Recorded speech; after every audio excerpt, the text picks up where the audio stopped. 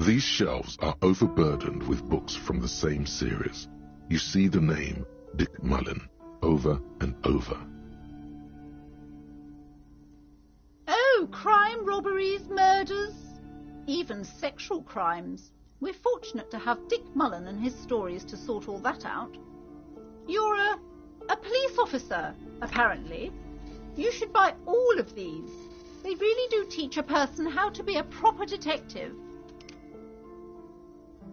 Crime fiction is a disgrace, an asinine misrepresentation of the physical attributes of the arduous everyday work of actual police officers.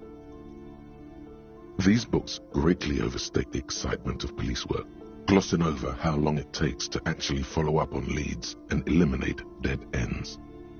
What's more, they completely ignore the psychological hardships of year after year coming into contact with people during the worst days of their lives. Not a single mention of all the stress this work creates upon the officer's family. Detective fiction just doesn't tell the truth at all. Now, would you like a list of all the books found on the shelf? You see Dick Mullen on the job. Get Me Mullen. The Stalwart Adventures of Richard P. Mullen. Dick Mullen and the Murder in the Orchard. The Sordid Affair of Dick Mullen. A killing is declared. Dick Mullen in the Murder House. The Final Case of Dick Mullen. An obvious lie. Dick Mullen in the Clock Tower. The Ordeals of Dick Mullen. Dauntless Dick. Dick Mullen's Funeral Pyre. The Murder of Dick Mullen. Oh no, turns out he fainted to solve a case. Yes, there's also The Dame Who Did It. Farewell, My Mullen.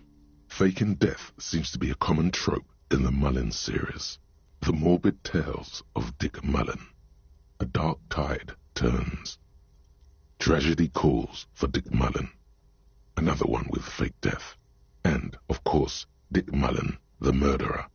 In order to catch a murderer, Dick Mullen must become the murderer. After all this, you still haven't found the answer to the one question that matters. Who is Dick Mullen?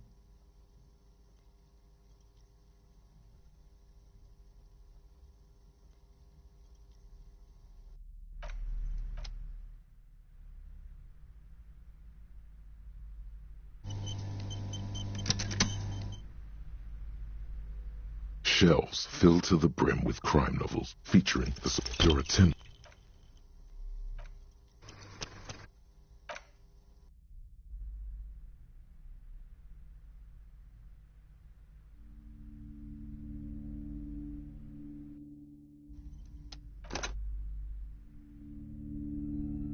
Shelves filled to the brim with crime novels featuring your attempt to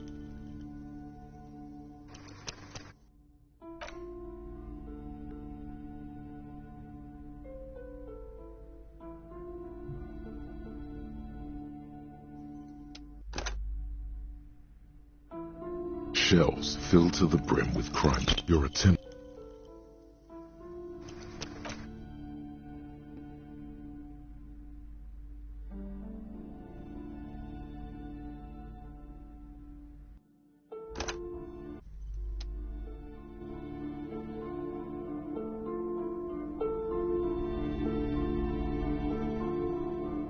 Shelves filled to the brim with crime novels. Your quick eye notices a small caterpillar crawling across the spine of a book. The title reads, Dick Mullen and the Mistaken Identity.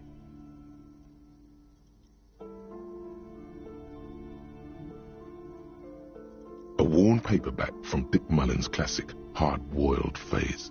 The premise seems to be that Dick Mullen is framed for the murder of his best friend and has just a few days to prove his innocence. Could it be the motifs of unstable identities and shocking betrayals?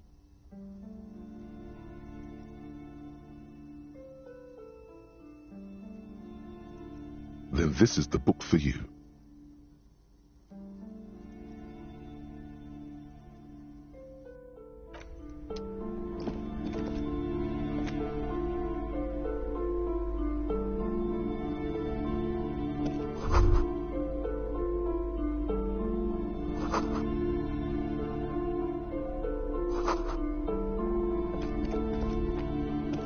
plaque on the shelf reads, Biographies of Famous People. You see a large variety of names, none of which ring a bell. I would say... The Greatest Innocence. Yes, most certainly. It's an important educational tool, delving into the depths of history, religion, and their relation to innocentic power. A very influential historical figure, but surely I don't have to tell you that. You're a law officer, and law officers have at least some education. The book is also very daring. The author aims to re-examine the universal understandings of the innocentic system, creating a fresh vantage point and a shift in the tired order of things.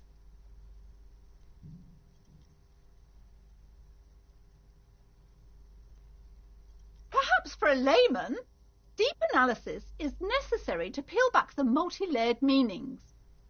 Do her words seem vague and abstract to you? Certainly, it's prudent for a person to have at least an elementary understanding of history and society. Imagine the chaos we'd be in otherwise.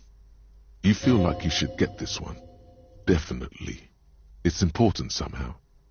There's something personal inside.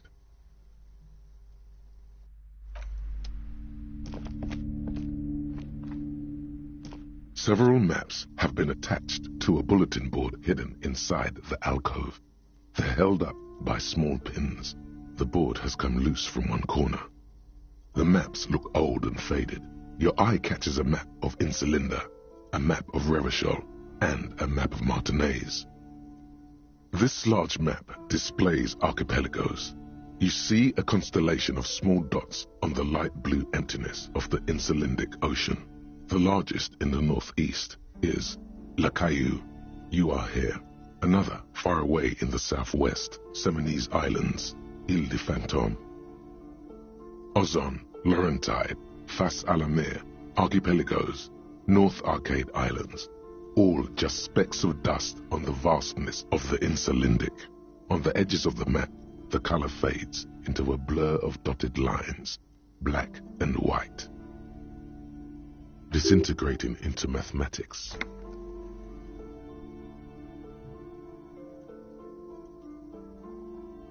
In the northeast, a dust mite stands on the north coast of Caillou in a bookstore. It's you.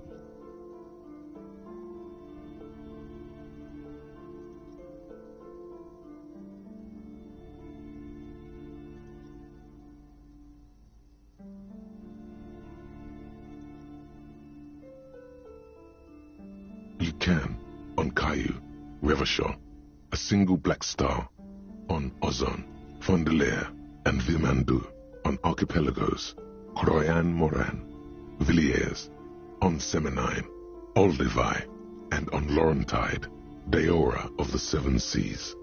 Lost little pearls of light, tiny fires in the dark.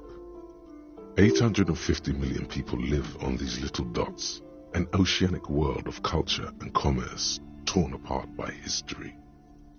The ocean breaks apart into a tangle of cosines and azimuths, all pointing into pale nothingness. Mwindi is the north azimuth. Grad is the northeast azimuth. Samara is the east azimuth. Seo is the west azimuth. Isolas, they're called. Connections to other worlds, words past the Insulindian, unknown to you. You only know you've never been there. You have little idea what they are. Distant stars, gods, but looking at them makes you feel almost non-existent. Whatever they are, the Isolas are immeasurably large compared to you, and very, very far away.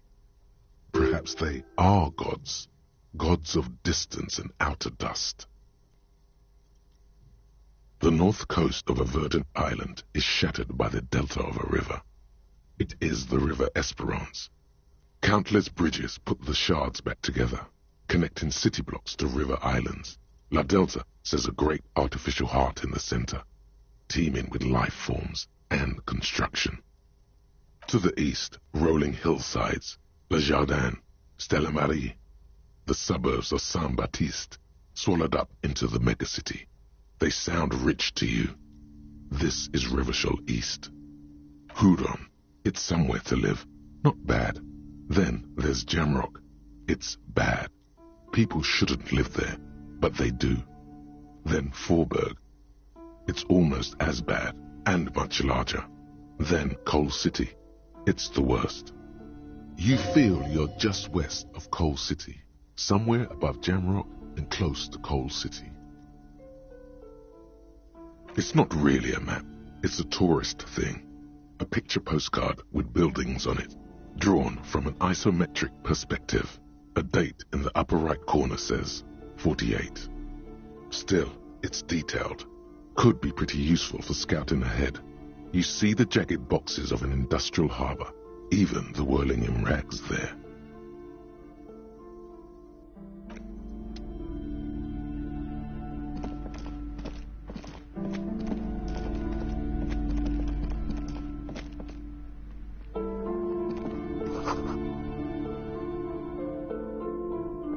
The display rack is brimming with worn paperbacks featuring an extremely muscular, sword-wielding barbarian on the cover. Nearly all the titles contain the word Heimdall somewhere.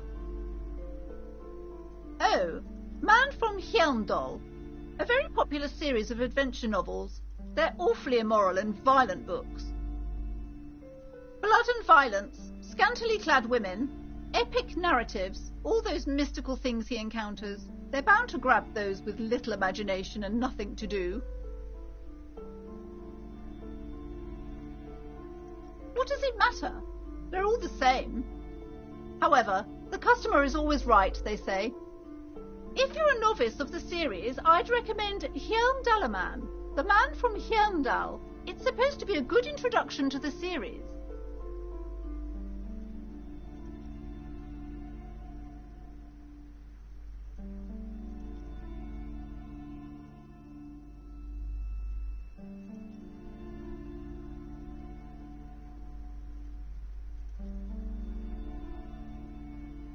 Rows and rows of Heimdallamen blur your vision. You make out some titles. Man from Heimdall and the Mammoth Riders. Man from Heimdall, Return to Heimdall. And the solipsistic Man from Heimdall and the Heimdall Man. Maybe 100. Man from Heimdall and the Sages at the End of the World. Man from Heimdall and the False God. Man from Heimdall and the Scorched Earth. Man from Heimdall, the Heimdall Colonies. Man from Heimdall and the Swamp Beast. Man from Heimdall and the Snow Crabs.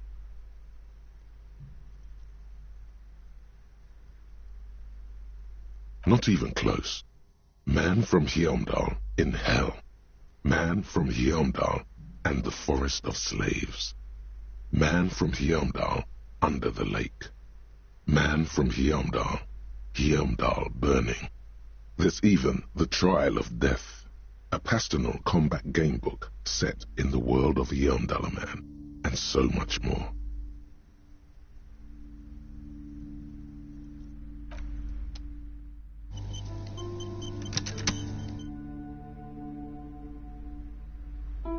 The display rack is brimming with worn paperbacks. A twinge at the back of your head makes you flinch. Your eye starts twitching.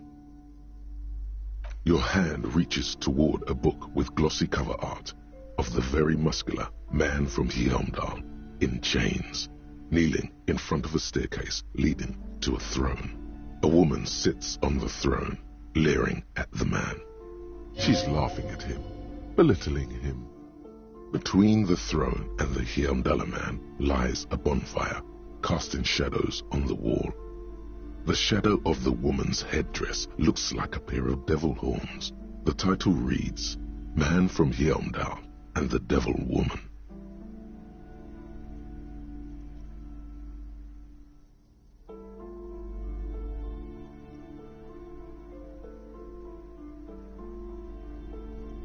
Especially those leering types who seem to wear nothing but an armored bikini. There's also Some sort of a snake lizard beast slithering around her abdomen, chest, shoulder region. It's symbolic of vice and sin.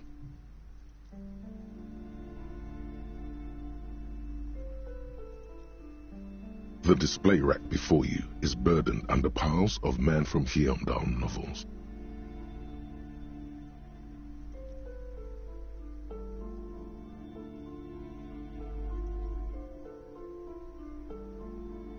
It is a bestseller for a reason. You've acquired an interactable item. Investigate this item further by going to the Interact tab in your inventory.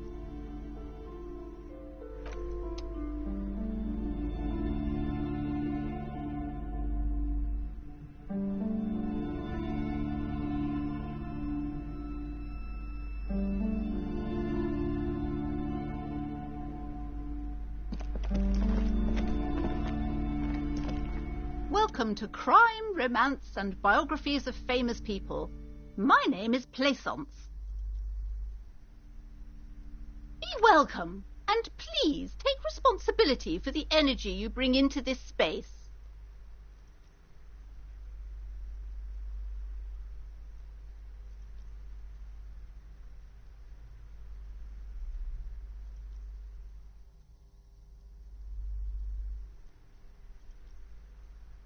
I am the proudest owner of our little shop of culture.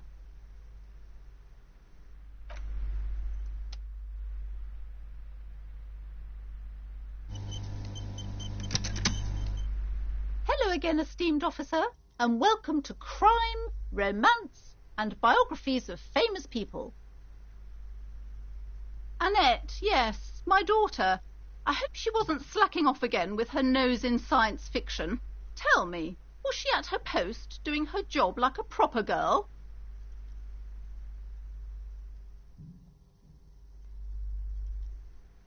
Wonderful! Did you talk to her?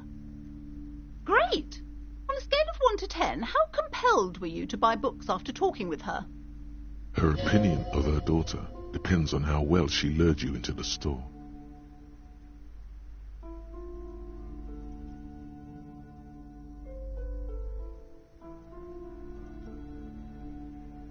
Come now, it's not personal. It's about proper sales practices and market research. I expect an answer. My precious, her dedication brings joy to my heart. If you have children, I hope they turn out as great as my Annette.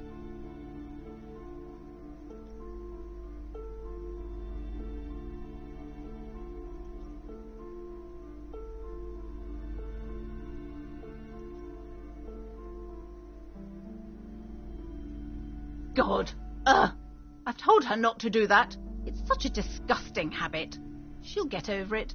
Anxiety is a part of life. A part of hers too, clearly. She can, if she has enough willpower. This is what's called growing pains. Life isn't easy. Life doesn't give breaks. Come on, ma'am. It's obvious she can't do anything about it. You are placing an unnecessary burden on a young child.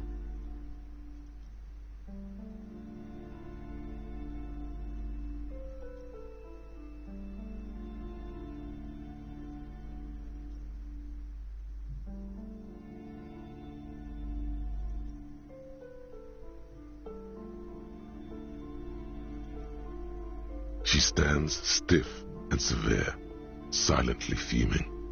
10 or so seconds pass without change. This is a person coming to terms with a new reality, one where they are wrong. It's not easy. She's looking for one, but there simply aren't any good arguments for being an asshole. Oh no. Hold on. I need to invite her inside and apologise. She must be freezing out there. There. I don't know what to say to you. My husband, he tries to teach me business lessons. I have what my mother called a dull mind. All this stress. It sounds like both the husband and the mother treat her the way she treats Annette.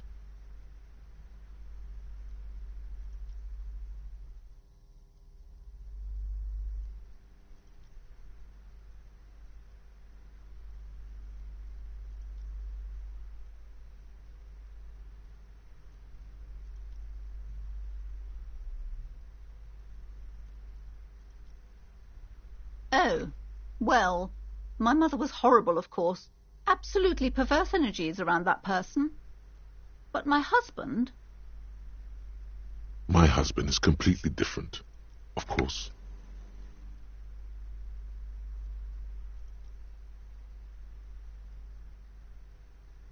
She's been too busy helping me here, so she studied at home this trimester. This is a temporary solution, of course. I assure you, I of all people understand the importance of education. She will be back in school the moment the store takes off. And hell freezes over? Never mind. It's not a good topic to get into. Yes, my husband is a successful entrepreneur east of the river. If only he were more involved in the business we're running up here. No matter. Soon we'll both be off for Grand Couronne.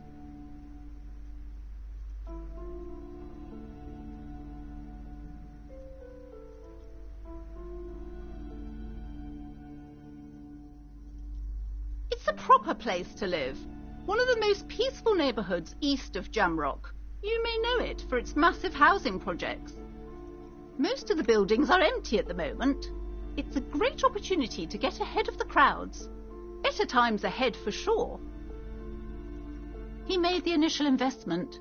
Since then, he's been what you might call a silent partner. Super silent.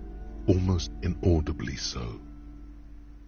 Yes, I'm afraid so. A real treat she is. It would be nice if she had... No, we couldn't have afforded more children, really. Not in this economy. Exactly. The woman looks aloof. Her features much softer. Occasionally she glances at her daughter's silhouette.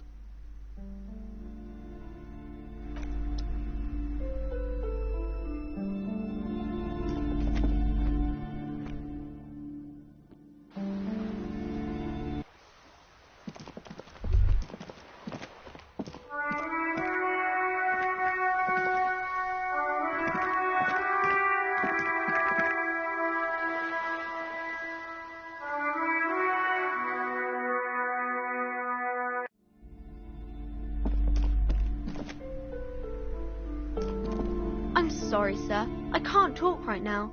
I'm very busy with my homework. I have so much homework now. You just can't win. Out of the rain and into the gutter. Math. It's really difficult. Like, really. They say you need it to get rich. Better than standing outside in the cold, I guess. Oh, I found something while you were away. I thought this would fit you. Like, thanks for helping out. Not me. The city, I mean. Like a detective does.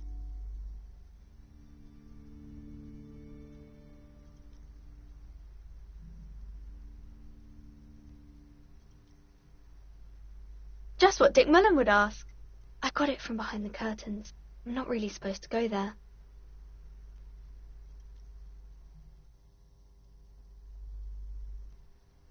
Yes, just like the one Dick Mullen wears all the time. You'll look way more serious with that.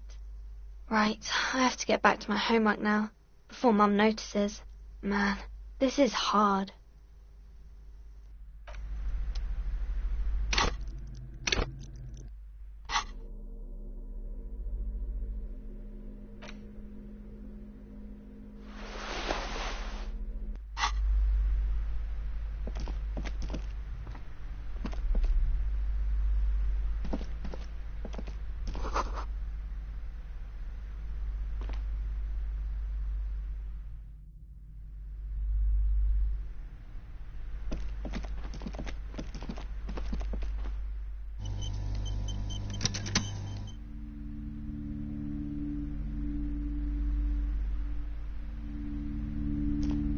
Hello again, esteemed officer, and welcome to Crime, Romance, and Biographies of Famous People. Goodness, you were already doing good, browsing the shelves. Why'd you stop? Don't you feel compelled? Go, get back there. The books await you. Everything is on the shelves. Take a look yourself. The shelves compel you, don't they? She's attempting to mentally direct you towards the shelves. She only wants you to buy the goods. She doesn't care about the books. She smiles and nods. See,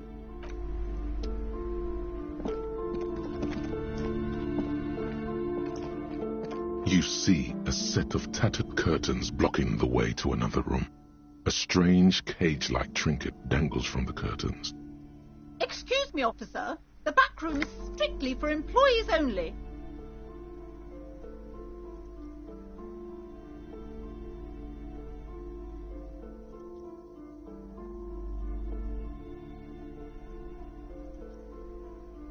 Nothing. Now please go back to browsing the books. Don't you feel compelled to look at the books? The books are all you care about. She speaks almost as if she's trying to put a spell on you, urging you to buy more books. Oddly enough, the more she tries to draw you away from the curtains, the more alluring they become. You see some kind of charm, an irregular polyhedron assembled from bones, sticks, and straw. Inside, a disturbing fish head with empty eye sockets stares at you. This is a traditional Seminese ward, meant to provide protection against ill luck, bad dreams, curses, and other supernatural scourges. Inhabitants of Île de Fantôme, the Seminine Islands down south. Aside from poking at it suspiciously, there is nothing else to do with the fish head charm at this time. The curtains remain shut before you.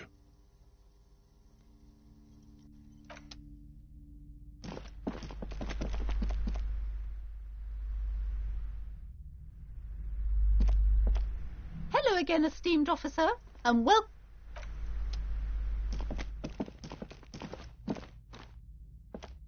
The curtains. Nothing. Now please. She speaks oddly enough, the more she tries to draw you away. Just as you're about to pull apart the curtains, the petrified voice of the shop owner cries out once more. Sir, don't touch that. I told you it's off limits for the customers. Parapsychologically speaking, we're done if you decide to open them. I won't be held responsible for the consequences. It's too dangerous. She looks away, mumbling. Why is everyone always messing with the curtains? Why can't they just buy books like normal people?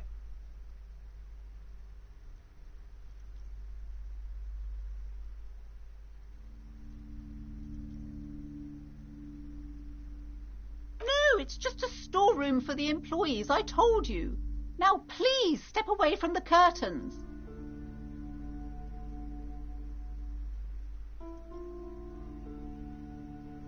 Why? It's not like anyone was killed there.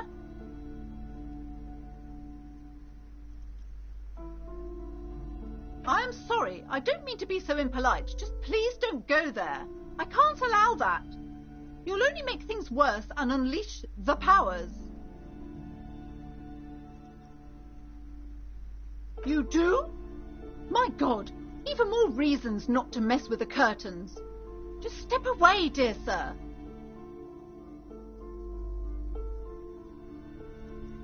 No! Please just talk to me, officer. Come here and let's talk this through before you decide to do anything extreme. Talking is always good. Go see what she has to say. There is something mysterious about the curtains. Be careful. The curtains, tattered with age and covered in dust, hang before you, as if taunting you.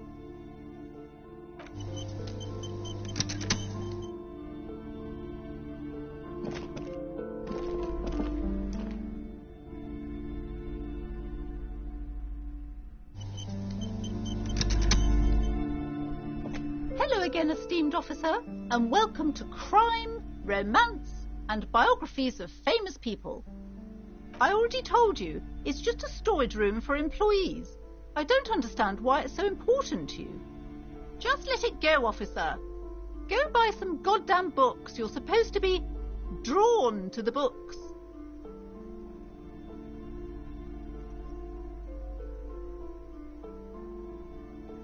just for decoration.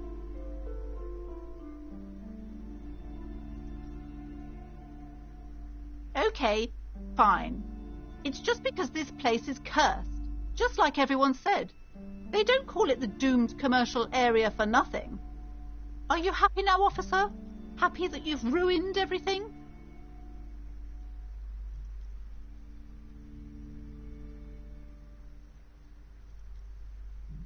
The curse is so much worse than you could imagine. It's a disease, eating at the very foundation.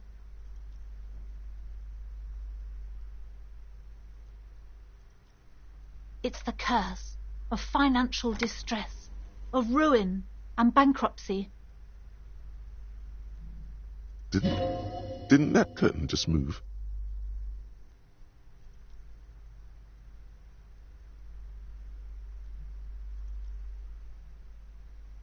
Everyone knows that all the previous companies in this building have sooner or later declared bankruptcy, and their malicious spirits are still here, feeding off bad business practices and disappointing income statements.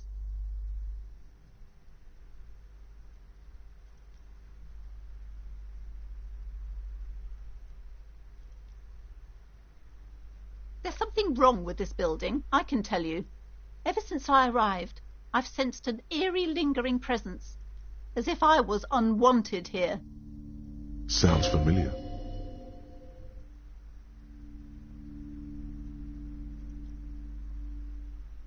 She nudges her glasses, anxious and tense. It's not good to talk about the curse, not in detail. The negativism, it's dangerous. Talking about the void wraiths angers them. Wow. Void raves. You have new words. Yes, I've contacted numerous parapsychologists and even a pair of Simonese mediators. They provided me with the wards.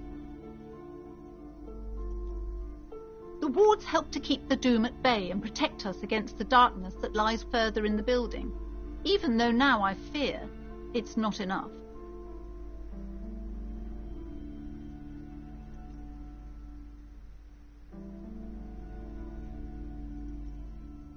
Oh, this? No, it's a special Himian amulet, blessed by desert pygmy shamans with a spell of compulsion. It's to compel people to buy books. There are numerous spells cast throughout the store. I had the books anointed with a different inducement spell, for example. It's guaranteed to boost sales 15%. Desert pygmy shamans. That sounds like a rather questionable way to describe a group of people.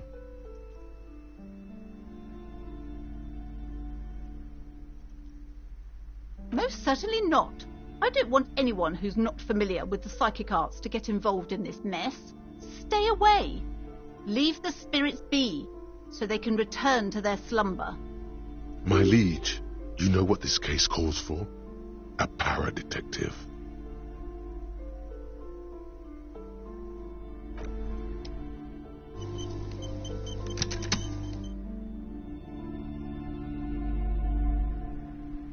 Hello again, esteemed officer, and welcome to Crime Romance. Slither up to her, you silver-tongued fiend. Show her what world-class perfidy looks like.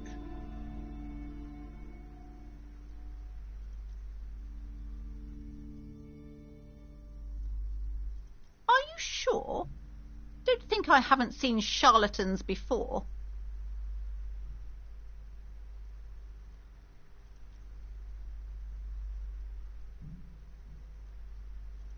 I'm not sure I can trust your claims. Honestly, you look like a bit of a drinker. I'm sorry for being so blunt, but... The lieutenant keeps his usual stony calm. He silently picks out his notebook. Go ahead then, rock her world, he thinks. I'll compose some notes.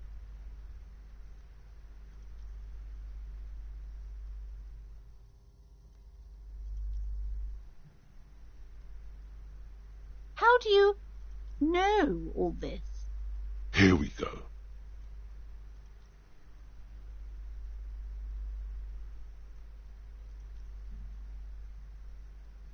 Your parsimonies! Oh, it means our meeting couldn't have been mere chance. The hand of fate guides us. But I am not the only one at risk. I have to think of my daughter. You are certain you can help us? Keep us safe? I can't allow any collateral damage to hit us.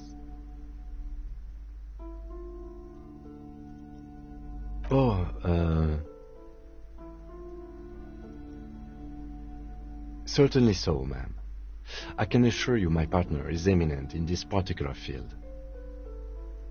If you promise, good officer, then you might be our last hope. Do you swear it? Thank you, sir. There's one more thing I haven't told you about yet. The entity. Do not act surprised. You know of these things, sire. You have? The entity takes the form of a woman, a witch probably. I've suspected that she must be connected to the curse ever since I first saw her. Did you know that she lives inside the chimney?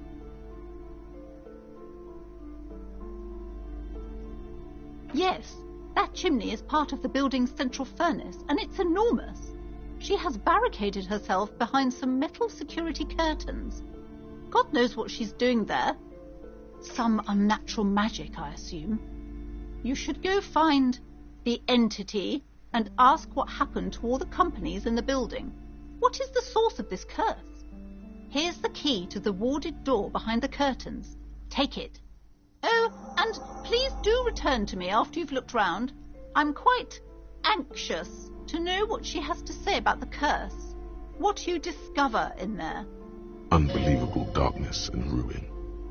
What you discover? Probably just some office space. Don't be scared.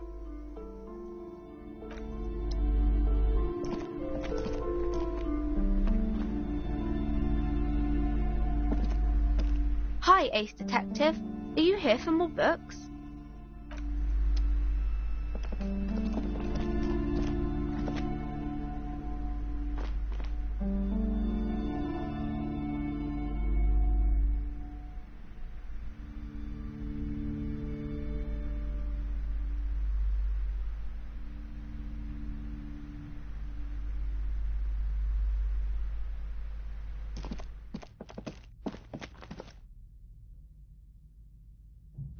You see a set of tattered curtains blocking the way to another.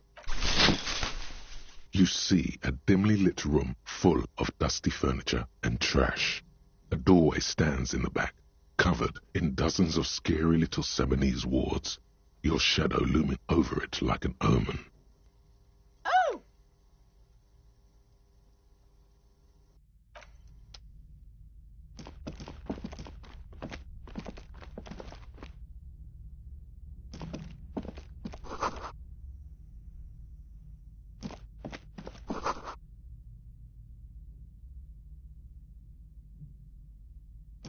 A heavy door with a missing handle stands before you, covered in dozens, if not hundreds, of Seminese trinkets and charms.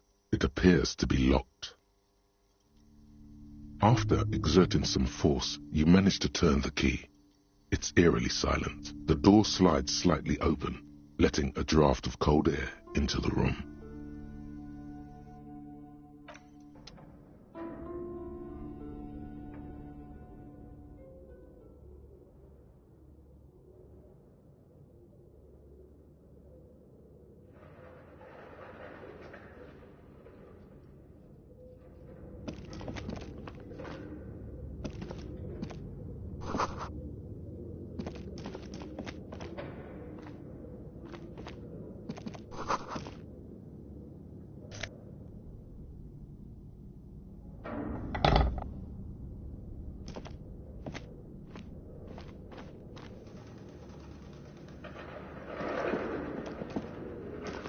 A barbell lies on the floor.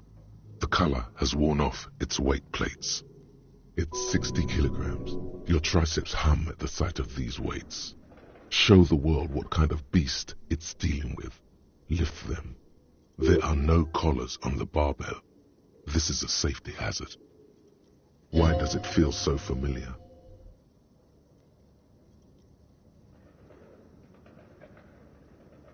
You're right. The weight may fall off. Better not touch it then.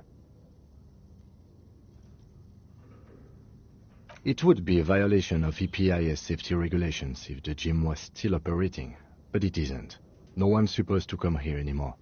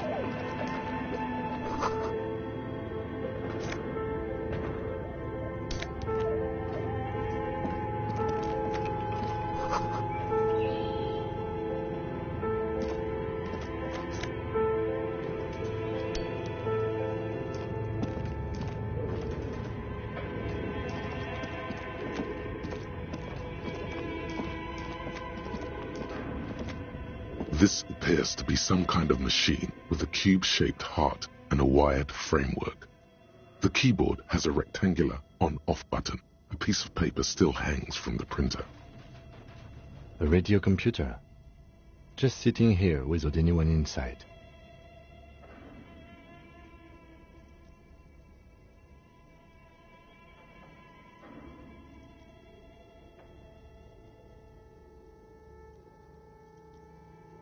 We have one of these down at the station, but I never really learned how to use it. The machine lights up like some prehistoric animal stirring from its slumber, revealing fluorescent play and print keys on the keyboard. The hatch on the machine's central compartment is wide open. It's empty like a beehive without its brood. Some cables have been left dangling, disconnected. This is where the memory should go. Nothing happens. Nothing happens. Nothing happens.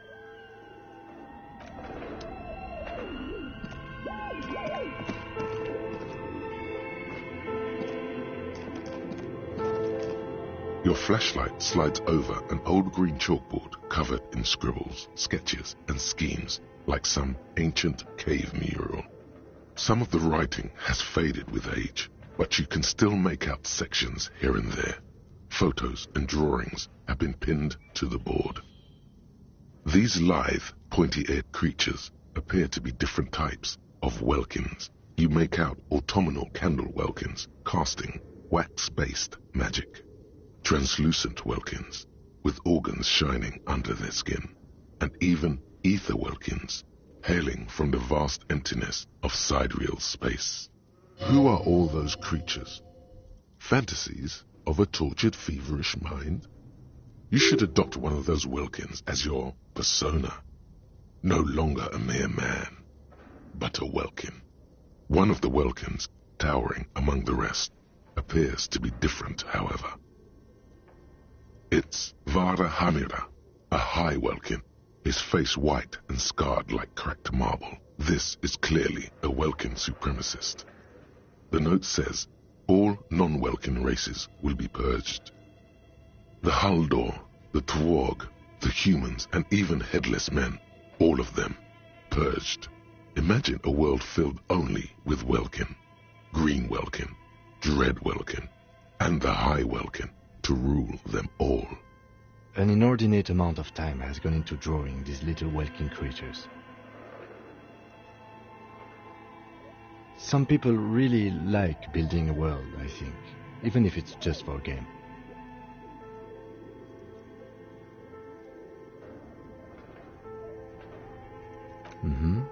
Political commentary. That one has a great beard too. This looks like concept art for a project.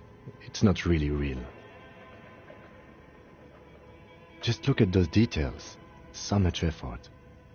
And for what? All gone. The photo collage depicts barren, icy landscapes wrapped in perpetual night. You see permafrost and glacial landforms, dead trees grown in under the snow. Entire oceans have been frozen from shore to shore. There are pictures of settlements on dried-up riverbeds, abandoned in a storm. Animal corpses in the dark, carcasses and bones. You see primitive oil rigs built into glaciers, boreal dvorg, yurts under the snow, great mammoth-like beasts of burden. A pinned postcard reads, "The heat death scenario. A desperate fight for geothermal energy engulfs the world as Wirral becomes untethered from its sun, drifting through the universe." This is a monthly calendar from the year 50. Cryptic words like sprint, daily minimi, and GPI span the marker-drawn grid, the grand scheme of production and money. Minimi stands for a mini-meeting. It's part of a bigger framework for managing work called RUM. Station 41 tried to implement it a few years ago, but failed. As time goes on, the numbers in the boxes grow rarer and rarer. The board becomes an empty snowfield in the final days. Only failure and regret dwell in this region. Looks like they didn't make it. A note in the bottom left corner of the chalkboard says, "See the prod schedule filament for details." The handwriting is only partly legible, but you can still make out 3 slogans: "Call in, tune out," "Wirral untethered," and "Heat death of the universe."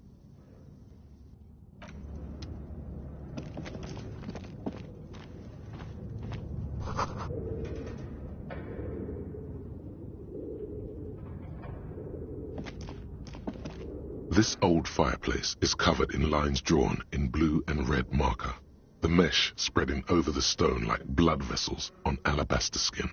It looks ghostly and strangely ancient. The whole thing resembles Kadran mosaic tiles. Very pesantic. History classes, students with their textbooks open, studying the roots of our civilization. Those aquarelle blue tiles looked beautiful in the sun. Radio frequencies, it seems. UKV 123.6, UKV 123.7, UKV 123.9. Some written notes, too. Sparse and cryptic. Unclear. It looks like a cardiovascular system split into veins and capillaries. Very advanced.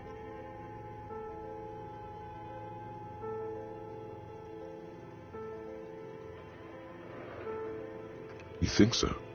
The web is comprised of radio stations, all lead back to one red heart, titled The Game Master Frequency. A note says, this one can listen in on any station it wants. Someone very important. The leader of a massive on-air game built by these people.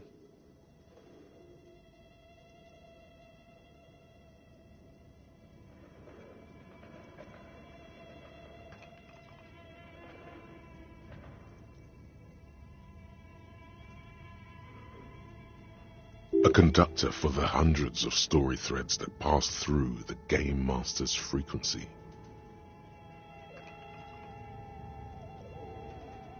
Whoever decides to call in to a call-in station, it looks like. All of this is gone, left unrealized. There's no way a little basement studio working here could pull anything like this off. My God, it's as if the less money they had, the more ambitious their project became. The schedule. I know doom when I see it. The company was running out of funding. Nothing. It's just lines on marble. An echo from times long gone. No one has used the fireplace in ages.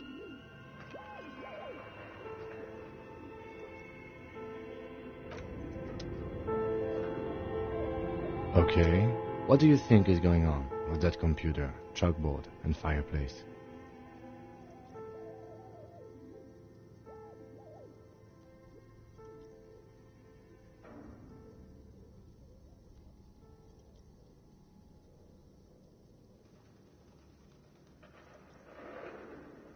Yes, that is the question. It looks like one of those popular pen and paper role-playing games, only these people were trying to automate it, make it work on radio computers. Utter madness, he thinks, as a compliment. Through call-in stations, none of the players have to be physically present. Anyone in the world can participate in the game, as long as they have a two-way radio. Then there's the Game Master frequency that listens in on the smaller call-in stations. I think that was supposed to coordinate the stories, functioning as a master of ceremonies of sorts. Not to my knowledge. They make automated games in Graz, Messina, Königstein. You know, places with industry.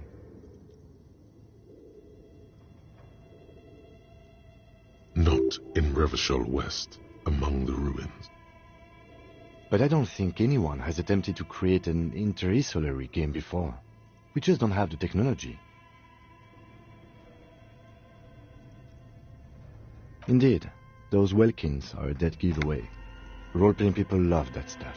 The world looks like a modified version of the WiiWare board game, with hit death thrown in. Super cool. Someone should give them millions of real immediately. This game is too good to be left unfinished. No idea. They stopped filling out the schedule on the chalkboard. Indeed, it's ambitious and untethered from reality, but...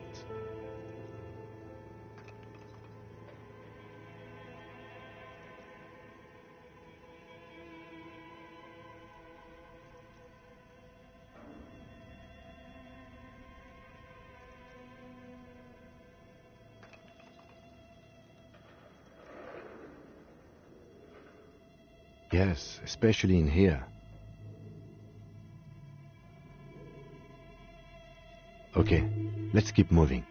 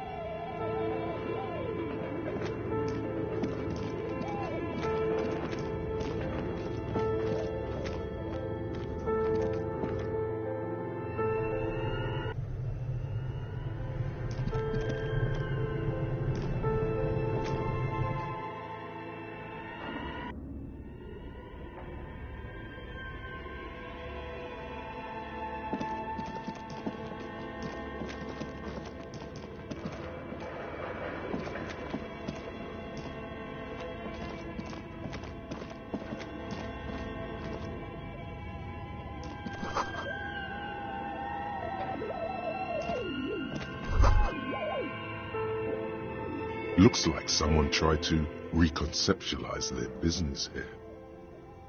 Look, the skis and rotor blades both bear the same Slipstream logo. It seems likely that they started out making one, failed to turn a profit, and then pivoted to producing the other.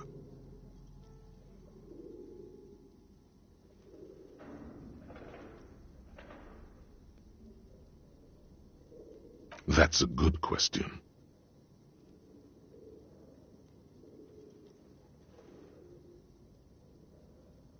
Reality is ruthless.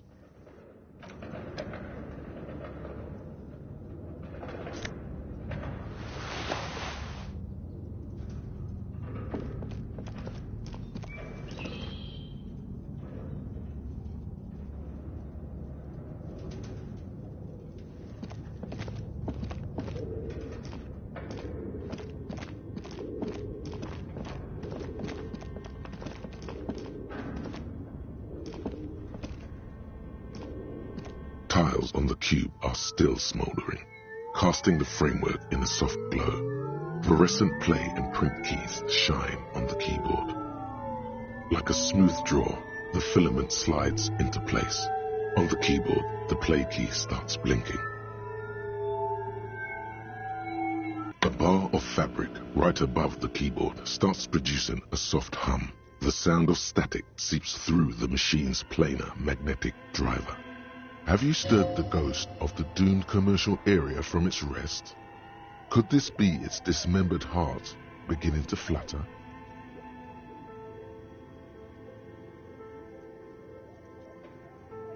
The static gets louder, slowly filling up the abandoned hall, until a voice speaks out, crackling and old, cutting into the air. Good afternoon. Fortress accident en rue de Saint-Ghislaine. This is East Insulindian Repeater Station 1. Please repeat. Is this the production schedule? The filament you have inserted into the reader. That was a question. Have you inserted it into the core? Good. Please repeat the password. Password? Of course it would have a password. That's why there's a human administrator involved. No. A hint system is not part of the protocol for repeater stations. Still no. I am contractually obliged to protect the privacy of the filament holder Fortress accident. Without filing a warrant with Lintel, I cannot give you access to this filament. I'm afraid we are not doing that, unless we want to wait for a month. Now, can you please repeat the password?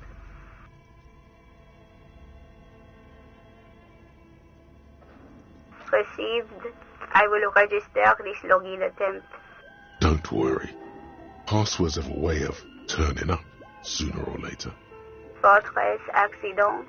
Is there anything else I can do for you today? Fortress accident is the company on whose name the terminal you are currently using has been registered to. One moment. Fortress accident SCA produces revolutionary interactive call-in radio games. That's what the catalog says. That's not bad.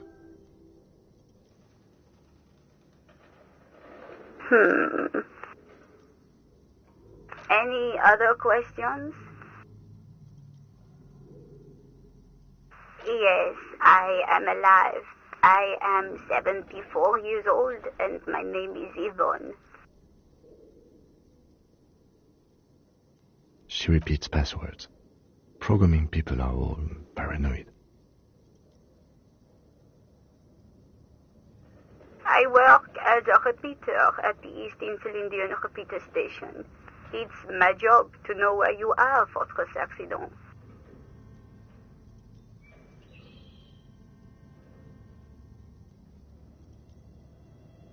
As for me, well, I am sitting in my cubicle, surrounded by a wall of radios. Doesn't it get lonely, sitting there all by herself? Lonely? Why would it get lonely? I get to talk to people all day. That's why she does this. Now, please tell me if there's anything else I can do, Fortress accident. Thank you, and goodbye.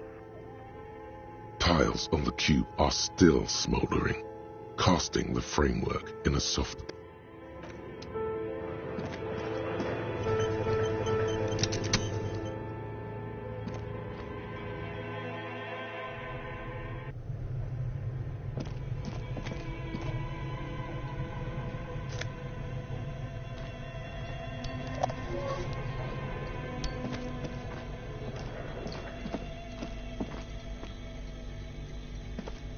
You see a terrifying ice bear with a strange compartment in its belly. The door is covered in frost and the bear's eyes are glowing red.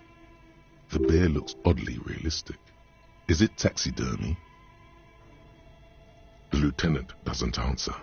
His eyes are glued to the animal. A sharp slice of light shines out from its mysterious belly door. A gust of freezing cold air rushes to greet you. You hear a low grumble as the bear regulates itself. This is the inside of a refrigerator. The lieutenant takes a peek inside.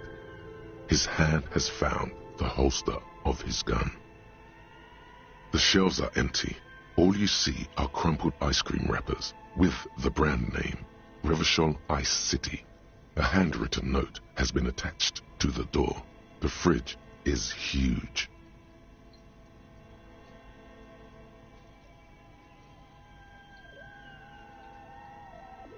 You pocket the note and the little fridge magnets keeping it on the door. Good question. It looks like an ice cream fridge. I know. What an unfortunate marketing choice. What is even worse, the bear is still costing them money to this day. The fridge buzzes with energy. The electricity bill on this thing must be catastrophic. A friendly cartoon bear smiles back at you from a glossy cellophane wrapper. It looks nothing like the fridge.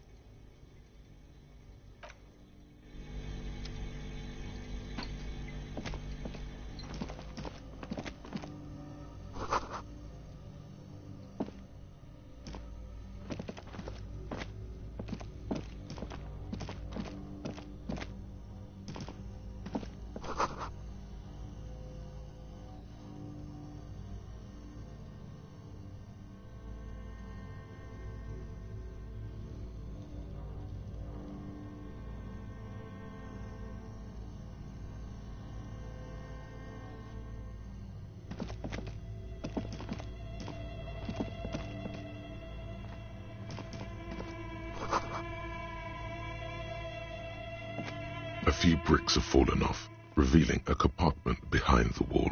It's too dark to see in. Seems like an old bunker from the revolutionary period. Look at all those rifles. Must be an old weapons cache. There is, yes. And there also appears to be something inside the hole. Interesting. Do you want to take a look? Your hand reaches deep into darkness and spiderwebs. Rummaging around, you find rusty rifles hidden away. Most of them are rusty and inoperable, like the rest, but one catches your eye. A bolt-action model with a fine wood stock, in better cosmetic order than the others. Take it. You're a police officer. Police officers carry guns. That's a rare sight. Seems to no longer be functional, but still a beautiful thing in its own way. It means there are firearms, albeit inoperable, still lying around in Martinez.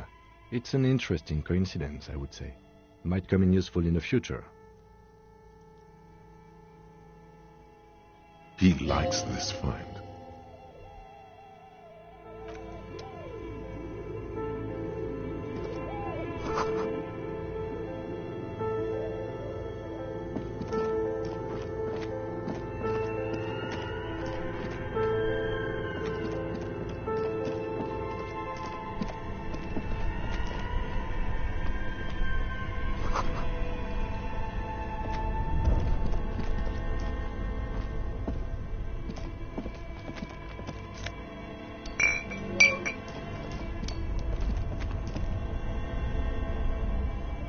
Two cables are plugged into the breaker box. The red one leads to the ice bear fridge and the black one to the ice cream maker nearby. An electric sizzle. The room is slightly quieter now. Something close to you dies with a soft electric purr. Why did you do that?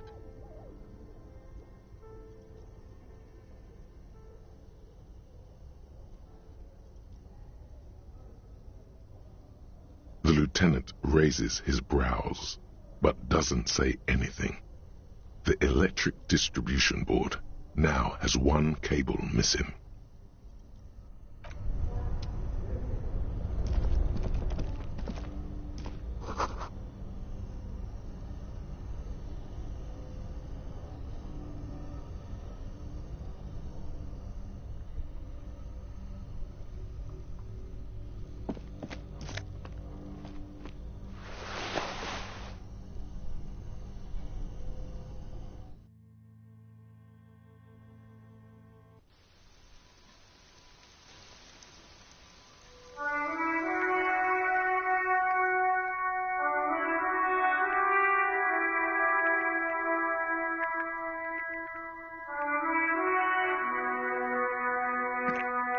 An old call box with a matrix of push buttons lists all the companies in the East Delta Commerce Center.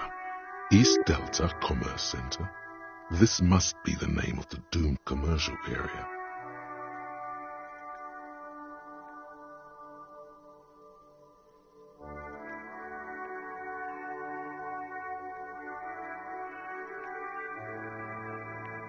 An off-key melody starts playing after you ring the doorbell.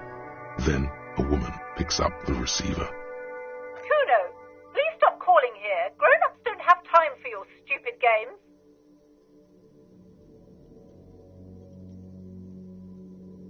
Oh, I'm sorry, officer. I thought you were... But the doorbell is broken, and the bookstore shouldn't even be on the list anymore, so I can't help you. Please don't call here again. Thanks. A single beep indicates that the line has gone dead. You ring the doorbell, but no one answers. What an ominous name for a hair salon. Doesn't bode well for anyone's hair. All you hear is static, but no one answers the call. You ring the doorbell, but nothing happens. You wait for a minute or two, but all you get from the call box is silence. No one answers the call. Looks like someone has melted half the plastic off with a lighter. The doorbell doesn't work anymore. You hear static from the intercom speaker. It sounds as if someone has picked up the receiver but isn't saying anything. Yes, hello. This is Tracy Ennial Electric. Have you come to place an order? She sounds almost antique, as if her voice was being played off an old wax cylinder. A receiver must not be working properly.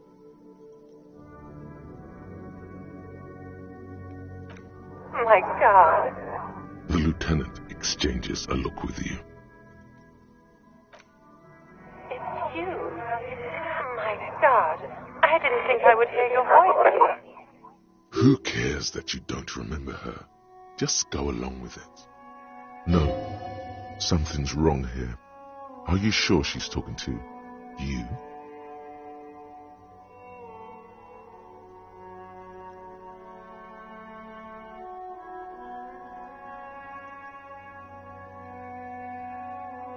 Michelle, just please. Why did you even call? I don't understand. You've been gone for months. I thought you didn't care.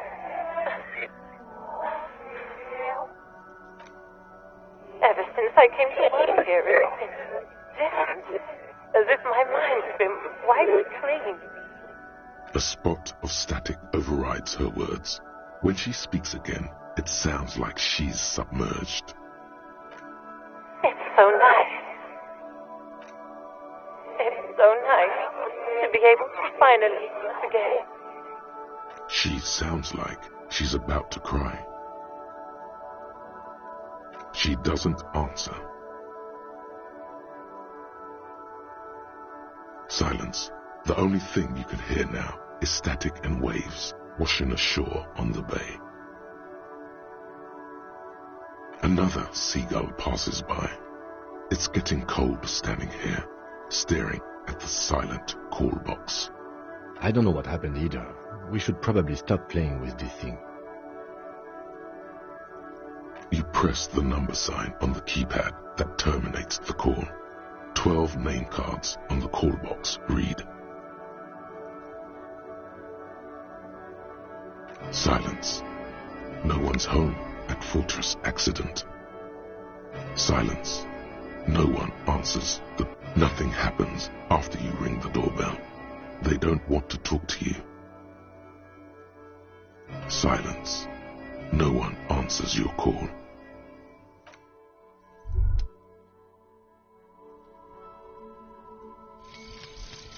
Lonesome, long way home. Here we go. Home awaits.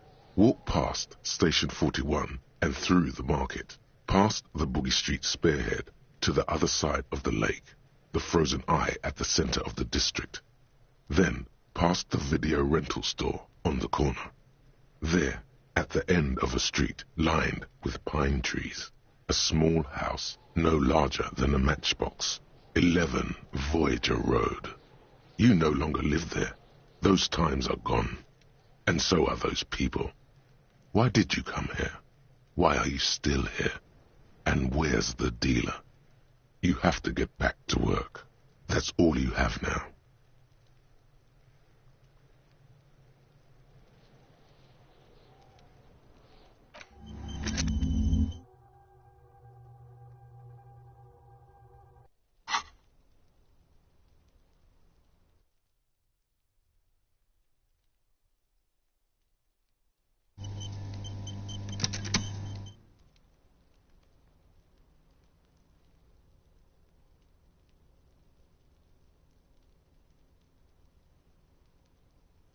An old East Delta Commerce Center.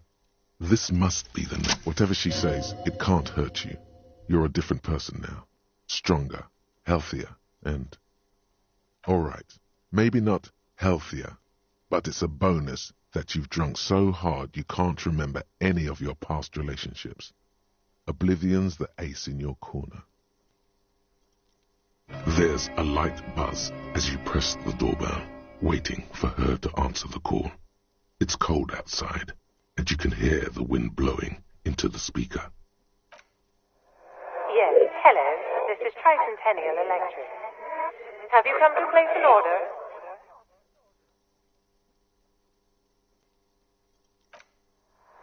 My gosh. Here come the bad vibes again. Relax. Distance yourself from it. It's you. My gosh. I didn't think I would hear your voice again. Wait. Is she... Michelle, just please. Why did you even call? I don't understand. You've been gone for months. I thought you didn't care. Is this some kind of joke?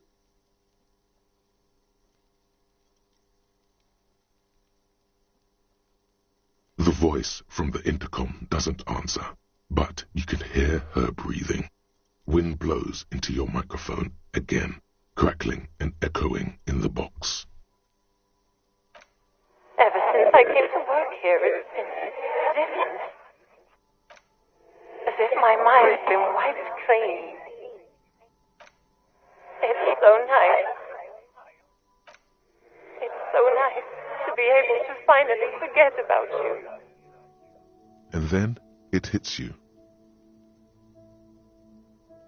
She tries again not to cry, and still doesn't succeed completely. Her quiet sobs sound old and distant, as if her voice is being played off a wax cylinder.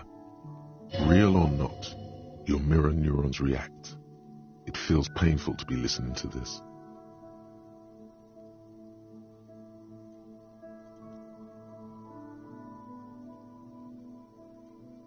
Her sound melts into the static from a long-distance phone call. From time to time, you can hear people talking in the distance, but can't make out any words. This is where you hung up the call the last time, but the recording is still going. A phone rings in the office with an old-fashioned chime, and someone walks by in a pair of heels. The static is like a warm blanket wrapped around the sounds.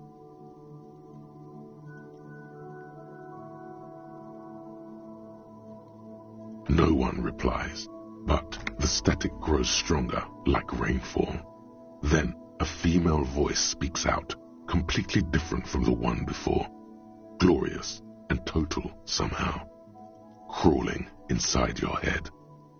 Her words are too cold to comprehend. She smells of sodium lights and rain streaks on car windows. Eyes like pilot lights watch your shape in dark hallways, guttering. So...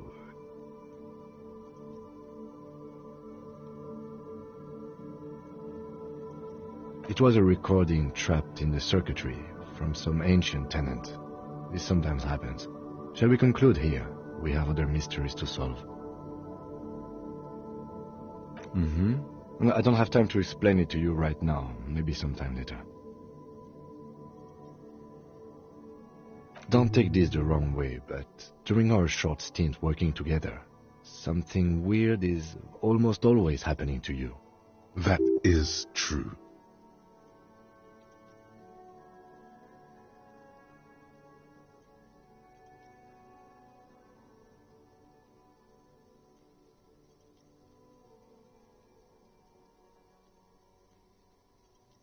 This button looks new, but someone has removed the name card. Nothing happens when you try to ring it. This button looks new. It's probably not connected yet.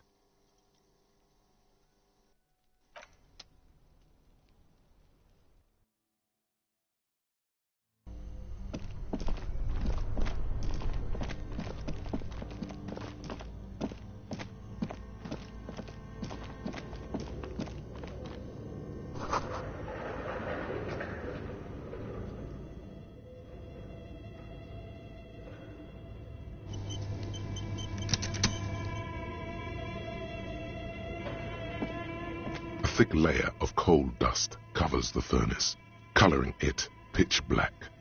Looks like this furnace has a face, and it's a face of agony. Looks like it. Looks like an old central furnace used to heat the building. It's connected to the chimney. No one has used it in ages. No signs of any recent fire. Only dead rats. It's dark and grimy here. In the darkness you can hear chatter. It's coming from above. A voice or several voices talking to each other. Near the smoke chamber, upstairs. What are you doing?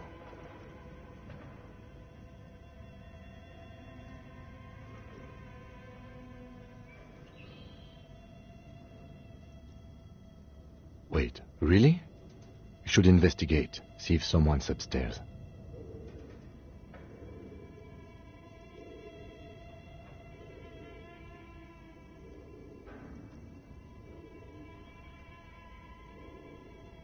A lush layer of coal now covers your skin, sinking into the wrinkles. Your hands look ancient. You feel the spirit of Ramut Karzai, ancient hero of Grad, pulsing through you. All that's left is to cover your face in war paint. 3 dangerous stripes appear onto your cheeks, telling stories of your wild soul. What are you doing? Please wipe your face clean, officer. No, you're a proud warrior. Keep it. These 3 stripes give you strength in this dangerous realm. It would be foolish to remove them.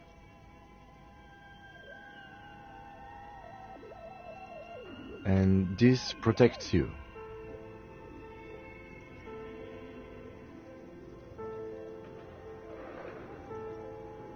Okay, sure. Go ahead.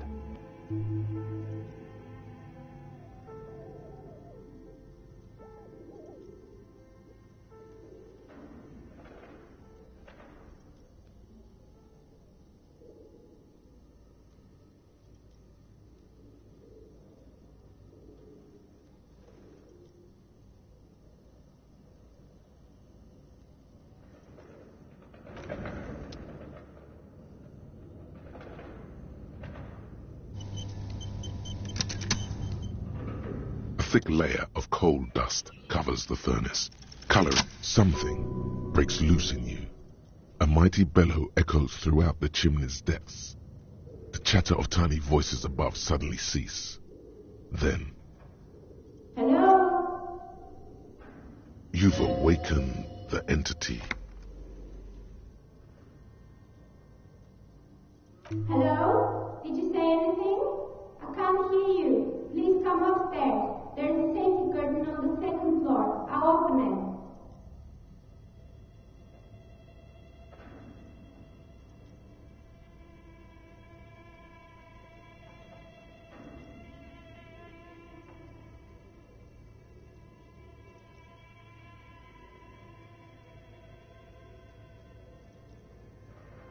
You hear a low rumble upstairs, the sound of a curtain being pulled aside.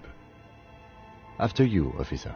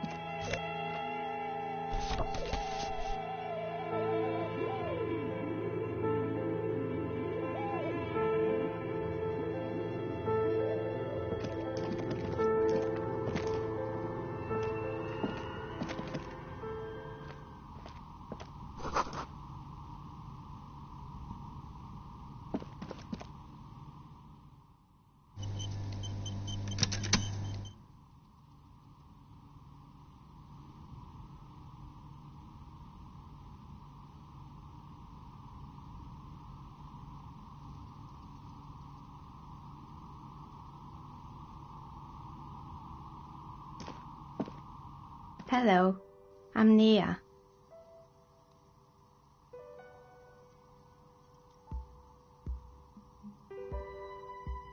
Did you try knocking on my window? I must have missed you. I've been listening to my Milius. So what kind of die are you looking for? Could this be the malicious entity? Perhaps it's wise to go along with this masquerade for now. She's got a direct view to the backyard. You should interrogate her about the lynching. Yes, Amelia is like a call-in station. You need a two-way radio to access one. That's why I have these. Mostly, they just teach you to swear in different languages. But some of the stations can be quite interesting. I was so absorbed, I must have missed you knocking. Then how did you get inside? By the south entrance? You know what? It doesn't even matter. What matters is that you're finally here. Let's talk dice. Did you have something specific in mind? I'm a novelty dice maker. Tell me the name of your role-playing system and I'll make the die you need. That's why you're here, yes? Role-playing games? You know the one made by Fortress Accident. Does that count?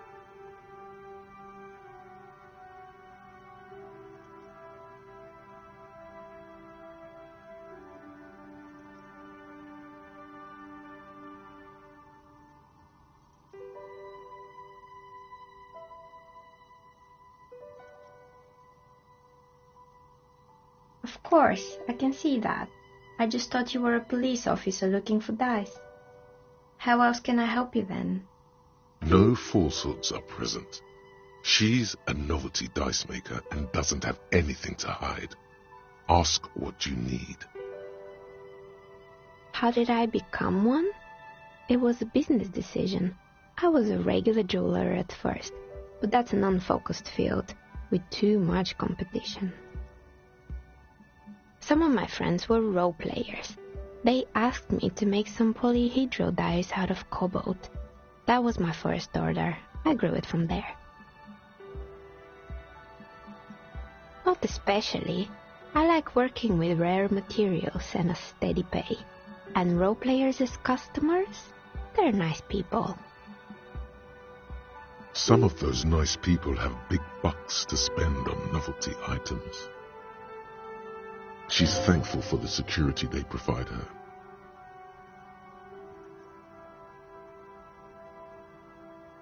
We're inside the chimney of an old central furnace. It's strange, I know.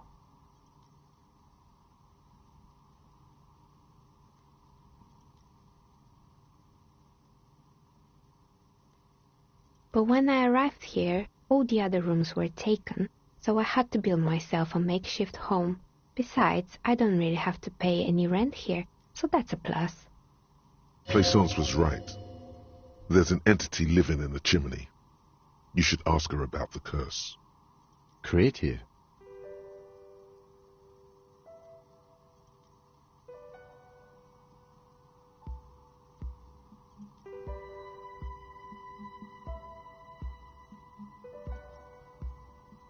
I've heard the stories, but I don't think those stories are true.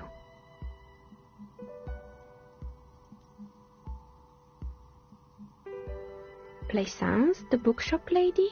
I've heard that her business is doing rather well. Have the energy spared her somehow?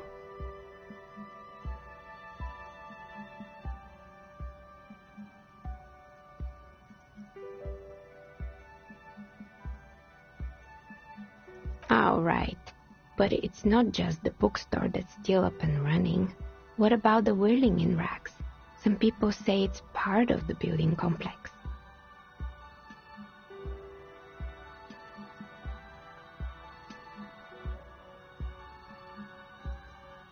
And then there is me.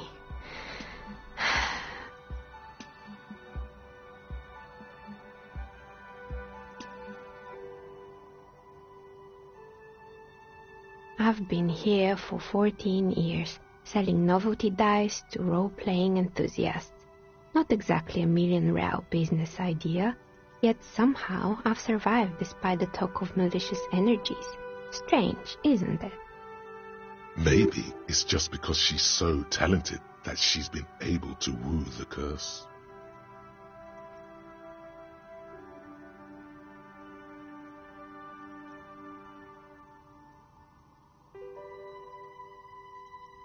I was just about to ask, what do you think? Do you think the curse is real?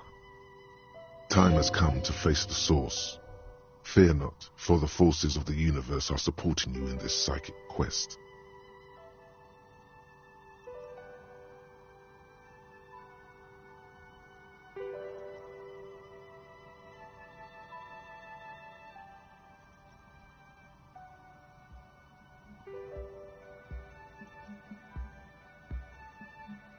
Exactly.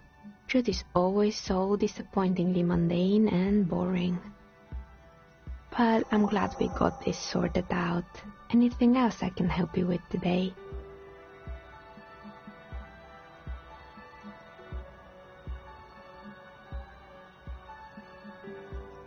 That That's all she has to say on the subject. She's been thorough and truthful, as far as we can see. More or less. Are you interested in anyone specific? Oh, quite a lot of them spring to mind. Yes, I think it was called Androgynous Orlando or something similar. They weren't a big hit around here. Turns out that working class men don't like genderless haircuts. They're scared of that word. A bit of experimenting every now and then isn't bad.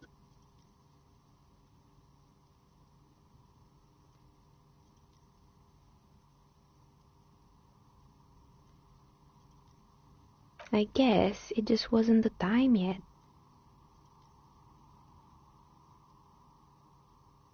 It wasn't merely a gym, it was Artemitep's boxing club, a community project created to steer at-risk youth away from drugs and crime.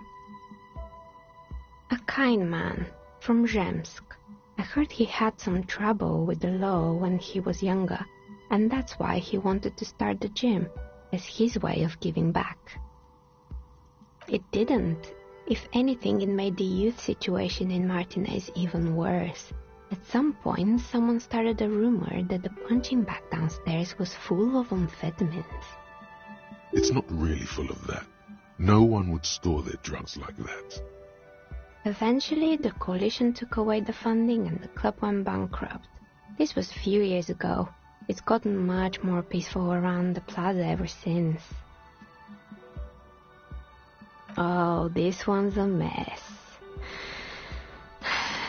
There used to be a company that promised to repair windows 24 hours a day. What could go wrong with this one, right? Turns out, the business was actually set up as a front for an illicit group that was producing snuff milias. Who would have guessed?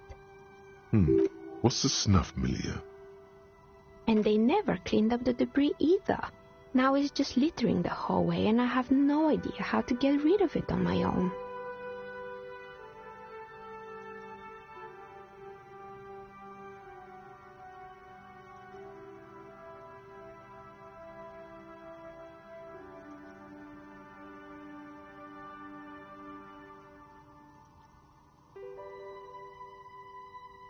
It's a sub-Rosa radio station that broadcasts real murders with real victims. Some people pay good money to get off on it. Nothing changes in her tone as she says that, as if it's just another piece of information to lay out for the world. Don't worry, the ICP has a separate division that deals exclusively with unlicensed sub-Roses. This isn't our problem. Good luck with that. It's not easy catching those perpetrators. You mean Mr. Fabron, the taxidermist? No, he mostly just did drugs. Anything else? There used to be a fashion atelier here, but I have forgotten the head designer's name. They were doing well for a couple of years, until the insect rights activists came. Yeah, the atelier didn't know it either.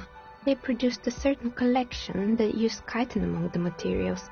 Apparently chitin is made in the Occident, where it's extracted from beetle wings. And you know how all kinds of political movements are big in the Occident. The activists shut down the biggest chitin supplier, which of course caused the price to skyrocket. And, naturally, all the most fashionable tastemakers refused to be seen in chitin from then on. The atelier went bankrupt before they could finish the collection.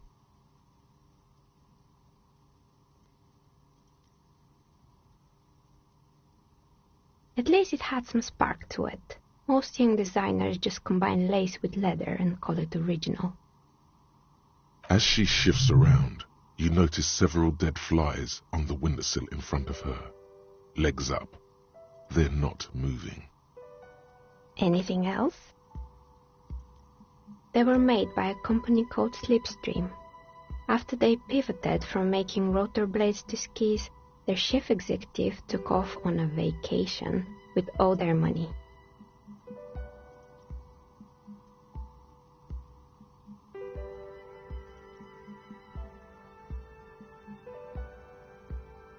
Honestly, I think it's quite funny. I think he's still sending out holiday transmissions from Tulula or Tiumotiri or Hashtkor or wherever he is.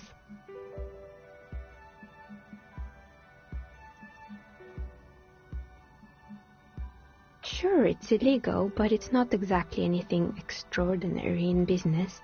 Besides, Slipstream is history now. All their remaining assets got seized by the bailiffs in 47. I have no idea why those keys and blades are still lying around. They were just props. Why return them?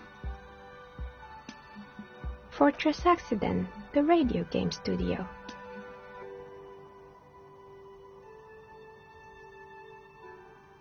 She liked them. They were an interesting bunch. We talked about role-playing systems every now and then. Once, I even saw two of them get into fisticuffs over Wiro. They certainly took their work very seriously, even if they seemed to be chronically liberal with their schedules. The usual, they ran out of money and couldn't get the project done on time. Well, I did hear them talking at times.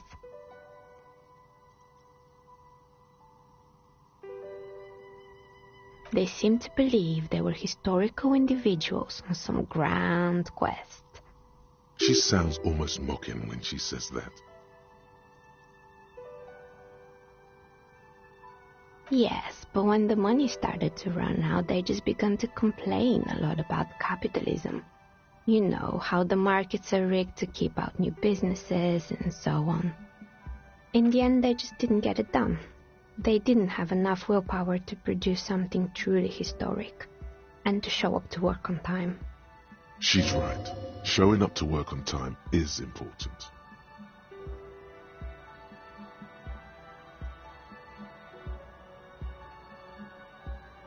And so is producing something extraordinary. Something strains her face before she looks up again. Anything else?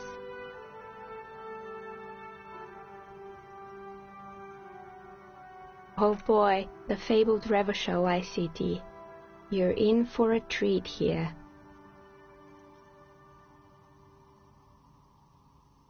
The place was owned by two guys who had some rather innovative ideas about marketing. The bear was one of them. Now ask me about their other ideas. Indeed. What were the other ideas? There was really just one, and it involved picking out the prettiest girls in the neighborhood and paying them 20 cents per hour to man the booth. And by man the booth, I mean slump behind the counter with a face that could maim you if you ever dared to disturb their bored magazine browsing. Sounds like she really doesn't know how to be a female ally.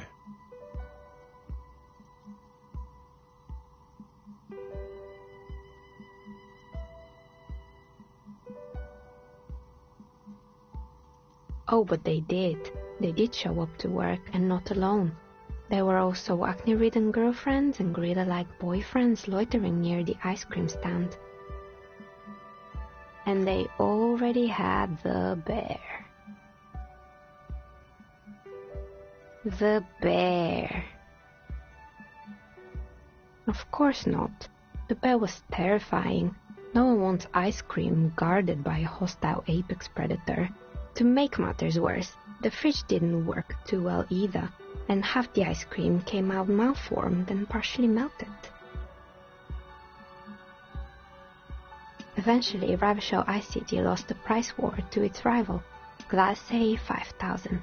Glace 5000 sold caramel sundaes for only 5 cents a piece, out of regular fridges.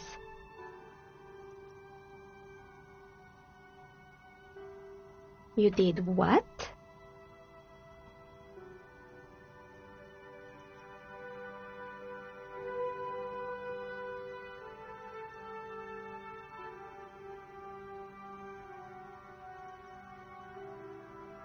Really? You broke it? What a shame.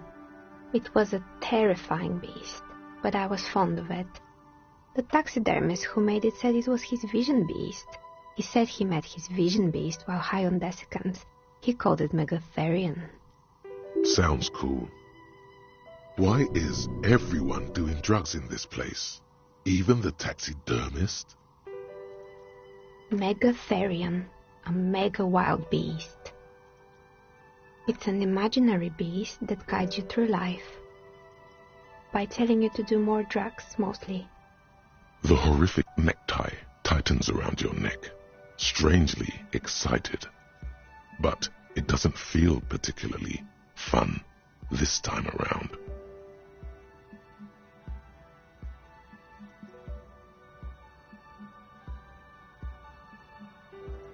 What?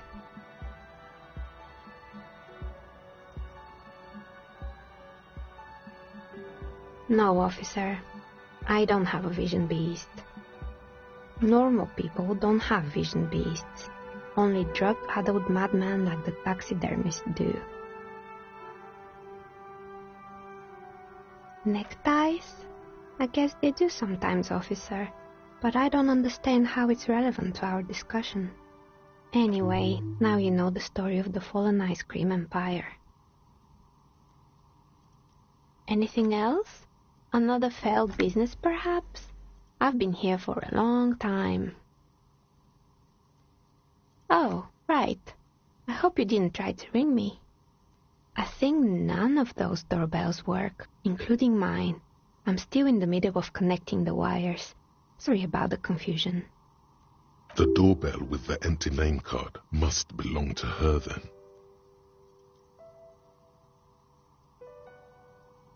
That's right. I haven't even written my name there. As I said, it's quite useless right now. It doesn't work yet.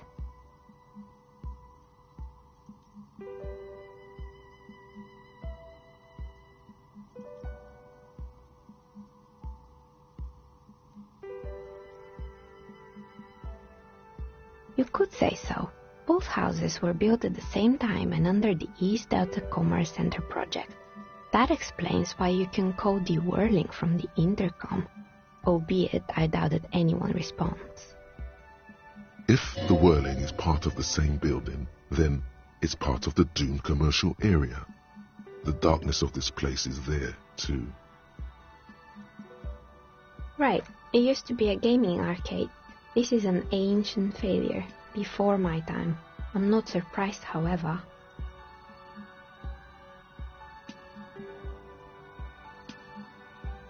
My advice, don't base your business on a fad. Hypnotism, floriography, trick-track, especially pinball. Agreed. Pinball is the worst.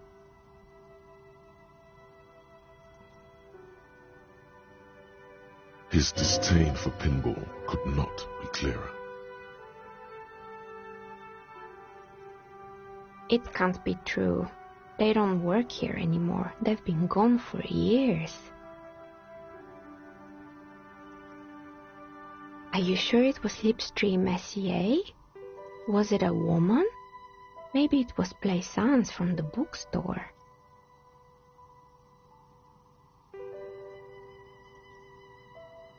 Tricentennial Electrics?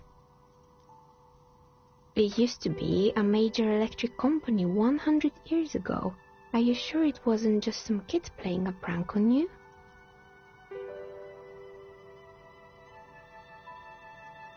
No, it was something else. It was eerie. It was too real to be just a prank. Either we're dealing with a professional actress, or...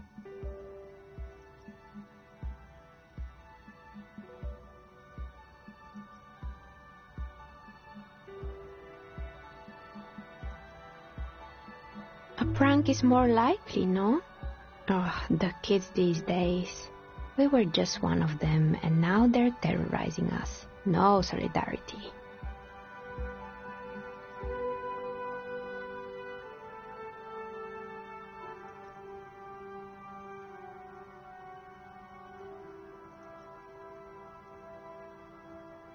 Sure, I'm listening.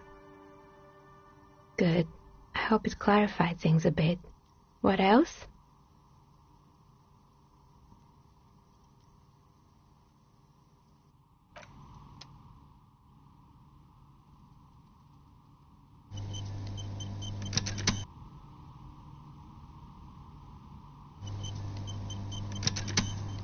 Oh, it's you again. Are you looking for a die? You feel...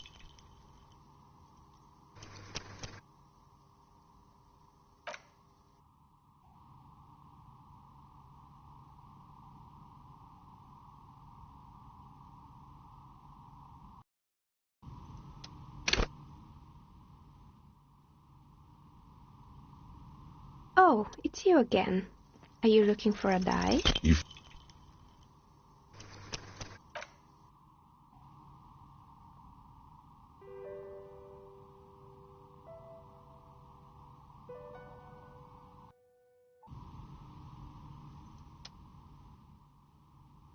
Oh, it's you again.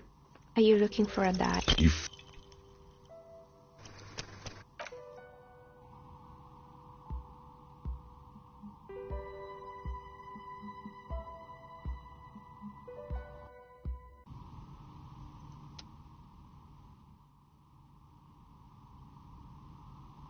Oh, it's you again. Are you looking for a... You...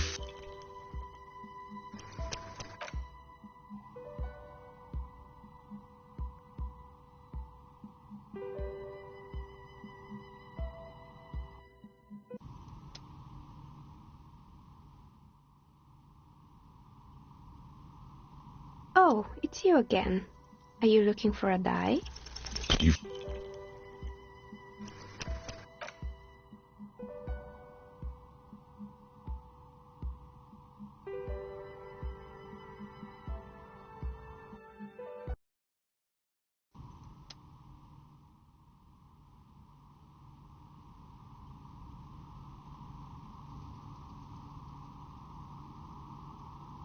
Oh, it's you again. Are you looking for a die? You...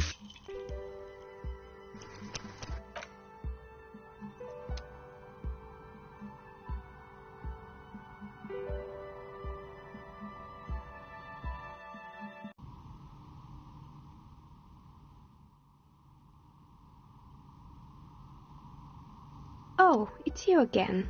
Are you look... You feel nothing.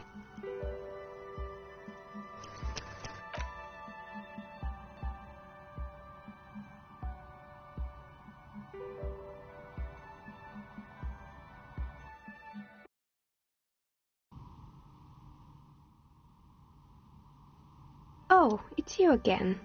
Are you looking for a die? You feel nothing.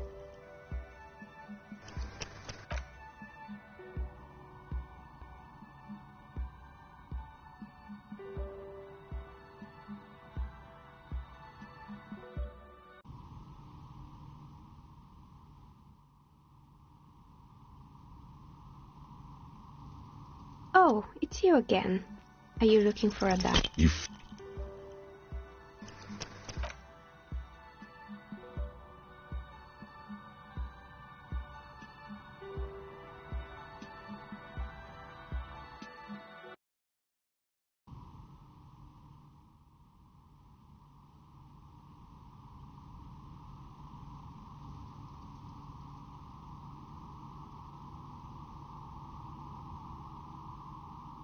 Oh, it's you again.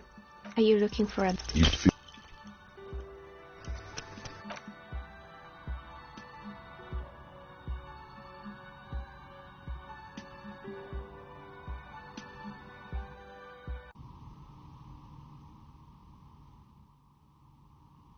Oh, it's you again. Are you looking for a die? You...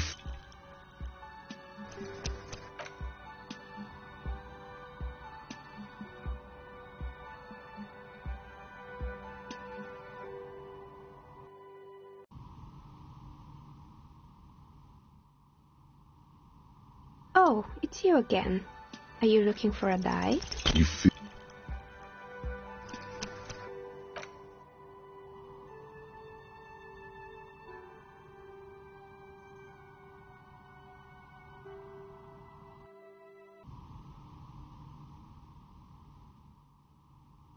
Oh, it's you again. Are you looking for a... You...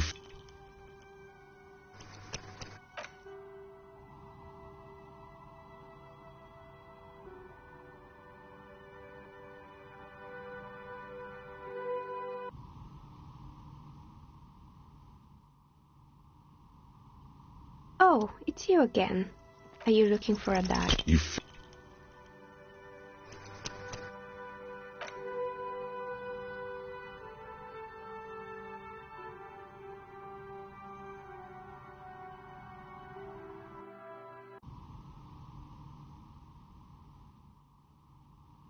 Oh, it's you again. Are you looking for a die?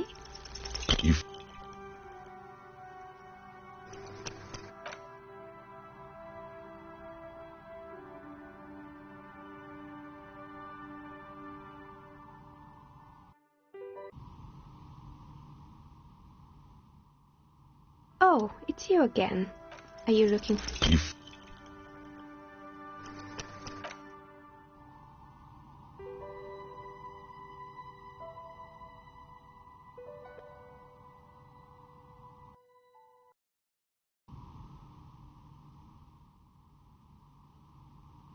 Oh, it's you again. Are you looking for a die?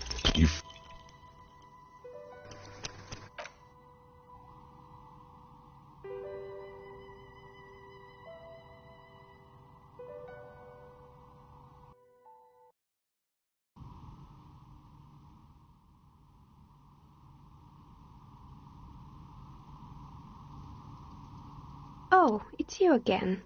Are you looking for a die? You feel nothing. If anything, she has begun to idly clean one of her carving tools with a dirty kerchief. The tool's sharp edge. Nothing really. I didn't know him.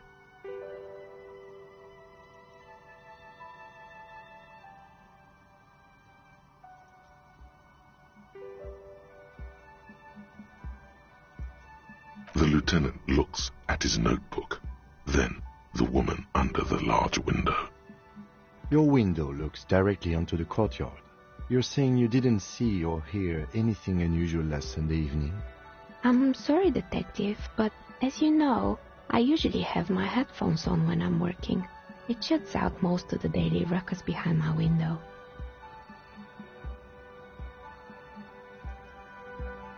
Well, there's always something going on in the Whirling's backyard.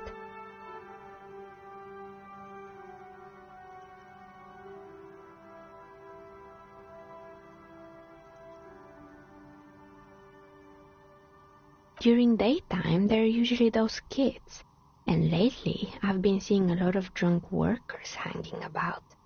Must be because of the strike. She's heard of the murder, but did not see it, sire. She's not sorry to disappoint you. Informing on someone in a murder investigation would intrude upon her focused existence. But I never saw anyone during that fateful Sunday night, I'm afraid.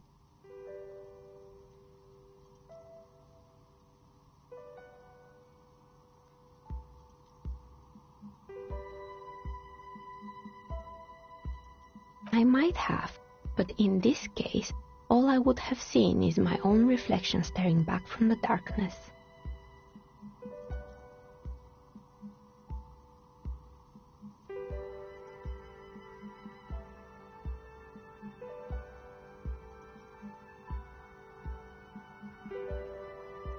It's really hard to make anything out in the yard when it's dark outside. Besides, I rarely get up to look out the window when I'm in the zone. It's an odd profession, making dice for people, but I like it, and I prefer doing this to sitting at home. She nods.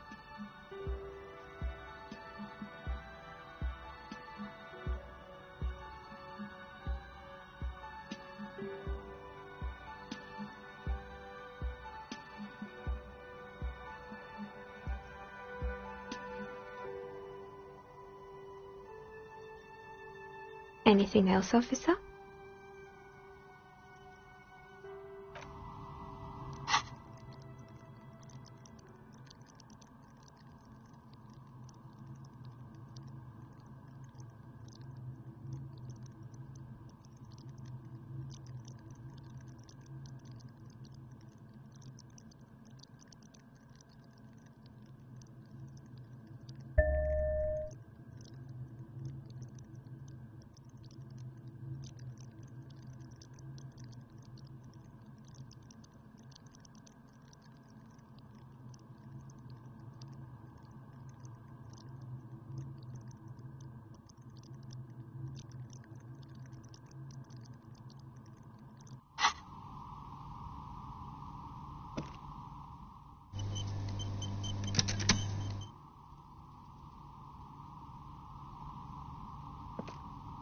Oh, it's you again. Are you looking for a die?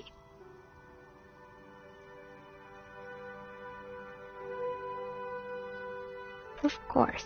Tell me what you have in mind.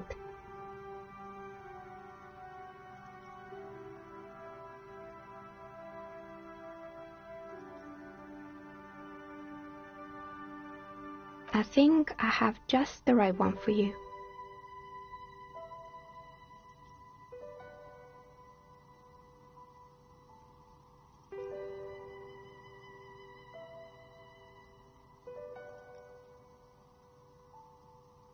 Police colours.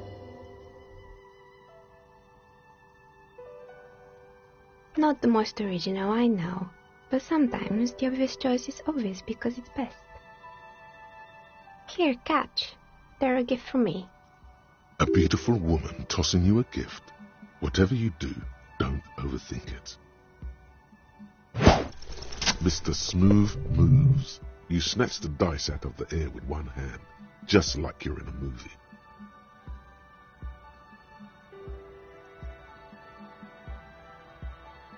Oh, what are the odds? The red one is made of bloodstone with a lapis lazuli inlay, and the blue one is the inverse. I believe these dice are your lucky charm, officer.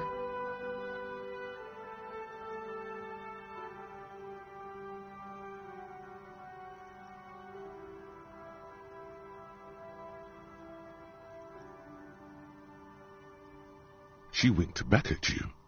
Can you believe it? You truly are Mr. Smooth Moves. You'll definitely need luck in Martinez. Was there anything else?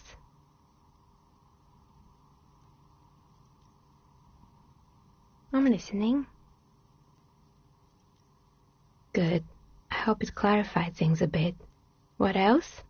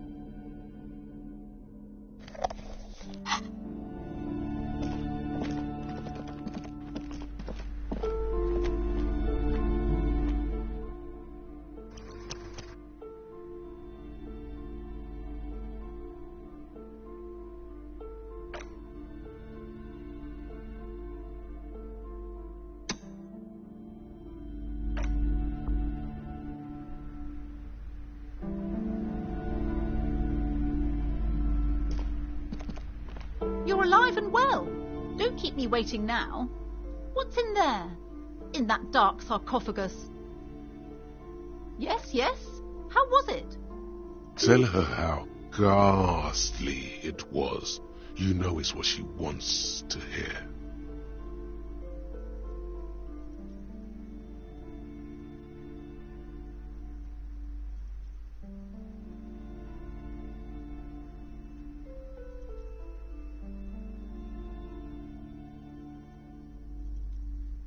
I knew it.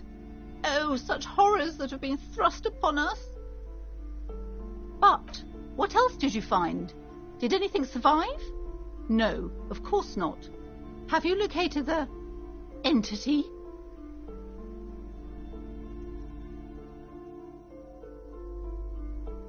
A novelty dice maker? Well, spit it out. Why does she need the dice? For some kind of sorcery? Sometimes they use the ankle bones of sheep.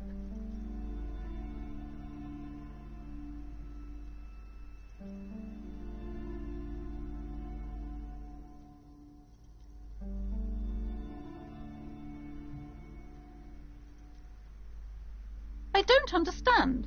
If it's not her, then where is the source of the doom? How did she explain the curse? The narrative she's built herself, it does need tearing down.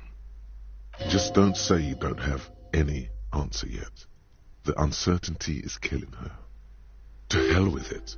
Perchance you ought to just lie, sire.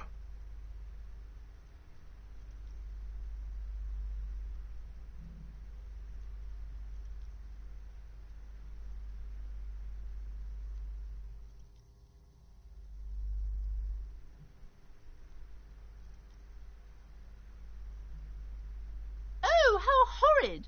I knew something wasn't right about that place. Tell me, did you find a way to break the curse?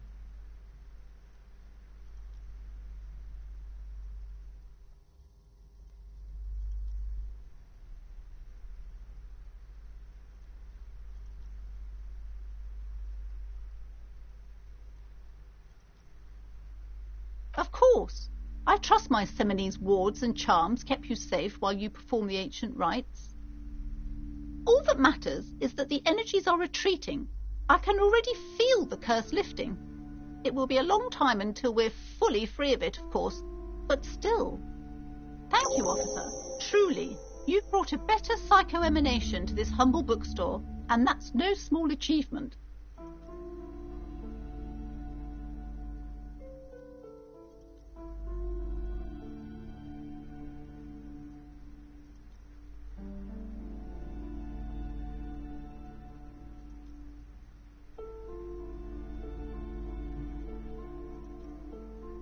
She so badly wants this to be over. She would have believed anything. It will only last a day or two, a week tops. Then her mood will sour and she will feel the curse again. All right then. All's well that ends well. Should we return to our ordinary lives?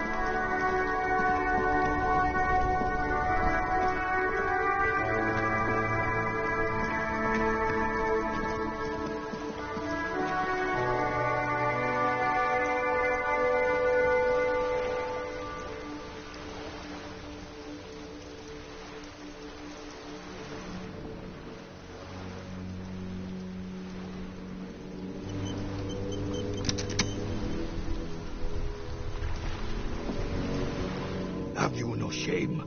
Whining about your back every time you bring out the measuring tape. Honey, you're a man with a fork in a world of soup. Please, let's just try to enjoy the game, all right? I'm trying to, but you keep breaking my concentration. You're old. I can see that. We're both old. Now stop grabbing your ass like it's a girl. These manly men are playing balls. This is a ball game. Grab a ball and play it. Don't ask questions. Shoot first. Ask questions never. That's the spirit. Don't even waste your breath asking about the game. They wouldn't know anyway. They're way past their prime.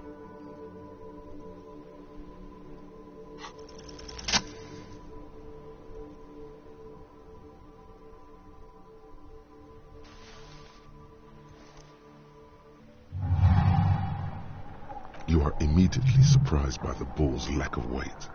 No matter, you'll make it work. The cold metal ball is surprisingly smooth against your neck. It has a pattern on it, probably a sponsored ball. yours would only be covered with bumps of learning and scars of victory. Already your muscles are adjusting to the weight, the nervous system calibrating, until you and the ball have merged into a single entity. The man ball is ready. A chilly breeze ruffles your hair as you stand there, feet firmly planted. All sounds, smells, even the wind, everything fades until the only thing left is the union of man and ball. An embodiment of pure motion, a fine-tuned locomotor running at maximum efficiency. Some would still say you're a cop, but I guess we're beyond that now.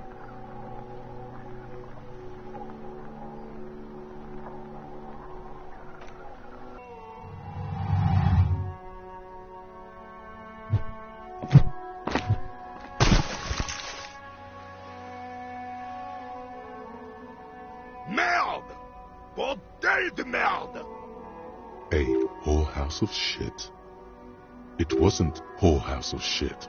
The shot was at least 23 meters, probably 24, and then some. Nothing to be embarrassed about. What the hell is your problem?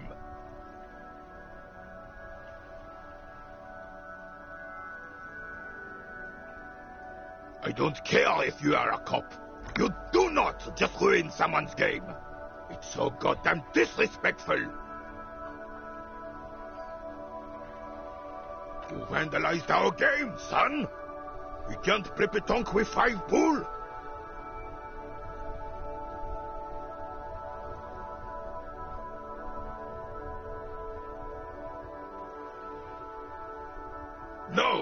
No, you don't.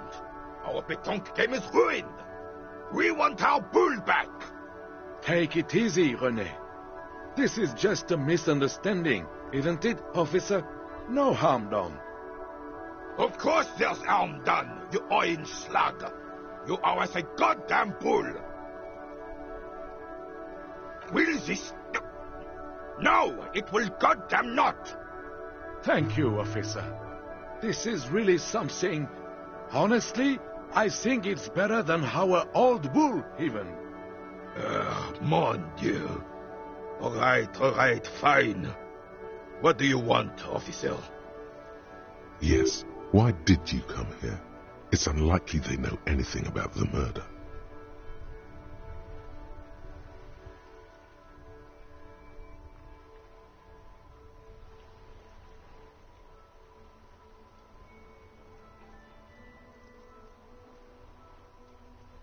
Yes. The terrain here provides an interesting variety to a familiar game. I do. Fire from heavy artillery.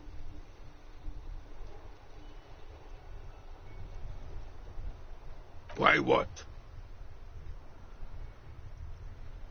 Because that's what happens when communards hijack your country, execute your supreme leadership, and turn your capital into a slaughterhouse. You use heavy ordnance to clean up your home.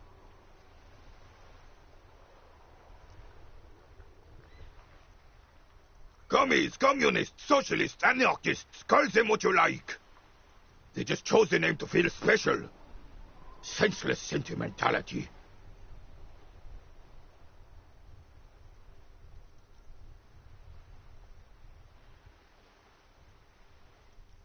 Sadly, no. It was the foreigners who brought them to their knees. We fought valiantly. Too valiantly. So valiantly we got licked.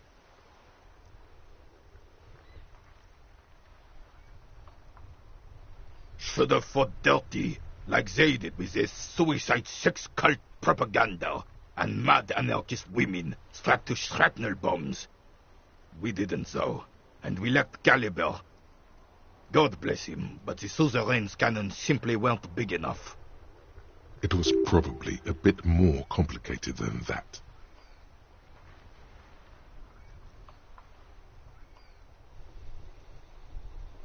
Because this place is a damn beachhead. Had to soften the commies up first. Yes, the military coordinated amphibious landing to take back Revachol. Martinez was used as one of the 3 footholds in Revachol during Operation Deathblow in 08. The other 2 are off in Stella Maris and the Delta.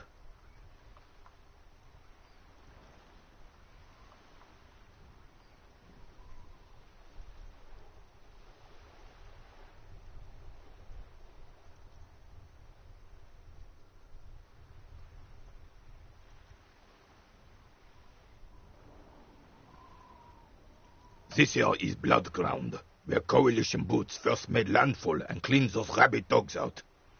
Most likely, we're playing pétanque on their mangled corpses. Blood Ground. You got old René going there. Like he isn't hungry enough already.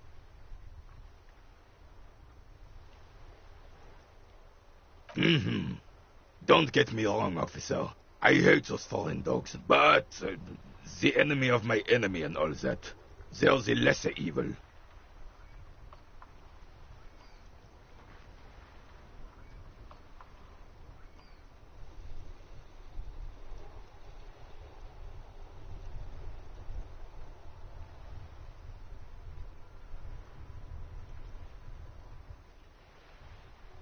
Damn right, son. They laid the fire of hell on the city before they stormed it. And it worked, too.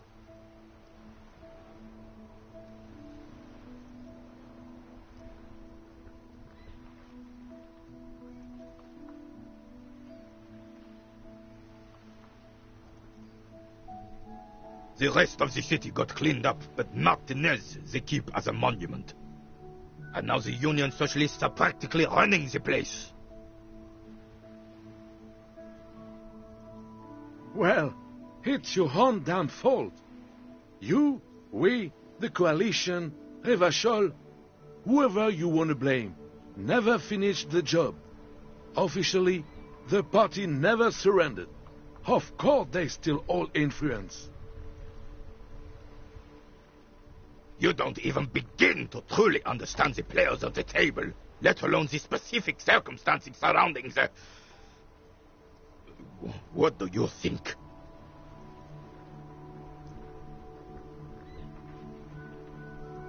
Thinking men have opinions on these things. Present one.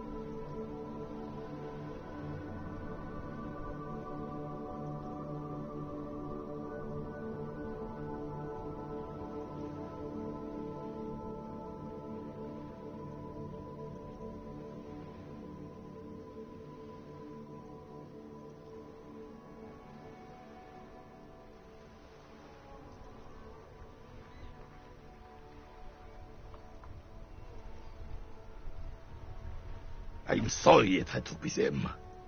After 8 years of fighting those hyenas, boiling cats for food and drinking piss in the mountains, I would have preferred if the Right Honorable King Guillaume returned through Revachol, or even if that damn clan Frisell had risen from the grave and led us. Sadly, that was not the case. This royal failure weighs heavily on him. Instead, all that is just, holy, and beautiful in the world was wiped away, and now it's neon signs with toothpaste ads everywhere.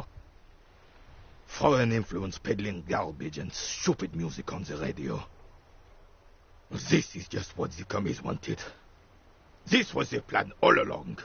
This is what they wanted to replace the role of the suzerain with. Damn Frisell. He was the king we couldn't protect.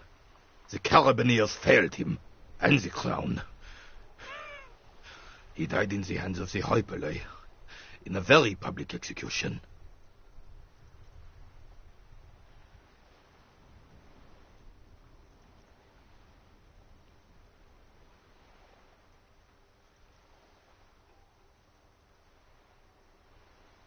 A true king in both blood and mind led Revachol before Fricelle. He would have been better, but the damn commies drove him into exile.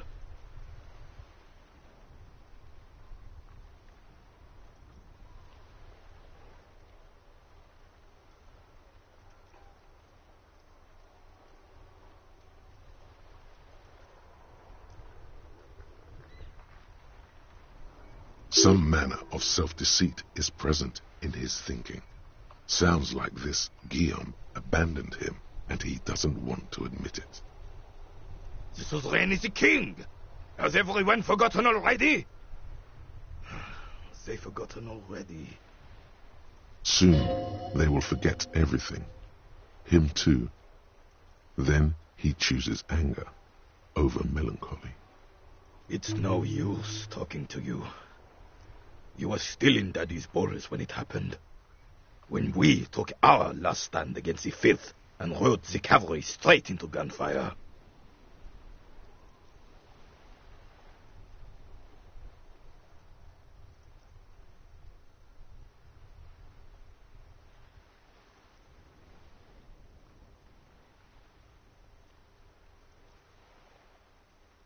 It's a Belle McGrave, 4.46 caliber, breech loading, Revachol made. Good weapon, accurate and reliable. This one's inoperable. The bolt spring is missing and the mechanism is jammed shut. Still a beauty. Where did you find her? I'm not surprised. There are probably lots of forgotten wartime weapons lying around here. Back in the day, everyone had something stashed away. As for the rifle, I don't know what else to tell you. These BM-446s are an antique. No one uses them anymore. The ammunition is impossible to find.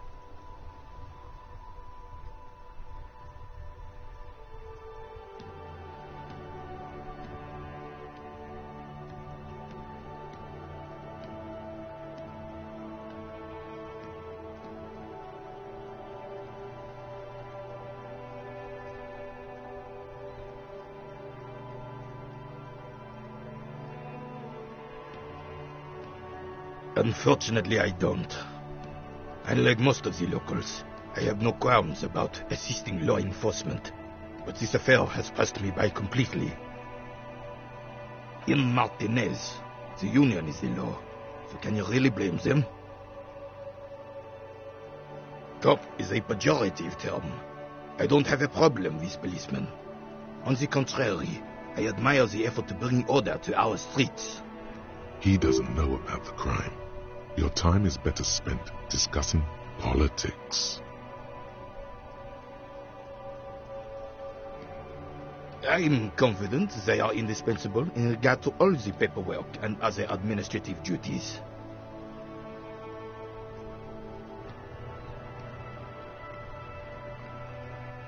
But you must agree that nature, in her infinite wisdom, has made men more fit to perform certain, more challenging tasks. Don't you, officer? Really, officer. Match an average woman against an average man in a dark alley and see who comes out on top. Gender equality is a very noble, very modern idea, but in real life, primal roles prevail. But I do not wish to discuss this matter further.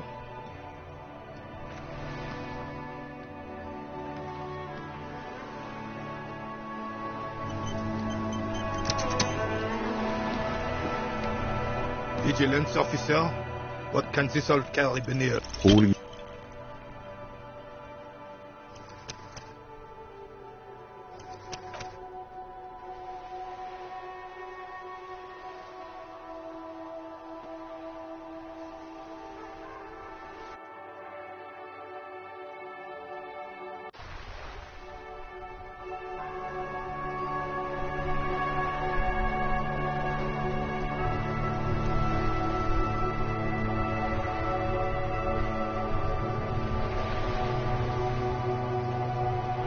Vigilance officer, what can this old carabiner do for you?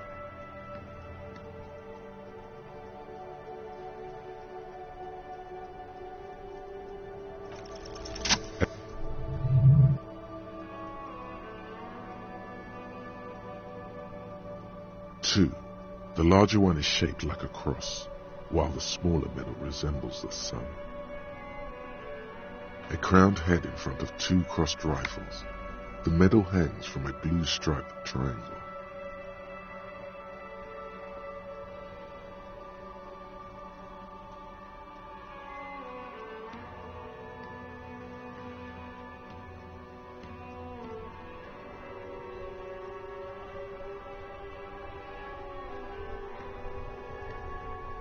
It's the Croix de Bravoure, Cross of Valor. The cross was the highest battlefield decoration in suzerain's armed forces, awarded for exceptional bravery in the line of duty, in service of King Frizzle I. A small blue star inside an orange sun. It has the word Valiance written below. The setting sun was a decoration used to distinguish seasoned combat veterans in service of King Frizzle I during the Revolution. For bravery.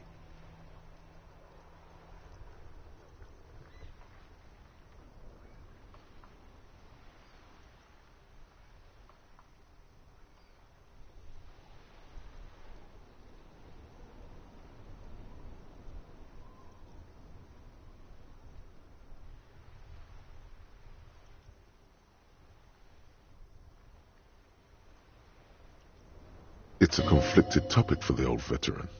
There must have been a number of controversial episodes in his service days.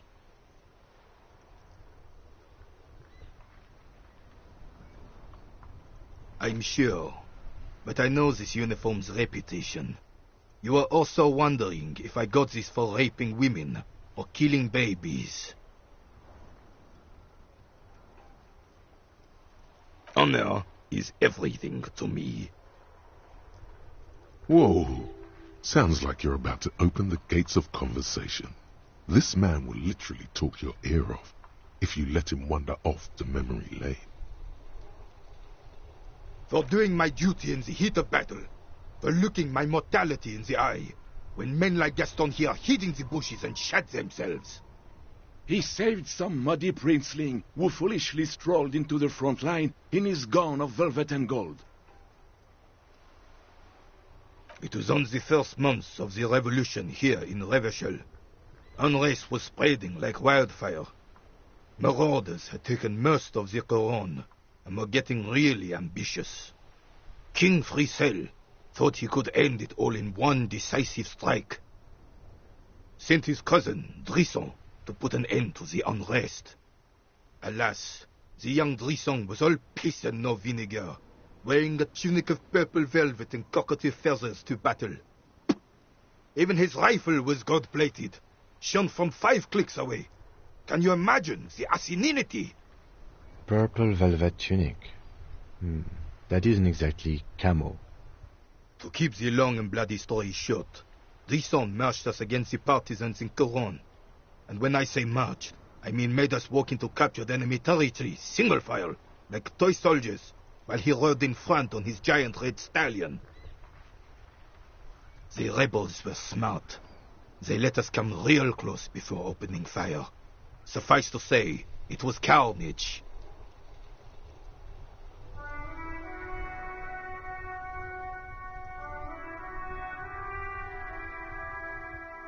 I got shot in the left shoulder and went down.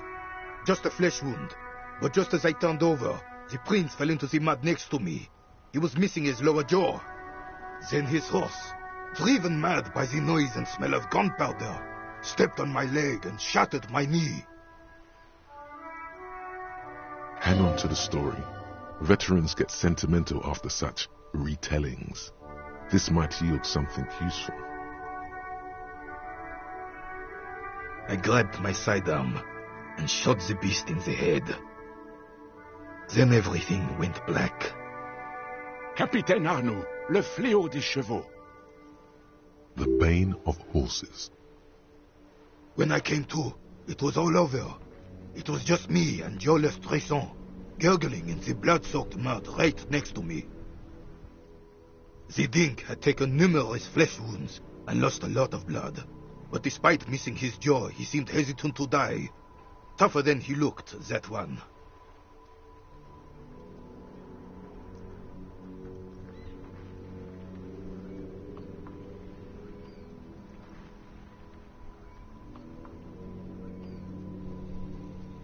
So I grabbed the Dink and started crawling.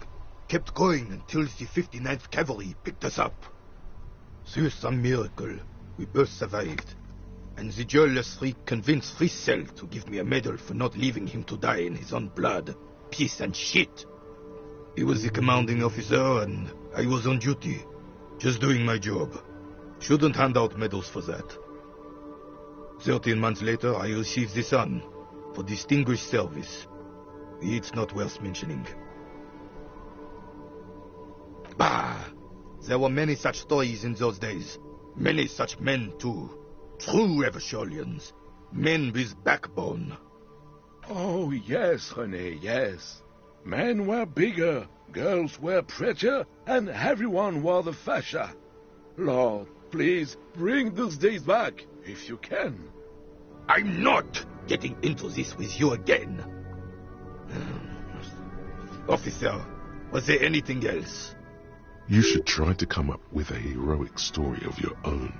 Impress this old soldier.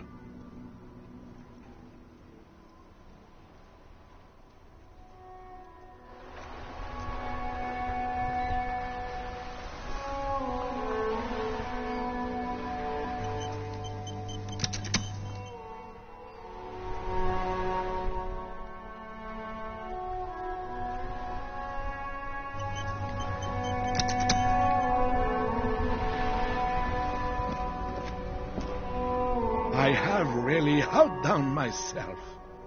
This is divine. Yes, that's what you need, Gaston. More padding on that fat arse of yours. I hope your heart gives out. René, it's a little pleasures. Life doesn't need to be a struggle. Hello, officer. How might I be of assistance on this fine day? Let me think. I heard someone was hanged and left on a tree for a week, but that's all I know, really. No, officers, I'm sorry, and I really would like to assist. You are both good guys. I can see that. Then help them, you wimp. You have plenty of shoulder with the ghost caviar in the Union. Someone must know something. He means caviar socialists. I wish I could, but I just don't know anything. I always keep my nose clean and don't gossip. Everyone knows and respects that. Odd. He doesn't seem to be lying, but there's something off here. I'm not even anyone. Of course he's holding back. His mouth is so full of Union prick he can't even speak properly. Can I at least finish my fucking sentence before you piss on it? Is that okay, René? I'm not anyone important in the Union. I just know Evrard.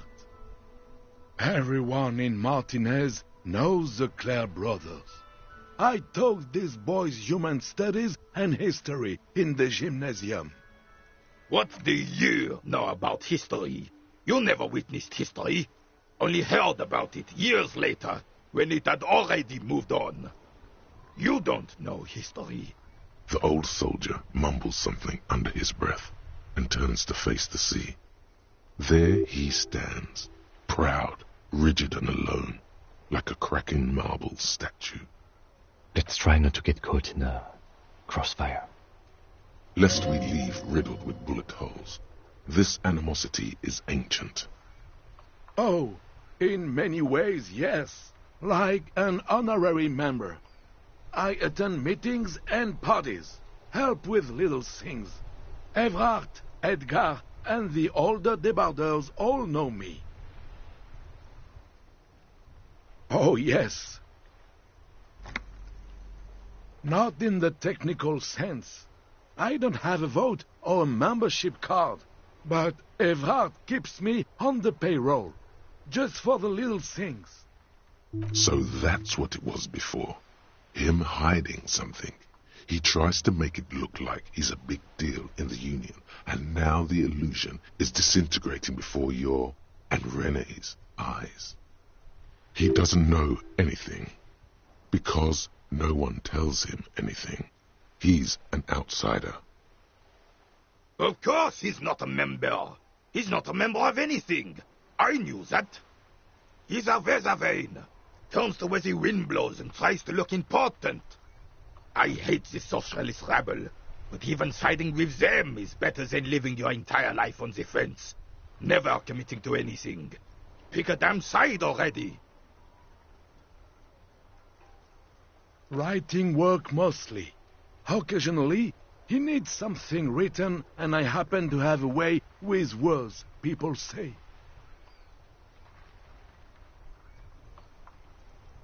Oh, nothing official, I assure you.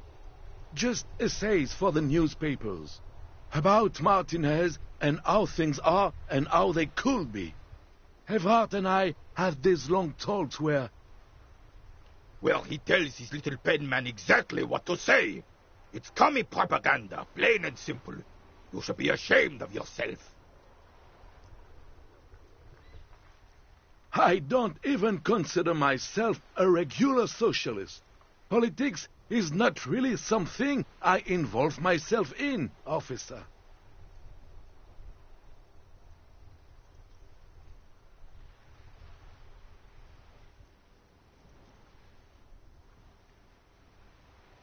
Officer, I have a vivid imagination.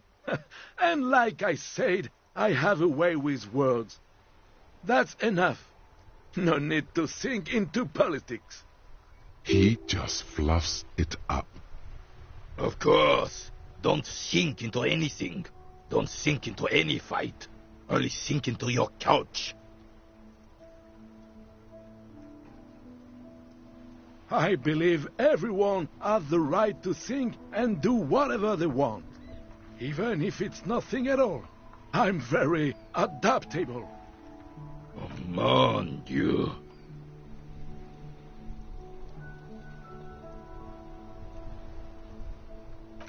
No, thank you.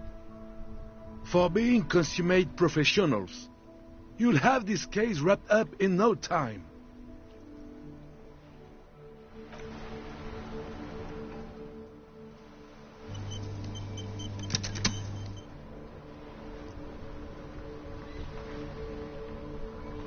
It is such a pleasure to see. I'm sorry, officer, but I really don't share food. Nothing personal, it's just a principle. The only one you have. Believe me, officer, I wish I could help you, but I need this sandwich to keep my blood sugar stable. In my age, you need to pay attention to these things.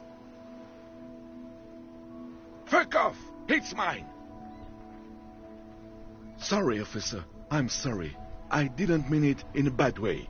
But the sandwich is mine. I'm not gonna share it.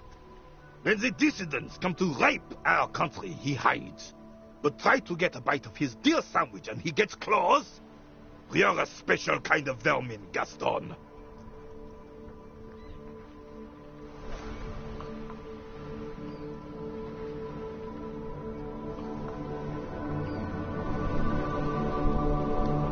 It is such a pleasure to see you again, officer. All right, this is how we're gonna do it.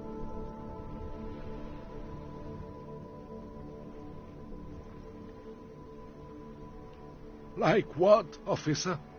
This is as good as they come in Revachol, I assure you. An array of delicious recipes flashes through your mind. Salads, salmon, sandwiches, bingo.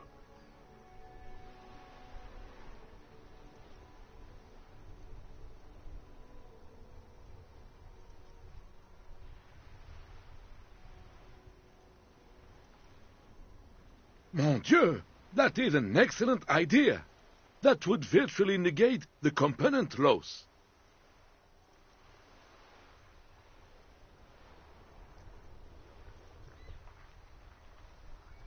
Ce serait délicieux! Can you make that sandwich, officer?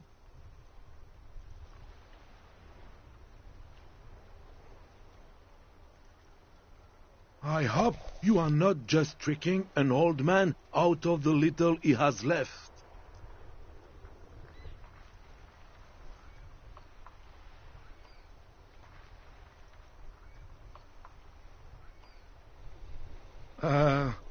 Okay, sure. I'm not worried. We're here all the time, every day. Impossible to miss us, officer. He looks worried. Is there anything I can do for you right now? Maybe to speed the whole process up a bit?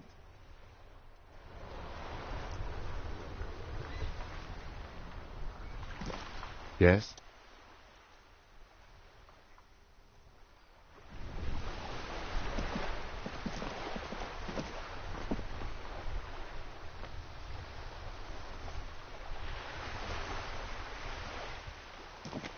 Yes?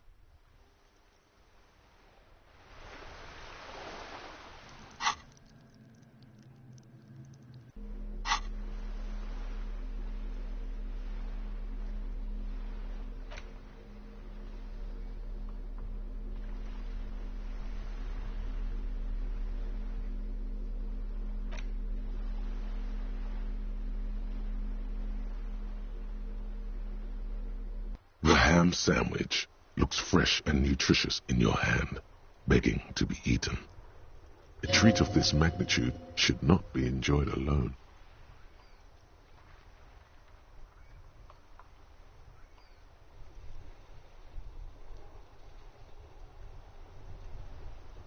I'll pass. Thanks. When you hold something up long enough, some people are compelled to take it. Try it on the lieutenant. Thank you, but no, I'm not hungry. No. No.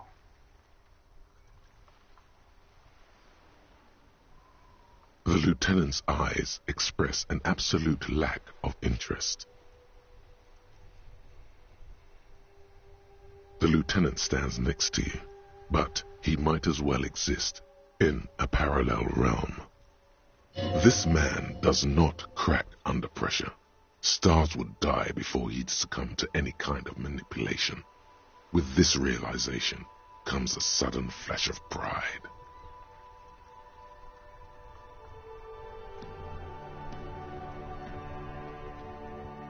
Some people would feel compelled to take it. Yes, I know. No.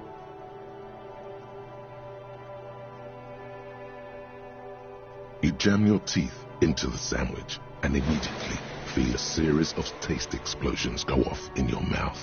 It's like someone's carpet bombing your tongue with ambrosia.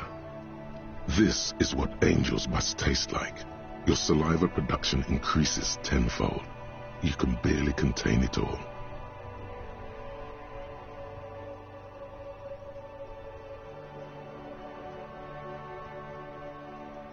It really is every bit as good as it looked and smelled.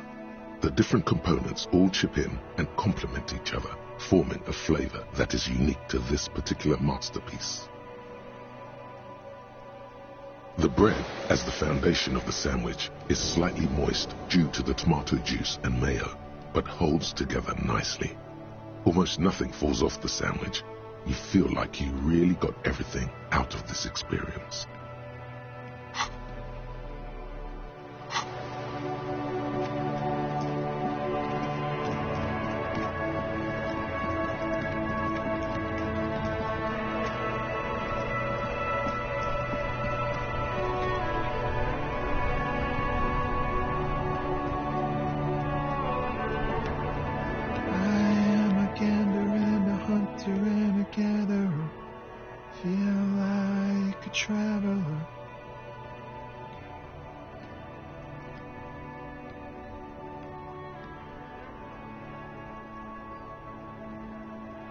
simple little cadence.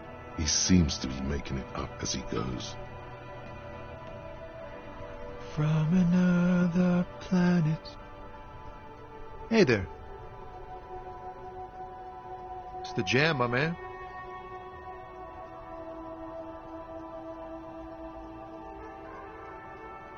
It's a traffic jam for the ages. Harbor gates up the street are shut tight. No explanation given. Workers on strike, scabs agitating. All around clusterfuck. Meanwhile, we're all stuck here in long-haul limbo for days upon days upon days. Upon days. Yeah, exactly. It's official. He too agrees. This is the antechamber of the afterlife. Feels like forever. Like I was born on this here roundabout and this was all I ever knew. Just me and the metal and the tires, the oil and the fumes of mazout.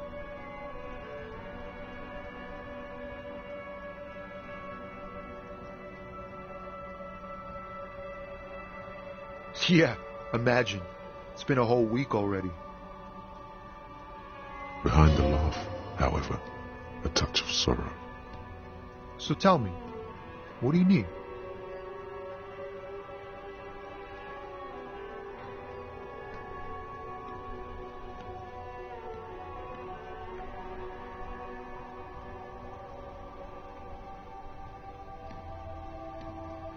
It's like, whatever's going on over at the docks. Workers got a blockade set up, making demands, no way in or out. Some pretty wild stuff, I hear. Like a giant new power crane in half the company? I forget what exactly. Good on them, I guess. I've heard talk there's a company rep in town, too. Like a strike negotiator type. They'd know what's up. Precise demands and so on. They want to keep that money flowing in, my man. Ka-ching. He doesn't blame them, but he's not on their side. That's for sure. Anything else? Yeah, this ain't really my area of expertise. I just do my job and get paid. I have things to do and places to be. All of us do. Us lorry drivers. Camionneurs. If you still hang around here waiting for this mess to end, most have scurried off somewhere to get drunk or high. Or laid. Not that I blame them, really. Not my thing. Chasing transient pleasures is a drag these days. I prefer the examined life now. Thinking, reflecting, observing.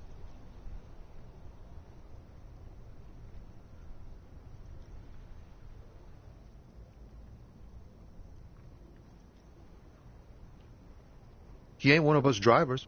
I know that. All accounted for. Otherwise, I haven't really asked about that. Been wasting time right here. Keep him busy. It's easy to see he's telling the truth. He's kept his nose out of the dark stuff.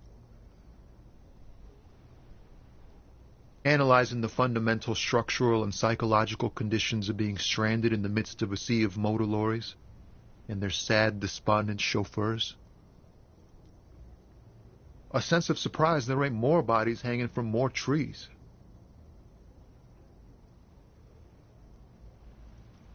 Oh, high-grade narcotics, illegal firearms, stuff like that. Time to arrest him.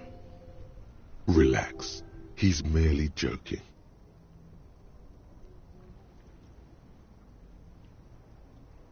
Ha! No, I'm joking, my man. Found runs a nice, clean business. This haul of cargo is mostly sporting goods. You know, tracksuits and that kind of thing. They usually get shipped to Grad and the Occident, though we've been making headway in the Il Moran market lately.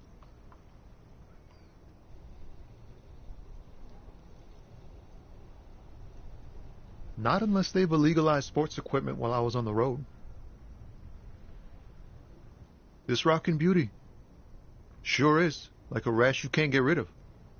You interested in heavy-duty cargo machinery? A motor lorry, also called a camion, on Caillou and neighboring islands.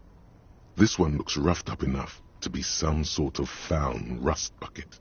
Maybe the A6. Good eye, my man. Yup, she's an old one, but reliable. Me and her spent a long time together. There it is again, a little touch of sadness beneath his cool. He thinks he's spent too long in this lorry.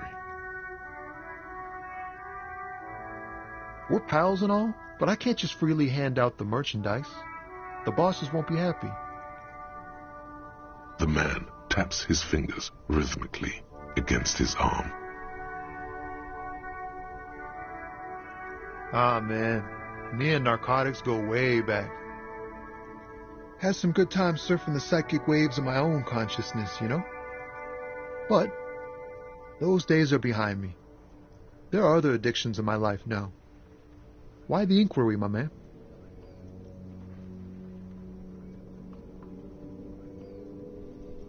We have a credible lead, sir. Someone on this roundabout is waiting for a bulk shipment from the harbor to load it on their lorry and drive it to Jamrock. Not me, man. No way. I don't need any trouble. Shit's bad enough anyway. This jam's got folks up in arms, and I'm afraid it's headed toward a conflagration.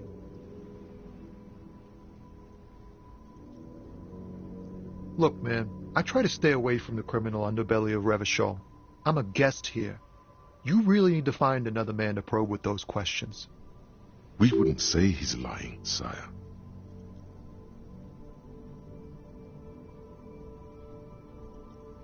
Don't be a stranger.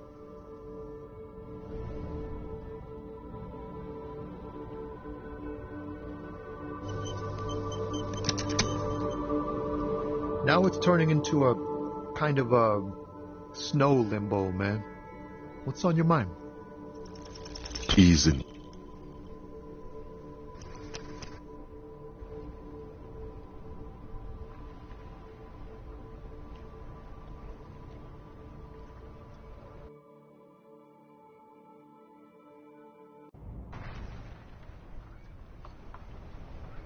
Now it's turning into a kind of a... He's in.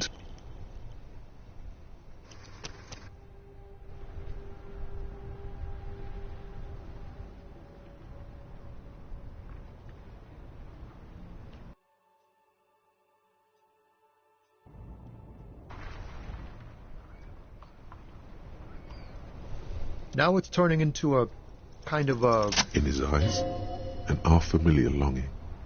Flecks of brown and gold. It's hard to say. His gaze wanders southwest, down the street that goes beyond the horizon. Excuse me?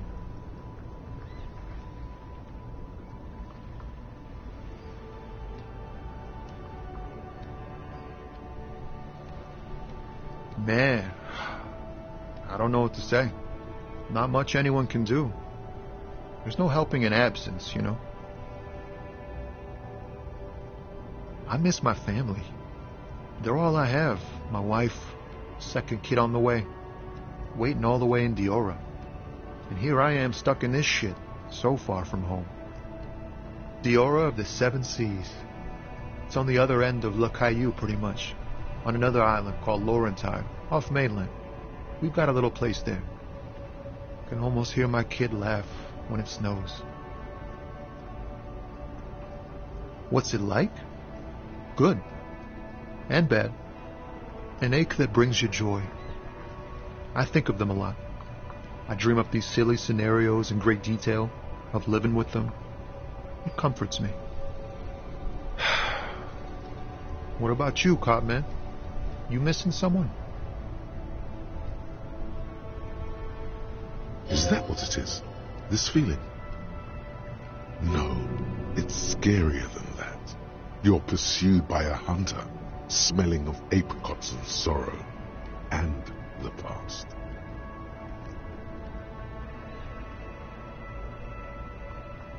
I feel for you, my friend. It's bad enough to know who you miss. Missing like that doesn't feel like it has much of an upside.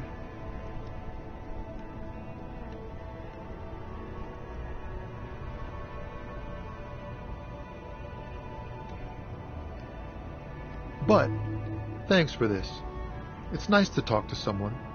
and I know it wasn't easy to ask. I hope you find your way through your own troubles.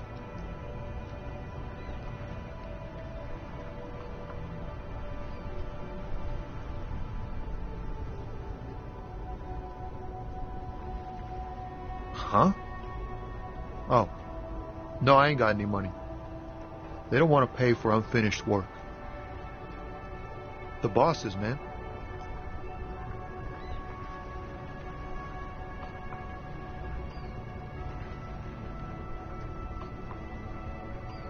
Makes sense. Sucks is what it does.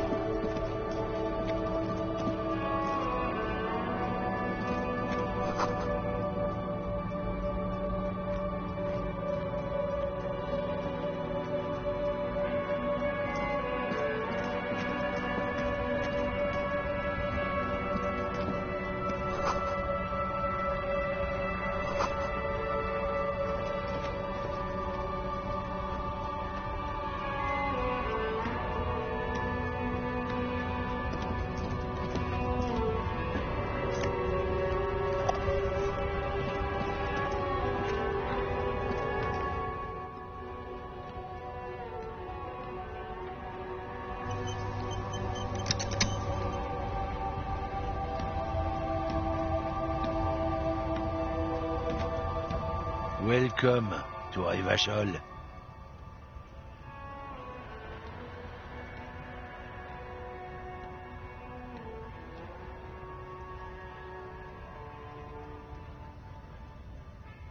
Don't you welcome to Revachol me. My grandfather came here from a 3,000-year-old racist isolationist culture, while your ancestors came to this island a mere 300 years ago. Every school of thought and government has failed in the city, but I love it nonetheless. It belongs to me as much as it belongs to you. It's men like you who keep Revachol divided, making it that much harder for everyone to climb out of this post-war limbo. What he means is, fixation on the Revacholian nation makes it harder for Revachol to actually attain self-determination.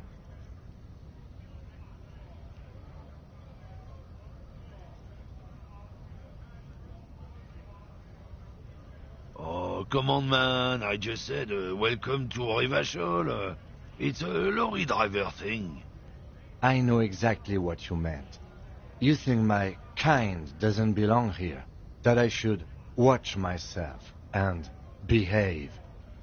But you see, I'm an officer of the RCM. It's actually my job to make sure you behave. I would advise you to remember that. Silence. The air between them becomes tense. Your partner needs backup. Now's your moment to shine.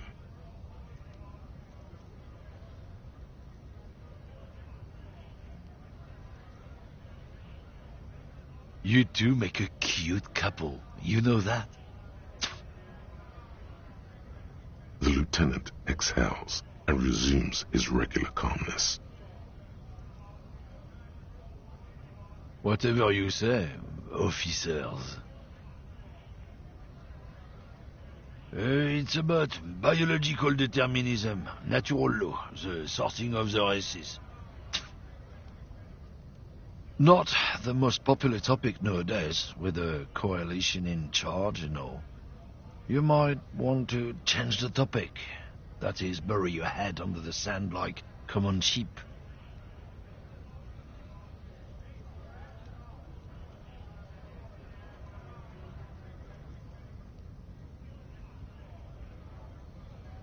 I'm not just racist. Look, I've read books, huh? The science of racial theory has all been proved, even if some people don't want to accept it. People who've studied these things say that you and me are superior by design. So, naturally, we Occidentals should be in charge. Obviously, you can see the merits in that.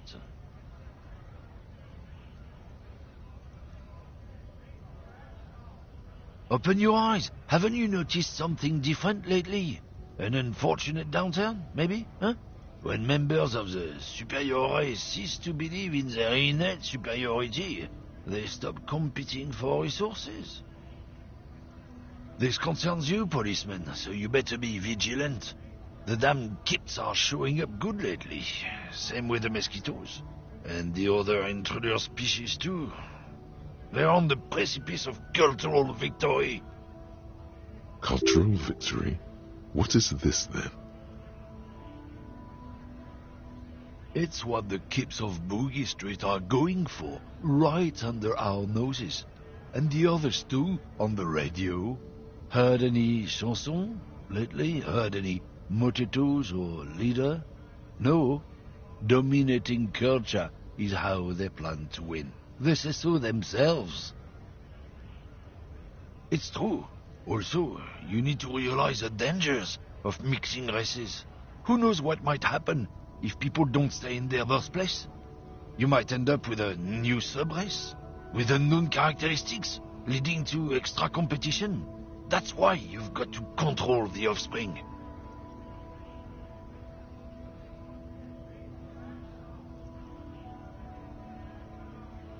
Don't push your luck, Runt.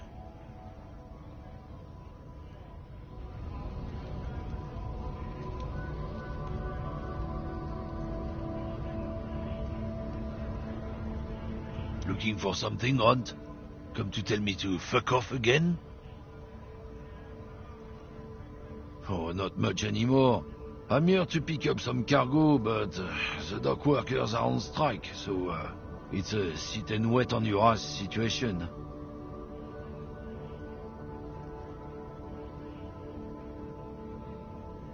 The strike? Oh, they've been at it for a while. A month, 2 months maybe. But this here is just the last week or so. Apples. Apples is exactly the kind of thing you'd say if you had something to hide. Look, as detective, I come from a long line of lorrymen. We got ancient rights and privileges. Oh, I'm here to pick up a load of fucking apples, man. Just regular Koiko picked apples. Koiko may be another derogative for a person from Grad, you think? Yep, it's one of their main exports. They grow him down South Yekokata. A beautiful place. Got great scenic vistas. In fact, Yekokata is a desolate wasteland whose name literally translates to Zone of Ecological Catastrophe. It features no scenic vistas and supports virtually no plant or animal life. Yeah? Says who?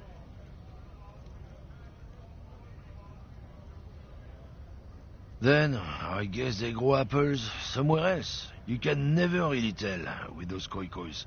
They're everywhere, except their own homes. He means the people living in Grad. Yeah, you know, Gradniks, Gradvolk, those degenerates from Grad. Hey, if the name and description fit by the very grace of nature, who am I to say otherwise? Did you miss the part where I said they aren't here yet? Besides, even if I did have some, I wouldn't go putting my nose in them, huh? Relax. You've got all you can get here. He probably doesn't even know what he's hauling, even if it is something unsavory. So he'd remain unaccountable. Oh yeah, they're a big deal. My great-grandfather was a carter, had a royal license and everything. We've tried to hold on to our privileges. Sure fucking is. We have a guild and everything, huh? Very ancient, very prestigious. Goddamn right. They've been trying to fuck us out of our heritage in the name of profit. But when they try to replace us, they'll regret it.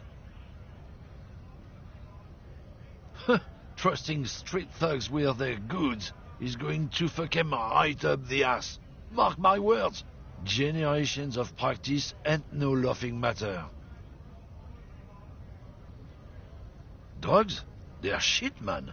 I don't let anything pollute my body. You know where that shit comes from? Sarah Miriza, Safre, Ilmara. They take the money from our local junkies here and then use it to outcompete us in the manufacturing sector. They know they can't beat us in a fair fight, so they have to get us to weaken ourselves somehow. It's racial sabotage, racial economic sabotage.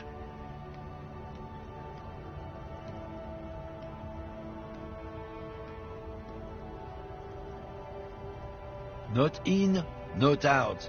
I'll never betray the purity of my tribe. So you're telling us that you don't know anything about drug smuggling through Terminal B? I don't know shit. And if I did, I wouldn't tell you.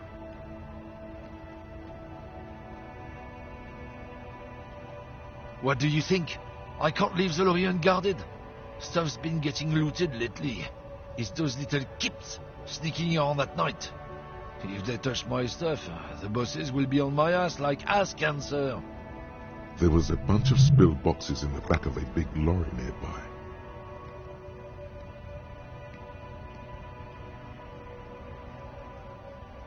Yeah, I knew that guy.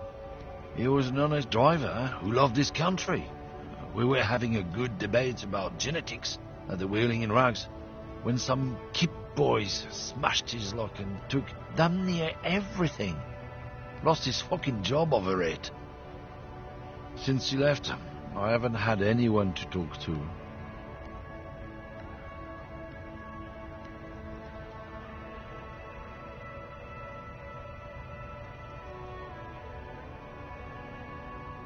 It's a fucking travesty, is what it is.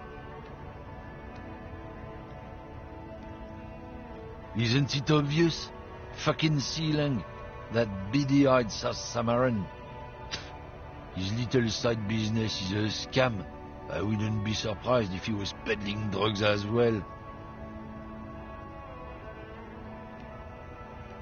He's a Samaran guy who likes to pretend he's some kind of businessman. Really, he's just selling his employer stuff. Stuff he stole after he broke the seals on his Humanox lorry.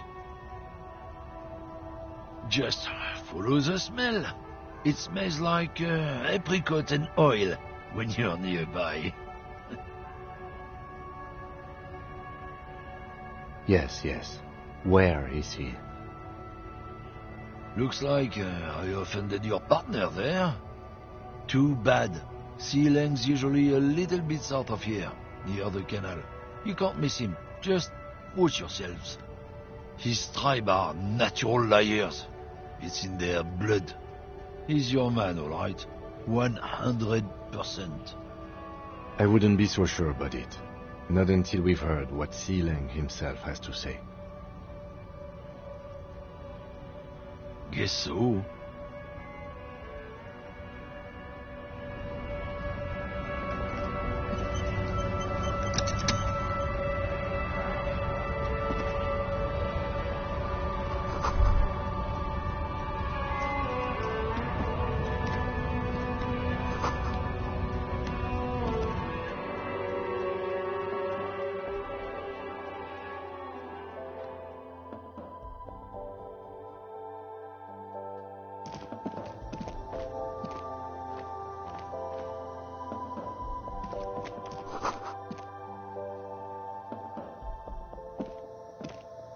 You see several packaged raincoats fill a low shelf beneath a display of croissants and juice bottles. The raincoats are transparent, except for the big Fritta slogan on the back.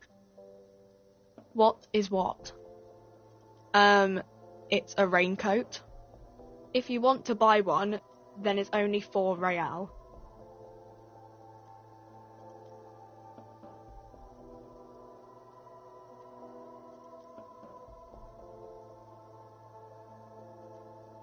Here you go.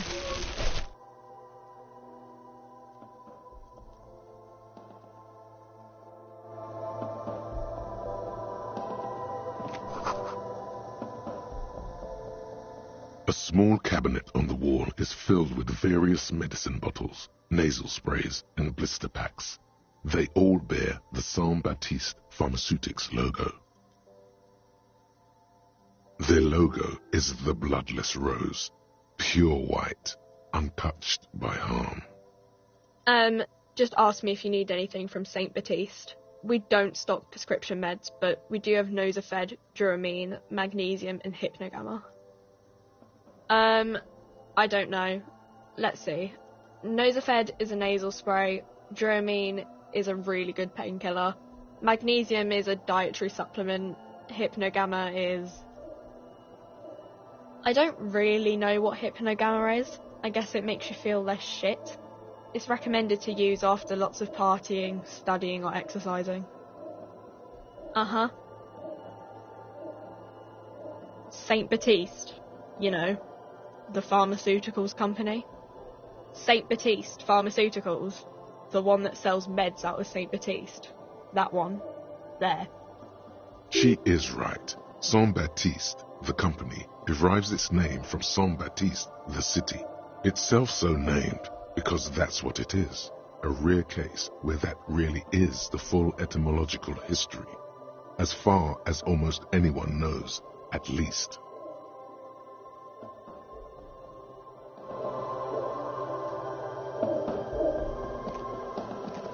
The tear machine stands in the corner.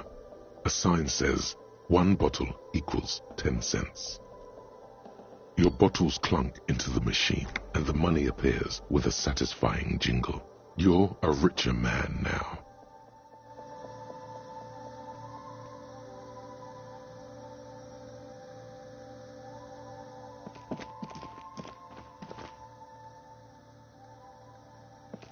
Welcome to Frit. Feel free to look around or something. Everything is out on the shelves. What's that magazine she's reading? I don't know. Frit? I think they think that the extra T makes it funkier. It doesn't. The story goes that normal Fritta, with 2 T's, a men's workwear shop in Vredefort, was already taken. So when Fritta Retail Inc. grew into a multinational corporation, they had to add an extra letter to avoid trademark infringement. I don't know. Frit? A 7 to 11 grocery store? I think they think... The story goes that You mean this? This is Pop Stars. It's got, like, famous people in it. It's not for sale. Looks like it also has something called Police de la Mode, featured on page 34. This speaks to you.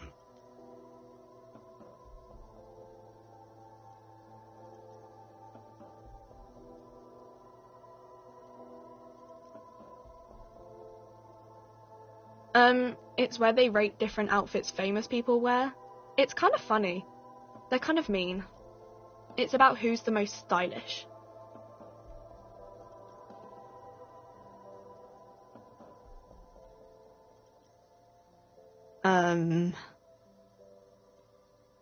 No, I don't think so. We are not the fashion police. We're the real police. Okay. I'm not really supposed to be chatting to anyone, but... I don't really know anything.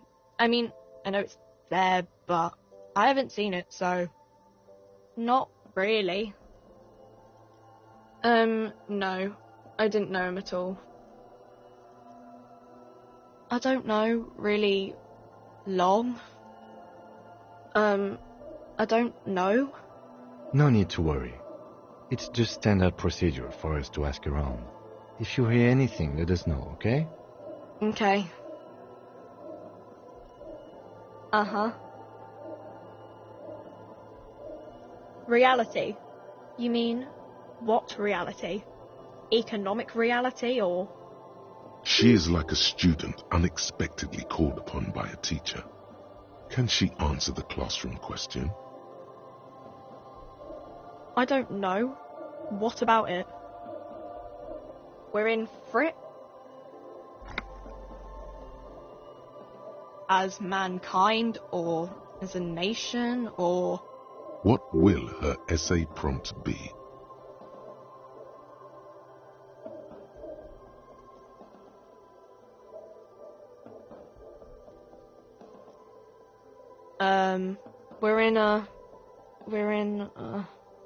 We're in a transition, you know, transitioning from monarchy to democracy, all that stuff. I don't know. Look at the clock. It's right behind you on the wall. The clock shows the time at 10:09. The hands seem to be still. It's apparent the clock doesn't work. When ordinary people take over the government and demands democracy. Yeah, it happened like 50 years ago or so. Sorry, I'm not very good at this. At history, I mean. Our government? Or do you mean something else? Sorry, I really need to finish this article. Cool.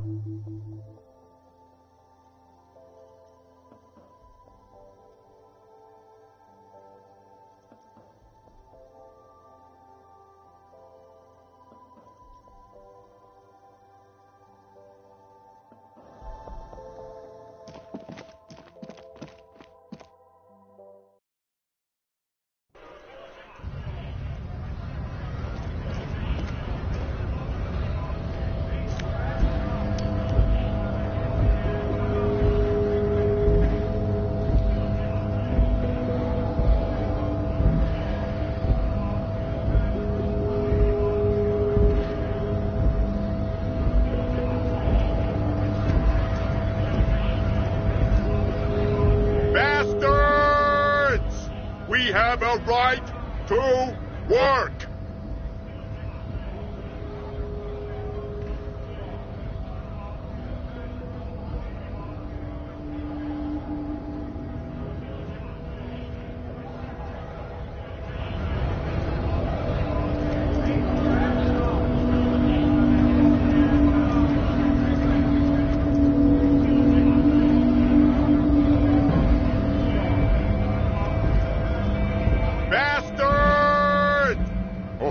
And stay frosty, everyone.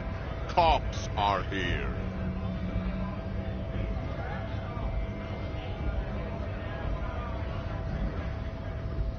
You here to fuck with us? Beat the honest worker down. We're here to fight for a cause. Stripes usually have problems with people who have causes. Good. Fighting for a cause here. Right to work! Right to work! Besides, we're not that different. It helps if people see us talking, cops and strikebreakers together. Shows authorities are on our side. Builds confidence. Rights of people. Rights of workers. To have gainful employment, to make a salary, and feed their families.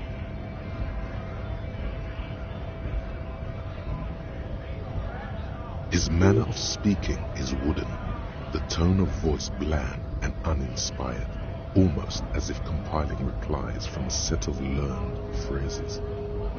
Might be time. Don't let the fat bastards tread on you. Cops tend to side the higher-ups, but you're essentially still workers. I don't trust cops, but I can see you understand the right to work! Right to work! Maybe you should ask them the questions, like why we're not allowed to make a living here. Shame on you! We have families to feed, you piece of shit. So do we, Scab.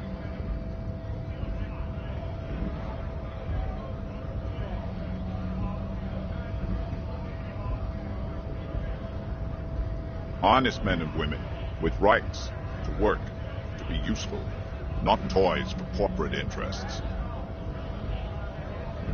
We came here to help the harbor run smoothly in time of crisis. If Union fucks don't want work, they ought to let in those who do want work. I have a question. Why do all these men follow your leadership? You think they follow because I'm big and loud? No. They follow the rules of the market, the rules of the economy, because they were given a job to do! We were promised work.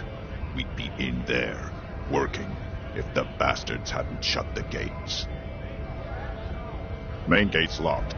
Would take heavy ordnance to bust it open. Could try to get in through the secretary's office. Door's locked. The guard's blocking the way to the access panel. And I don't mean the scrawny mess punk either.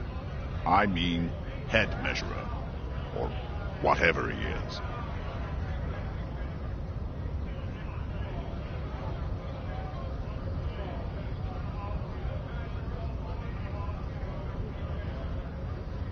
Huge Seminese guy standing up there on the overhead passage. Won't let anyone by. The access panel is right behind him. Bad. Standing on a narrow bridge, he's got a strategically advantageous position. And he's trained.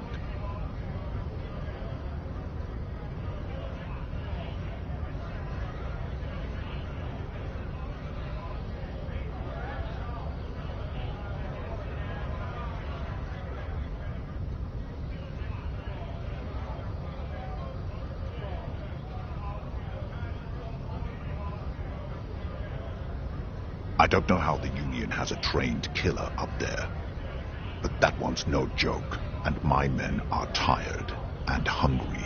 They're workers, not fighters. Like civilized folk, you mean? These native fucks don't understand civilized. It would be better for the neighborhood if you went home, at least for now, if you can't get in anyway.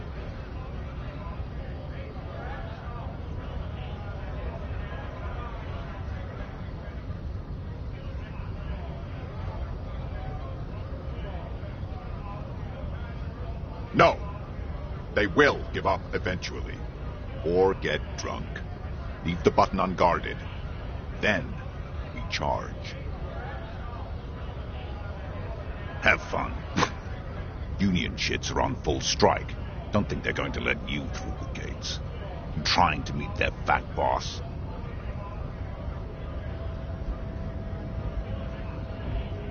I know nothing about a murder. The mention of a killing sends a barely noticeable shiver of tenseness through him. Interesting. What are you talking about? I'm not tense. Yes, he's tense. Right to work! It's shameful. Cops doing nothing. You should bring backup. Open up the gates for us. Blockading gainful employment for workers is a crime. We are not picking a side in this just yet, sir. Pity. Let us work! You've been talking to him for quite a while now. Something is off with this guy. Ask him where he's from. What's it to you?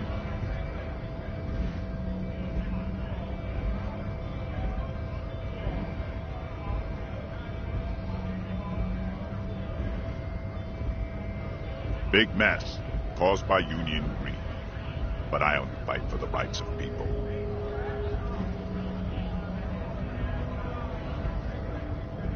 We're all workers, right? Workers stick together. Came from the eminent domain, in Jamrock. Backgrounds in odd jobs, heavy lifting, cargo hauling, bouncer work. I know the drill.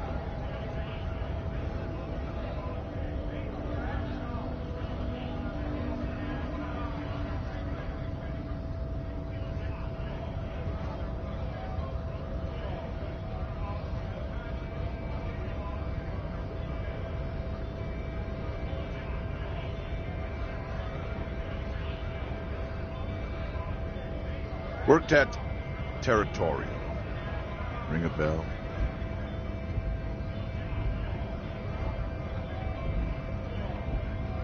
We're done here. I have a strike to break.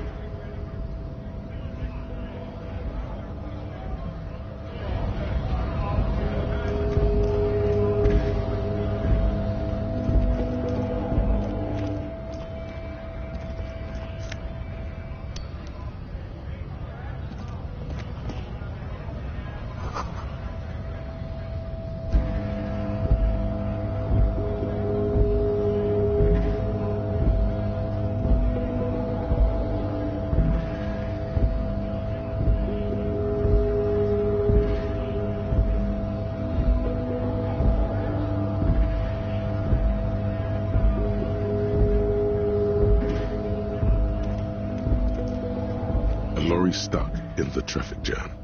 This big, heavy Grad-made machine is well kept for such an old machine.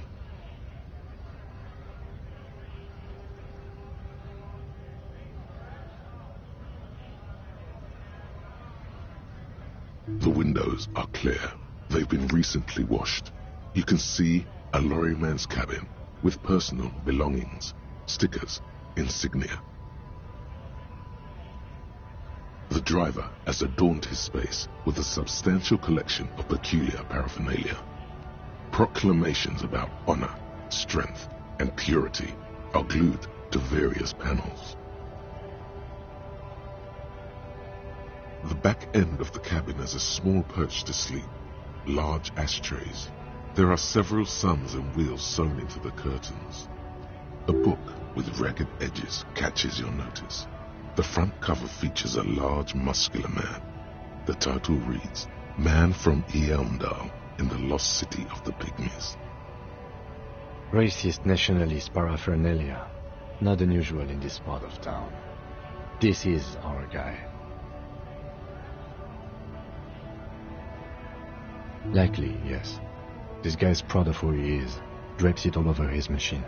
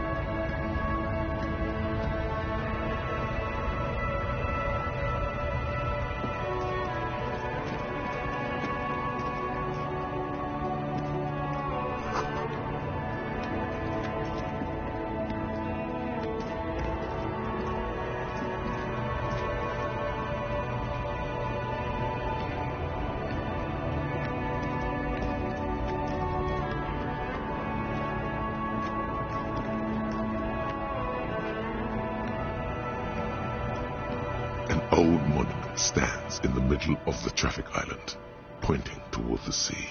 It looks as if it's been reassembled piece by piece, secured and mounted in the air with the aid of numerous ropes and rods. A silver plaque on the statue's pedestal reads, I am Philip III, the Squanderer, the greatest of the Philippian kings of Revachol, son of Philip II, the opulent, father of Philip IV, the insane. Not a good track record of mental health in that family.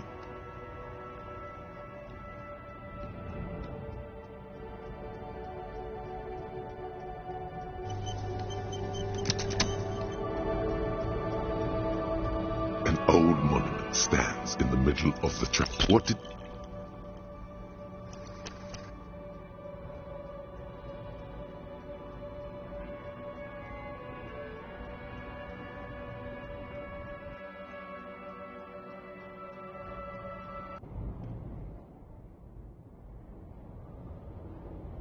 An old monument stands in the middle. Even by the standards of the Philippian kings, old sumptuous Philip was known for his profligacy.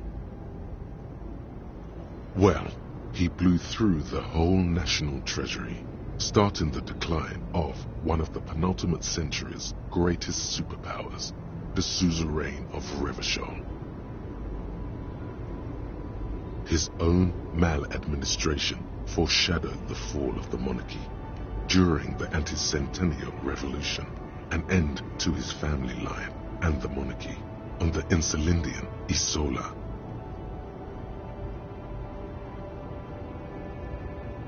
Stories have it that he had his bedroom converted into a treasure chamber, where he stored unfathomable wealth, Krugerrands, bars of gold, ornate weaponry, armor, and various chalices. He called it the Sol Auron. It was obscene. There were whispers he slept on a huge pile of gold-dipped feathers, like some obese dragon, instead of a bed, like a normal person. The man certainly knew how to live.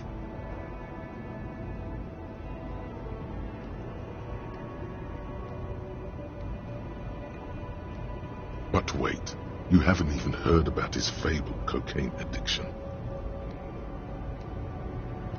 You see, old Philippe wasn't just good at squandering the national treasury on gold and ceremonial weaponry, he was also a prodigious snorter of nose candy. That's what the revolutionaries said 150 years later, right before they emptied out the royal mausoleum and dumped His Majesty's mortal remains in the Insulindian Bay.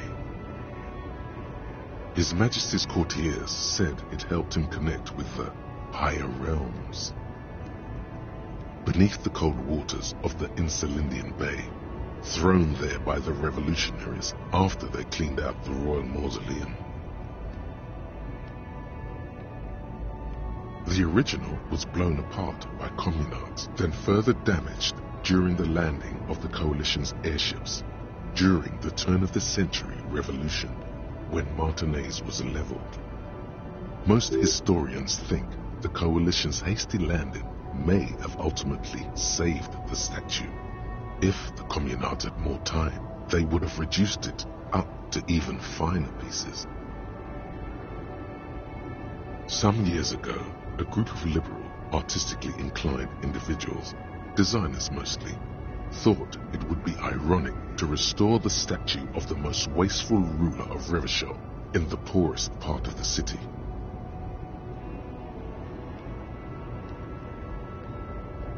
The statue is supposed to capture the moment it was blown apart, like an instant frozen in time, a rare butterfly trapped in amber, floating on a sea of shit.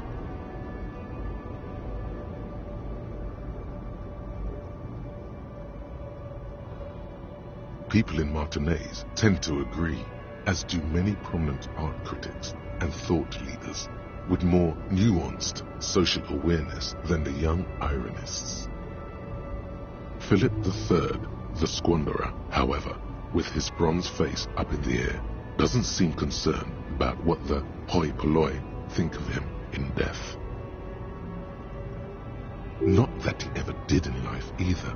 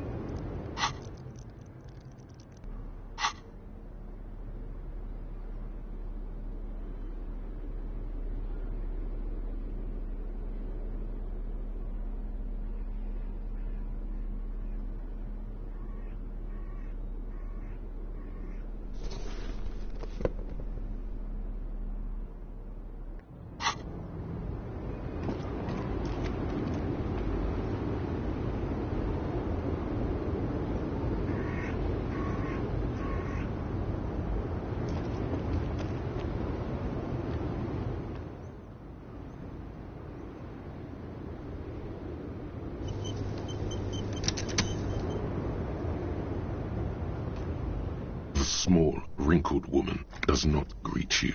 She nods along to something on her radio. A photograph is clutched in her hands, and there is a warm smile on her face. The photo, an ambrotype from the turn of the century, as golden as her smile.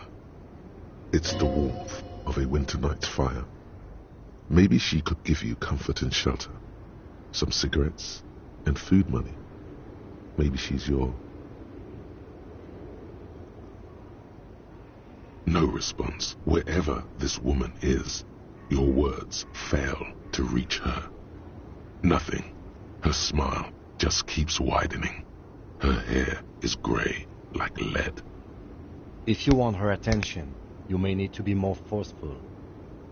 Where am I? Who are you?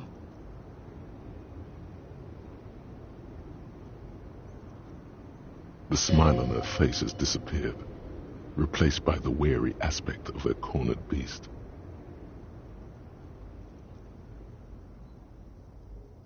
Then I don't suppose you could tell me where we are, lawman? Never mind. I remember now. I'm still stuck in that traffic jam in the 50s. The men have small jaws and everything is made out of plastic. Why do you need plastic when you can make the world out of amber? Back in Mecca, during the time of the revolution, the sidewalks and cafes are filled with the young people. I was on my way to see a new Boyadero picture starring Gabriel Buenderro. Until you came along, that is. This is Gabriel Buenderro. A strikingly handsome man looks straight at you, his head crowned with a wide brim hat. His hair is dark as an oil slick, and his jaw the most perfectly chiseled thing you've ever seen. This man's got a hold over her. Even 50 years later, you can feel it. He was the biggest star of his day. Girls used to faint in the aisles of cinema whenever he came on the screen. And schoolboys used to memorize all of his lines. In all likelihood, it's a world that's only ever existed in her mind. Someone was.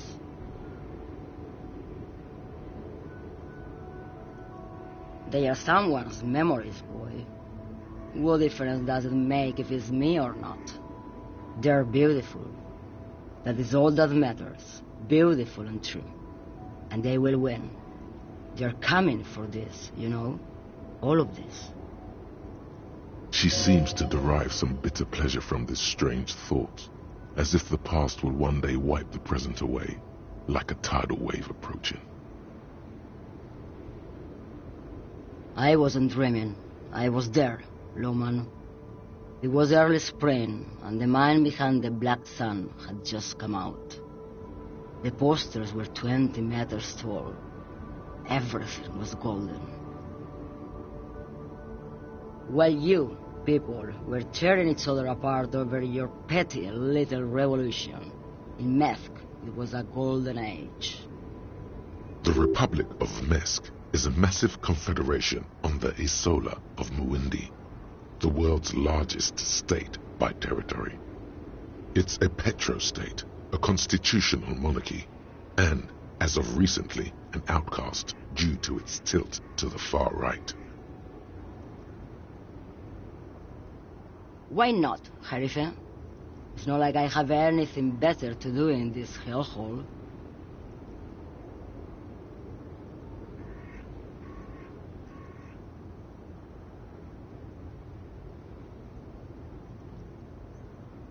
Diamonds? Of course not. But wouldn't it be marvelous if I was? Whatever stupid things they put in the lorry, I imagine. I quit concerning myself with that a long time ago. Besides, I don't drive the lorry for the cargo, if you know what I mean. Of course you don't. Diamond? Of course not. Whatever stupid things they put in the law, I quit concerning myself with that a long time ago. Besides, then it's contraband, lawman. What? Do you want to take an old woman in? Be my guest. Lock me away like Bad Hand Hermenegildo. Bad Hand Hermenegildos' bad hand strangled 300 people. What can I say?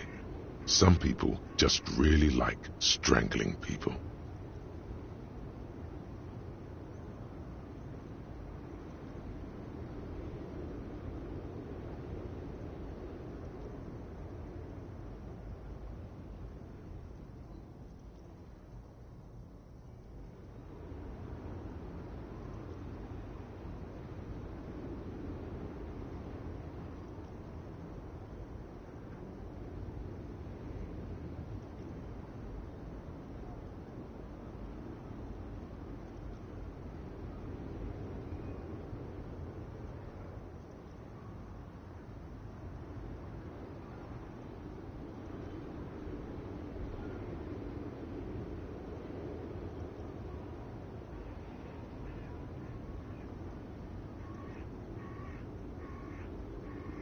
Of course not. To truly understand the boyadero, you need to listen to on the Western Plain. A boyadero, boya for short, is a cowherder from upstream Magritte, the great steppes of northern Mesk. He is a rugged individualist and explorer. It's an old ballad about a young girl who falls in love with a daring boyadero. He promises to marry her as soon as he returns from the Western Plain. Of course not. The boyadero returns from the Western Plain a changed man. One night, as he and his beloved are out walking along the river Magritte, she pleads with him to give up his riding and settle down. In the background, you can hear the orchestra swell as the screen fills with the maiden's imploring eyes. So the boyadero strangles his beloved and throws her body in the Magritte. Then he rides off, because the Western Plain is calling to him.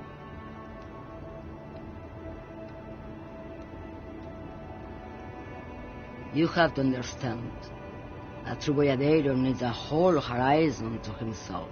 He can't be tied down by man or woman. His beloved was selfish. She didn't know what it meant to love a boyadero. What if to truly love a boyadero is to float lifeless downstream? She's just a distracted old woman. We should maybe let her get back to her things. So he doesn't think she's the smuggler. You hear that, lawman? I don't think your partner likes you spending too much time with me. Nothing. I just don't think she's connected to anything. He doesn't want your frail mind caught up in something here. Something unconnected to the case. But connected to this woman tuning out like that.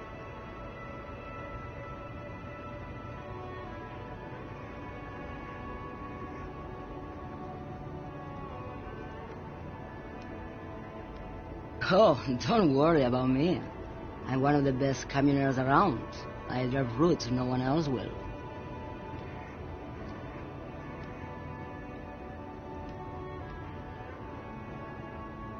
Lomonosov's Land, Udajnaya Zemlya, the Western Plain, the Transcatolia Magistral, U4-1A, Adestradas du Mirador, all the good ones. The deep trenches, where the bluebirds fly.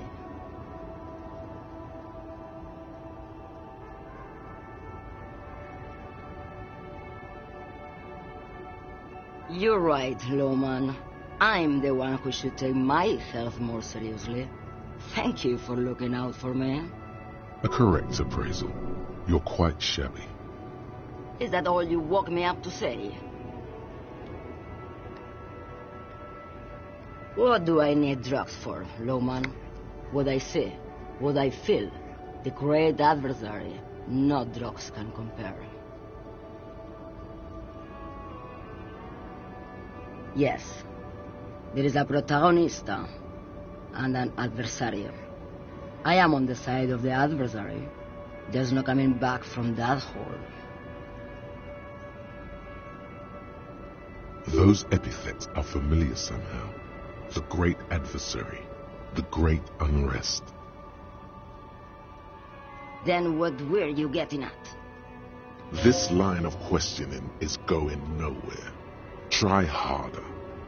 Maybe if she thought you're corrupt. Why would I want to do that?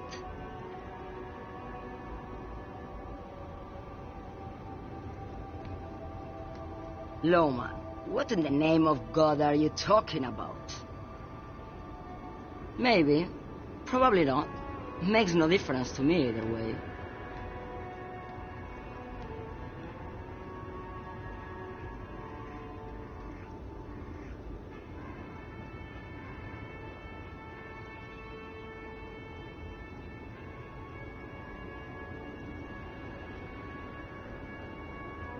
Just this month, I made half a dozen trips from Saramirizat to Grad on the U41A.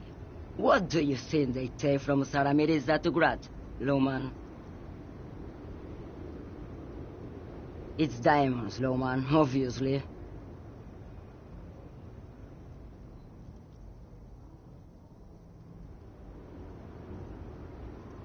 Diamonds are good for you, Loman. You should try them sometime. Make yourself pretty like Eva de Zoras. Easy. He's the skinny man who thinks he's a poet. Never trust a poet. Also, he's the only one I can see from here.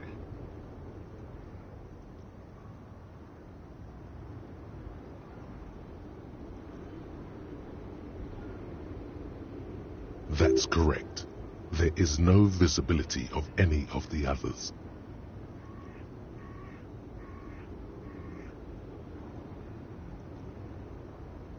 Where do you want me to go? This isn't so bad. I can listen to music, or the seagulls. Look at all the colors and the futures of this world.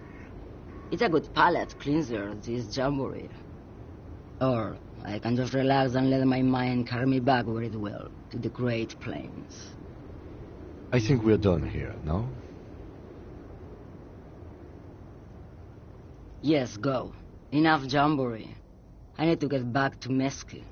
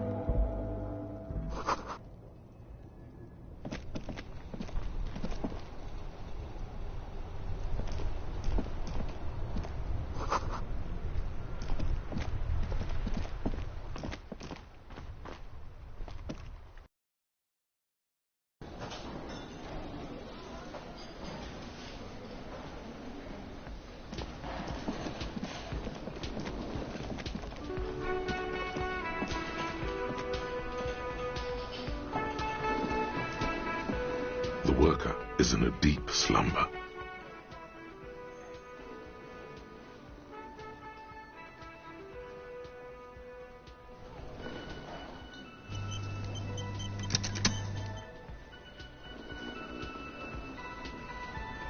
The worker is in a deep slumber.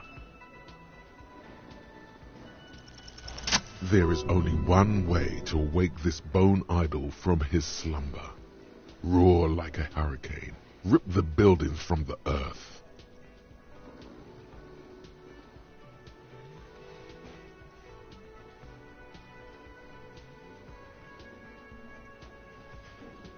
By the yelling man.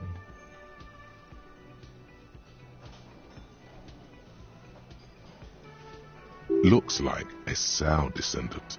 A lot of Sao dock workers around.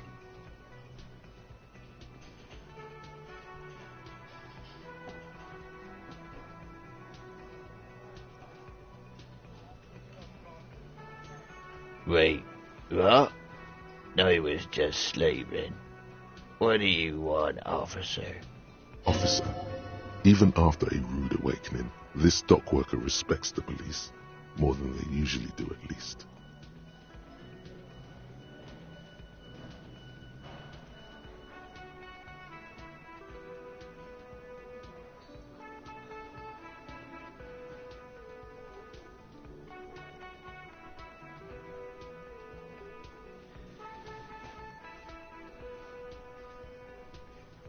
Yeah, what about it?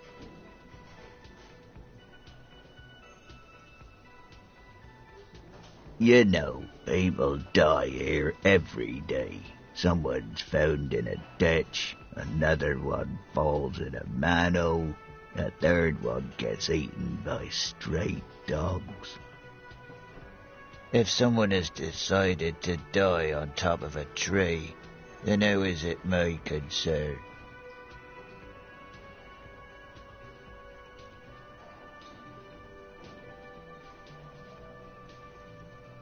I can tell you this. Trouble's ahead. You heard what I said. Draw your own conclusions. That's all I know, and I prefer to keep it this way. The lieutenant gives you a little nod, then makes a note in his blue notebook. So Union people think he was a killer, he thinks. Even sleepy hair. This doesn't help a lot. But it's something. Good work, detective. Thank God, no.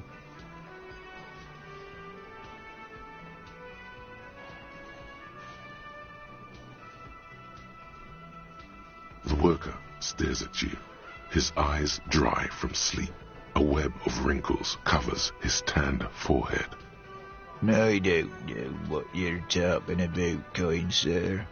But when I'm out, then I'm really out. No malt grains or whatever, no poetry stuff, just quality time. A little me time in the abyssal pelagic zone. You can never return to it now. Only detective work remains. Wakefulness and detection. That's the name of my employer. I work in logistics. He doesn't sound too enthusiastic about this. How's it going?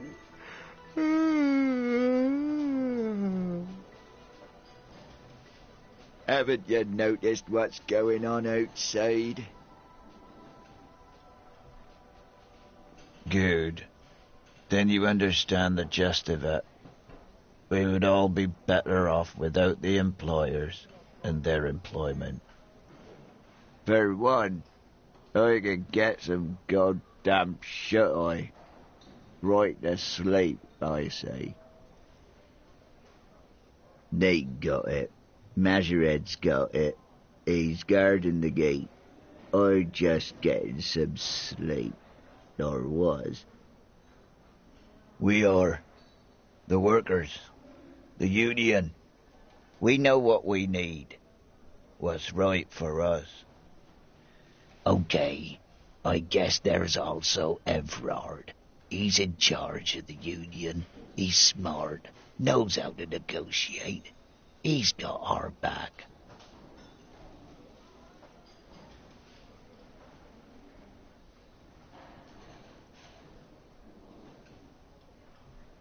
The dock worker doesn't answer. His head is already back down on the table, in sweet sleep.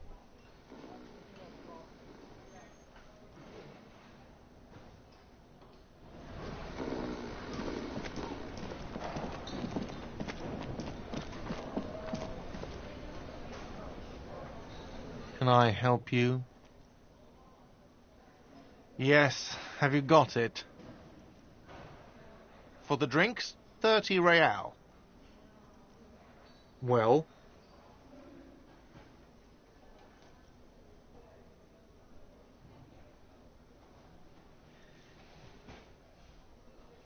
Great. Thank you, officer. That's all I wanted. Payment for services rendered. He's not sorry about his behavior for your sake.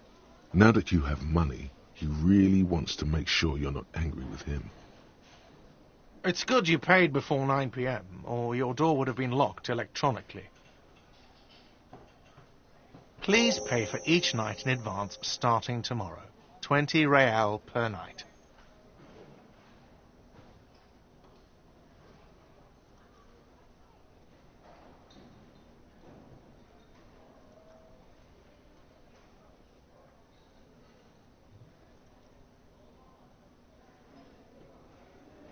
I'll take a room here too. Of course. Always happy to have officers from the RCM as guests. Anything else I can do for you? Hey, so we've been monitoring you internally, and now we know your Copo type. Yes, guess what's yours?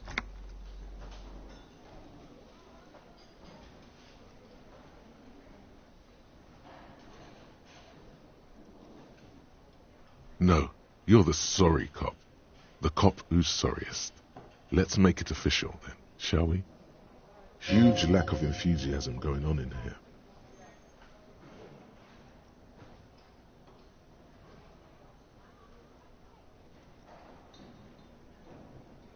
Oh, you know, Apocalypse, Superstellar, the advanced interesting cop, Liquid Shadow cop. But you're too sorry to say those things. So, here we go.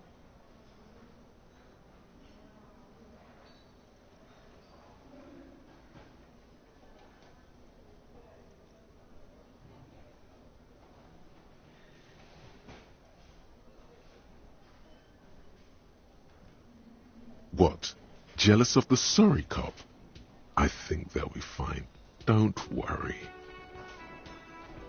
They'll be super fine. It'll be totally okay. You can dual Copo type from sorry to anything.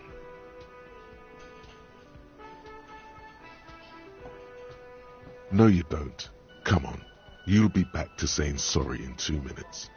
Stop wasting time and begin the repentance. Of course you are.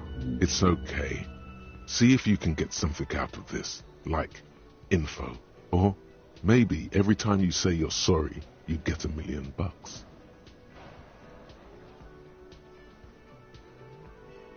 That won't happen.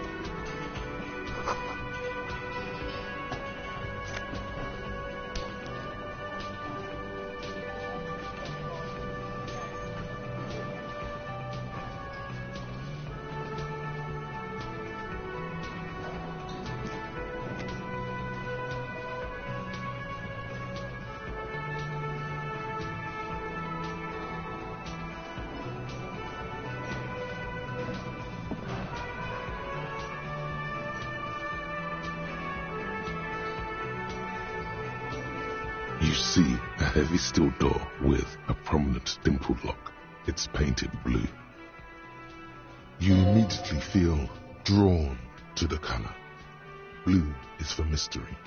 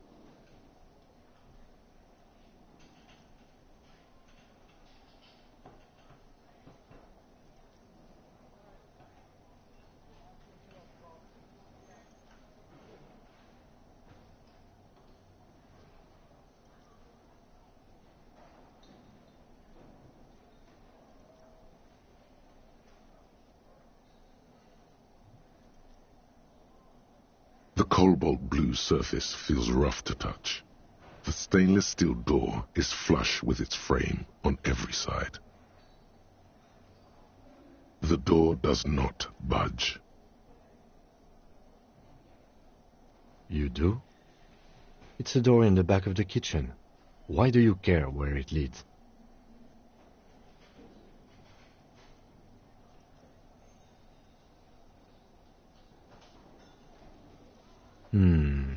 Yes, I suppose it's worth seeing if we can get in. Just to be thorough. As a side investigation.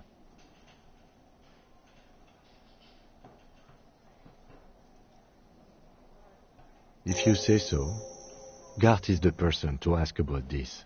The cafeteria manager.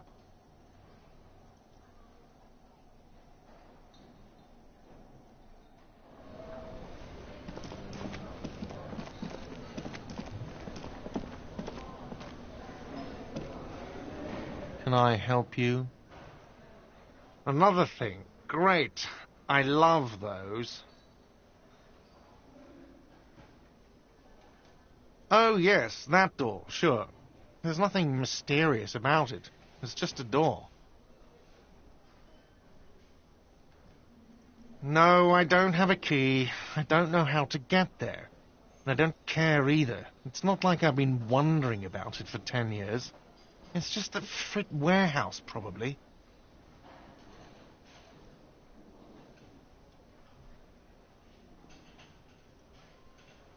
Or some boring storage space with a bunch of old junk and dust.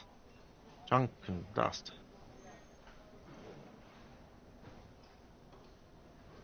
He's attempting to maintain an air of indifference. It's absolutely not convincing.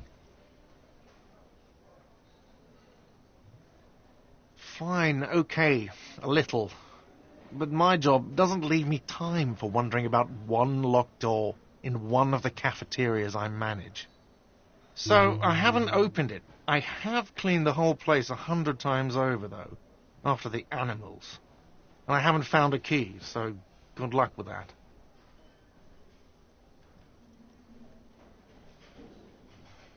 Yes?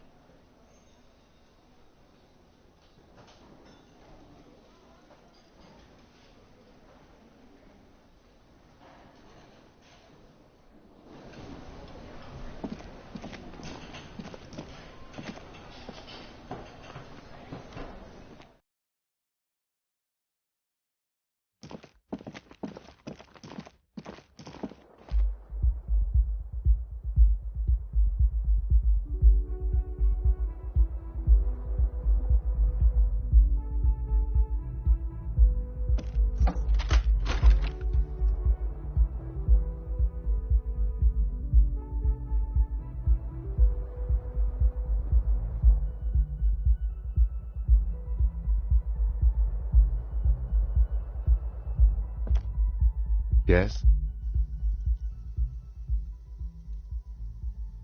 What do you want to know? You mean like a brief? Do you want me to brief you again? 3 days ago, during that time, the victim had been stripped of his belongings. They didn't identify themselves in any way. The tone was muffled using a device of some sort. The desk could identify neither the caller's age nor sex. There's a strong prejudice against involving the RCM. Just to be clear, we are police officers. It's our job to find the killer. That's the case. Uncover and arrest the killer.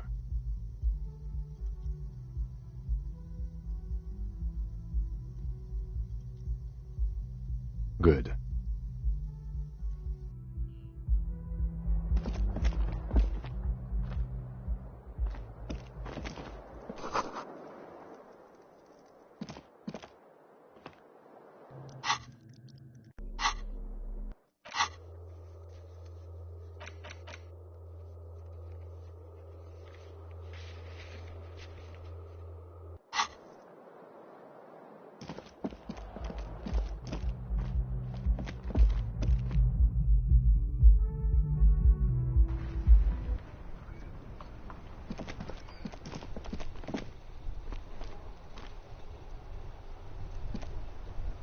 Yes?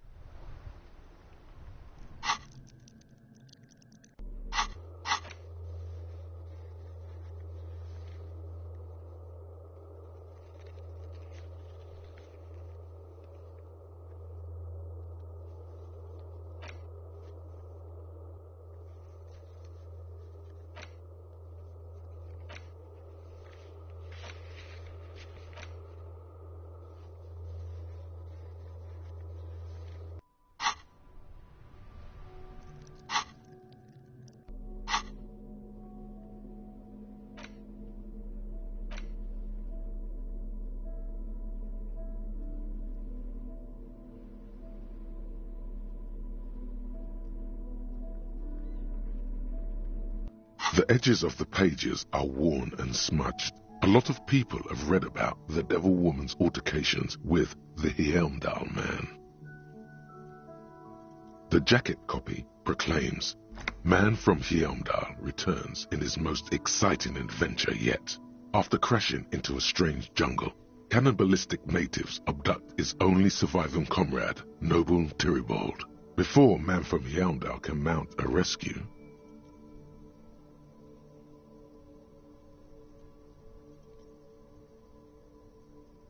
he is ambushed by a tribe of female warriors and taken to the ancient citadel of Cloud City, where a mysterious and wicked queen rules supreme.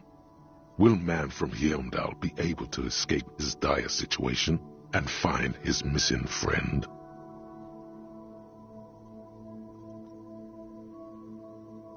You open the book to a random page. Man from Heimdall, wielding his two Zweihanders, is carving through a sea of savages, his visage fixed in grim determination.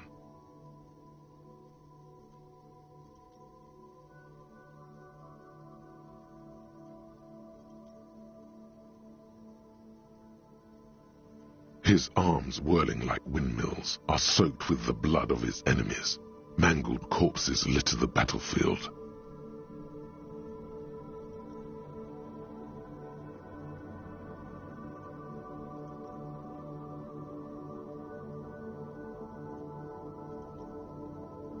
Good God, this is some retrograde stuff.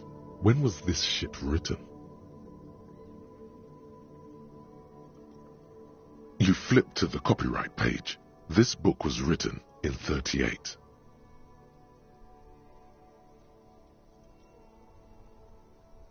Berserker rage burns in his azure-hued eyes as he brings glory and honor to his long-lost Heimdalla tribe. From the village of Heimdall, the ivory giant roars like an ice bear, and the winds of Gatla howl out his name. Man from Heimdall rides on a gilded griffin, his golden mane billowing in the breeze. Both Zweihanders sheathed on his back. He is off to war, Will he conquer his enemies? Will he conquer himself?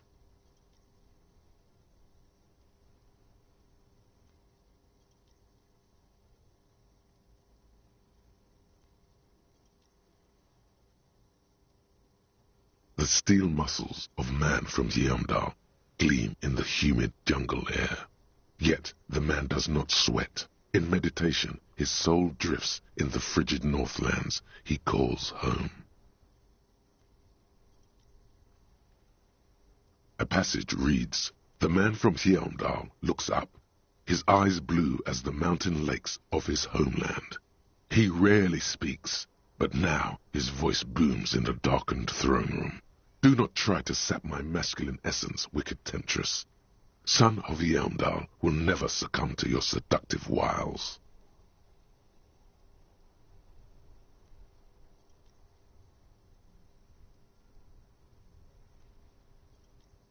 Thine spells are no match for purity and strength of will. Brothers of Yeomdal, stand above the vices of flesh, for it is weak and corruptible, yet mine is forged in gore and strife. Queen Lydiana just laughs, a sultry and salacious sound, then says,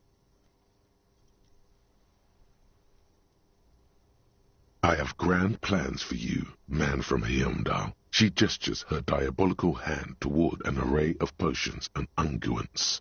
"First, you shall please me. Then lead my armies against the vicious cannibals.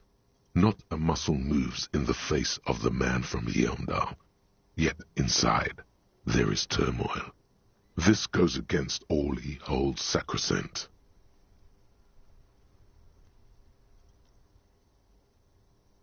In the final pages, man from Yeomdal mounts Galavarin, his mighty griffin, and turns his gaze to the horizon. Queen Lydiana is dead, but an army of cannibals is storming the gates, and still there's no word of trusty Tyribald.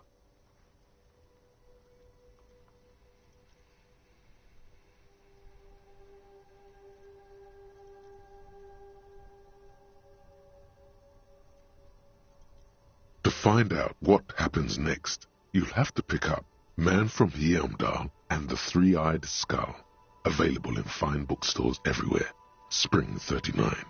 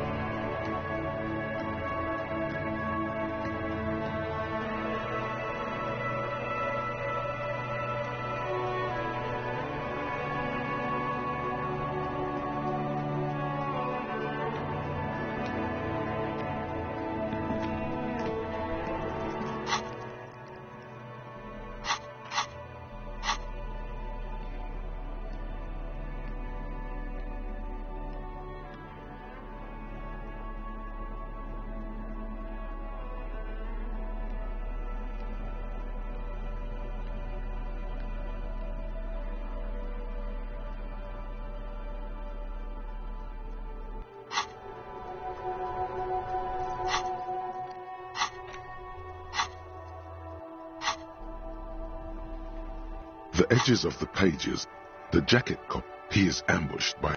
You open the... His arms were... Good God, this is some... You flip to the copyright page. The edges of the pages...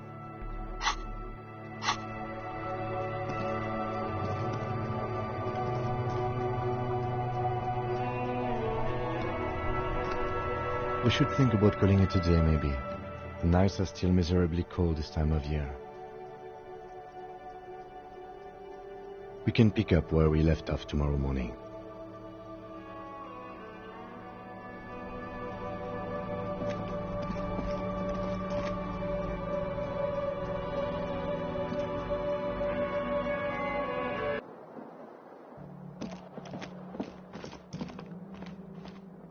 This is the door to the room you redecorated. Just a moment. You had some questions earlier, I believe. And besides, we should discuss our progress on the investigation. Let's go out to the balcony.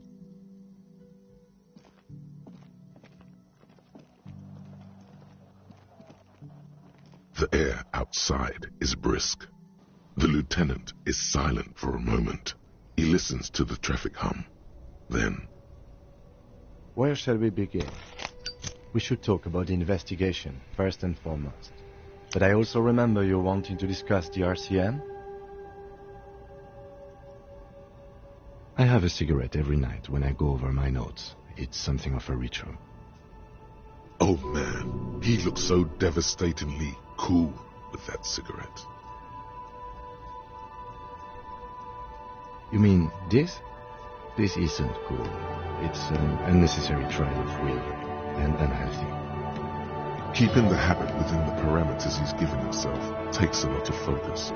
It would be easier to simply quit. Yet, were he to quit, he would lose the cool factor. This man relishes his cool quite a bit, gloating. Yes, it's been a long and eventful day.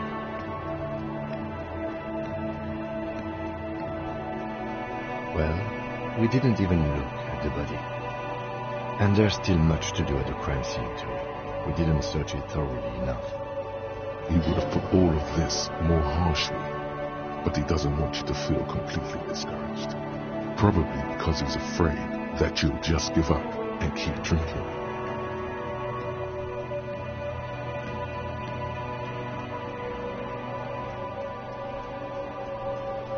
It's not my job to evaluate your methodology, officer.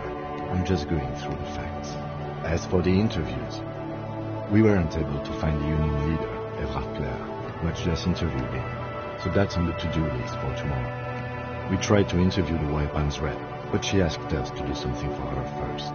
Fine, so be it. I have a feeling Joyce knows how dangerous the situation really is. We have to get her to talk to us. If Kim is emphasizing something this much, it really must be important.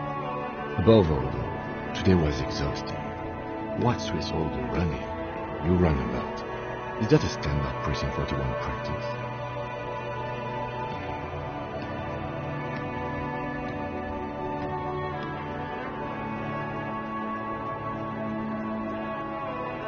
It's impressive, especially for a man your age, and in those hills. Nice shoes, by the way. I like the green. Goes with the orange.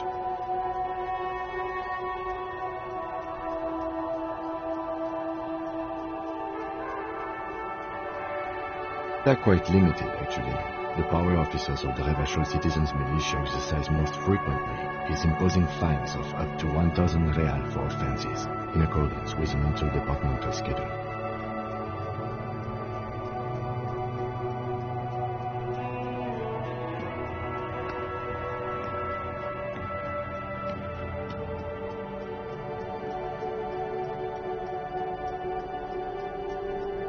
Yes, although indirectly, as citizens can always request records from their local station.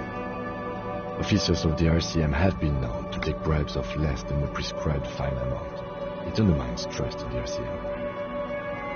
The RCM's primary role is to ensure safety.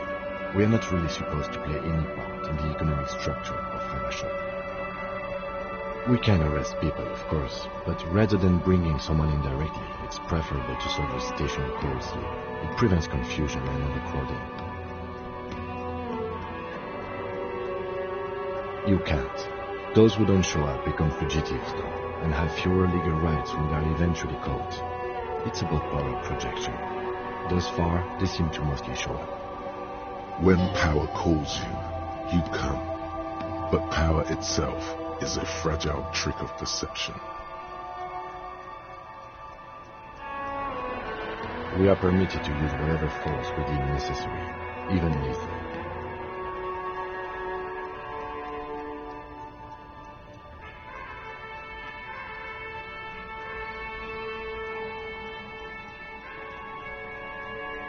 Yes, the last time was 4 years ago. He says it matter-of-factly and moves on. He has internalized it well. It's just that, a fact, a self-contained past event. That's an improbability, perhaps even impossibility.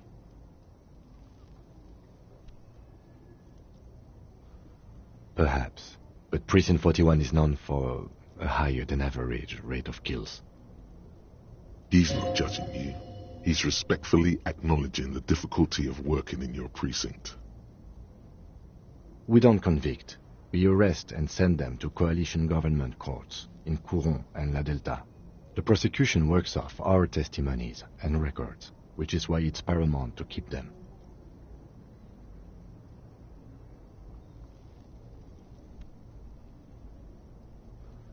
You have to supply compelling evidence for why it was necessary to use lethal force. In these cases, your partner is usually your witness. Not a good position to be in, by the way. Internal Affairs handles these cases thoroughly, by cross-examining you for inconsistencies. It is hard to cover for anyone, which is for the best. The coalition government, and the moral intern more broadly. The RCM was formed by the coalition government to restore order in the international zone after the revolution. So we did. Now we attempt to maintain that order. No more, no less.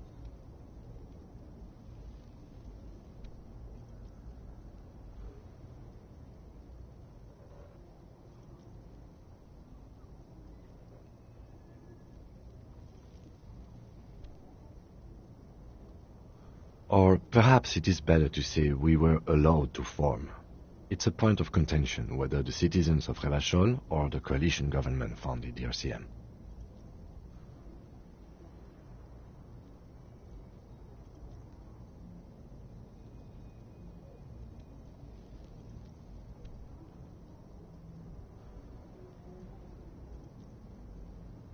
Be sentimental if you like.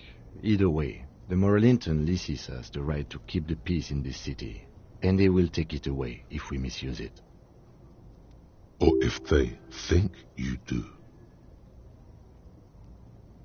The Moralists International are the world's largest political organization. You know who they are. They have been running this place after the revolution failed.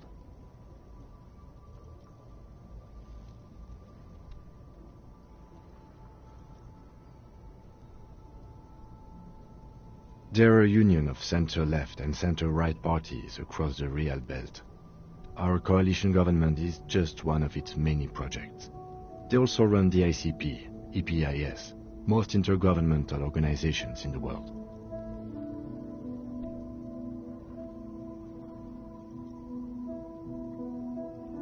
What do they believe in? They are Dolorians. They believe they continue the humanist project set forth by Her Innocence Dolores Day 4 centuries ago. Others say they are just technocrats.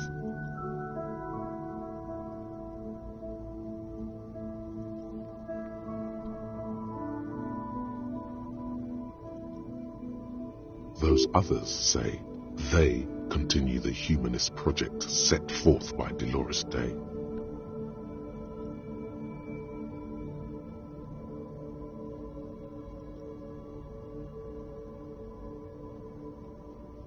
Interesting question. It's a blue forget-me-not. Their motto is love, compassion, self-discipline. I think you can gauge what they want you to think of them from that.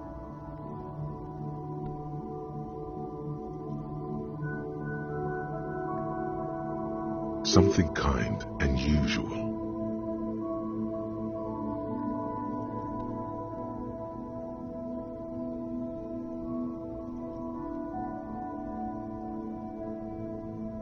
Something almost self-explanatory. Something ominous. A historic figure? The author of the modern age? You will have to look elsewhere for opinions. The subject of humanism is too abstract for me.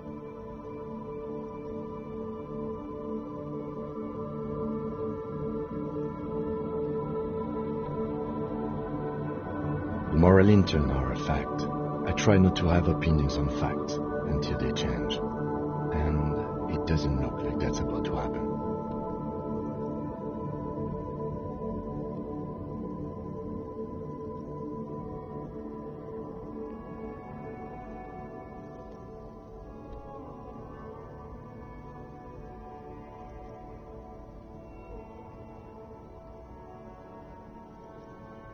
It is more than that. There's some kind of affection in him.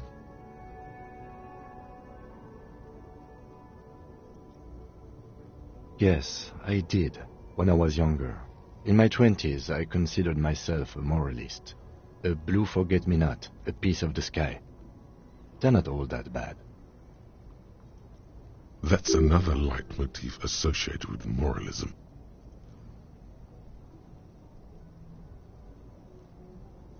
But the years have changed that. I don't know what I believe in now. No, I believe in the RCM. That's enough for me. Do you?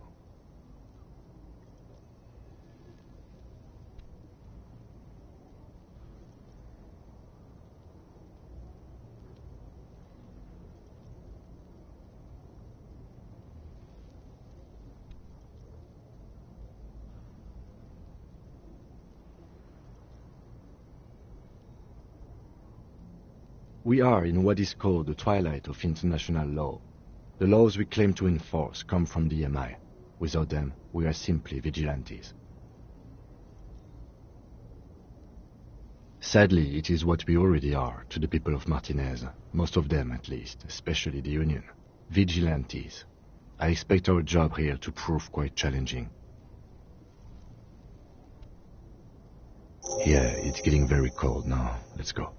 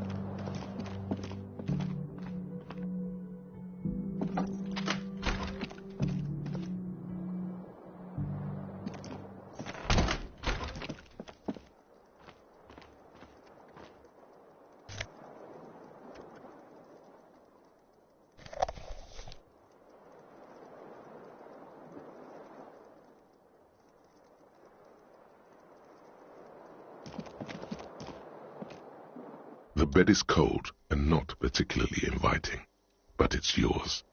The sheets look awful.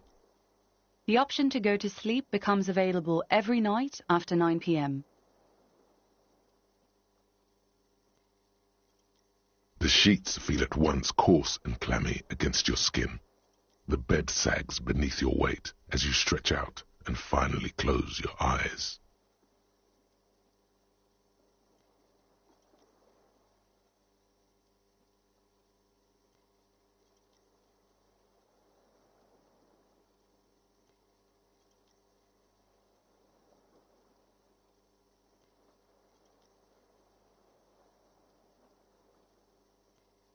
And then sleep doesn't. And then sleep doesn't come.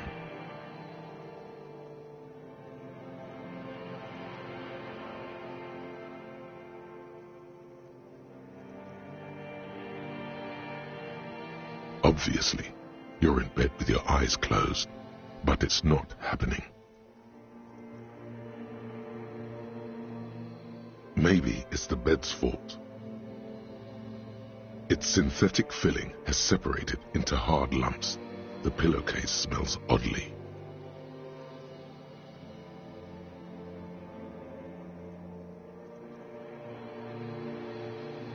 It barely covers your toes, stretching over your soft belly.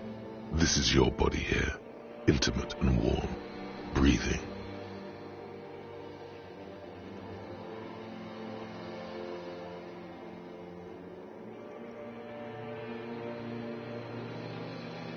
Under your thrumming eyelids, you see a dizzying array of colors. You won't get off this carousel quite so easily. It's a little better. Colors, scenes, and half-formed phrases still litter your mind. Part of you is still trying to solve the case, isn't it? Something to do with, what was it that the lieutenant said? Union? And it's gone again. Your thoughts lost between the slowing brain waves.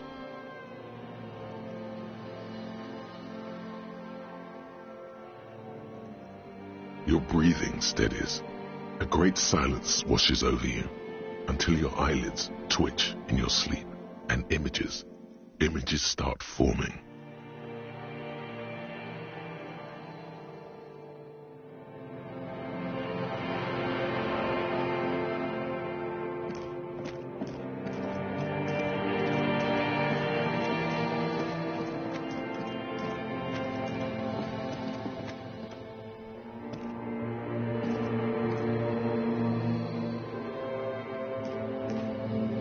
Do you remember the scent of your childhood?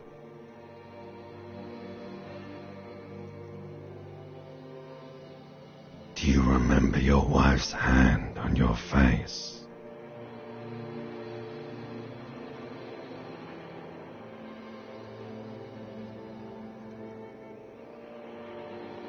You know who I am. I'm the bad day.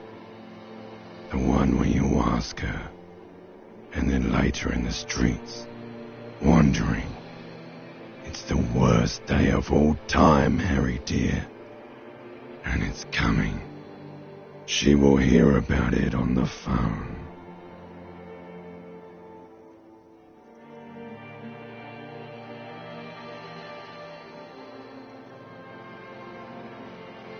Reality will turn into a grotesque nightmare.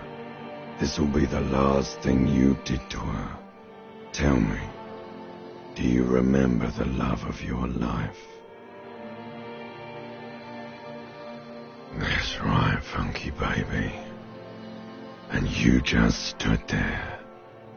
One hand on the bottle and the other on your dick. Watching her go. Let it all be dragged away from you. Tell me, where are your friends? Human beings have friends, Harry boy. Where the hell are yours? No, it's gone. 3 times gone and never coming back. You failed. You failed me. You failed Elysium. You're not coming back from shit, thrashing around in that high conductivity state of yours, bumping into things and acting like a clown. Who are you kidding? Everything. The pale and the useless. On the surface. The outer magnetosphere. Burning, furious truth. 8,000 years of written history. You really dropped the ball, Harry. 4.6 billion people. And you failed every single one of them. You really fucked up.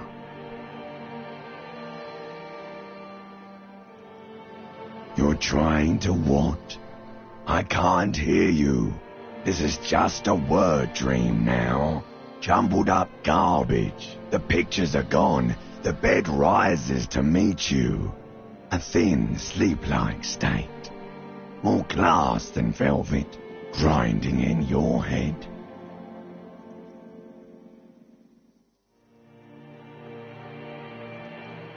So something is wrong. Sleep shouldn't be this bad, this dry, this unnourishing. There's something wrong with your thoughts. Some kind of new type of hangover. Oh yes, party boy, and it's worse than the one before. Just think of the shit you saw. Here it comes too. So soon already. A silent alarm goes off in your head like clockwork. Barely let you sleep at all. Time to get those clothes on, Harry. Time to go to work in the shit factory.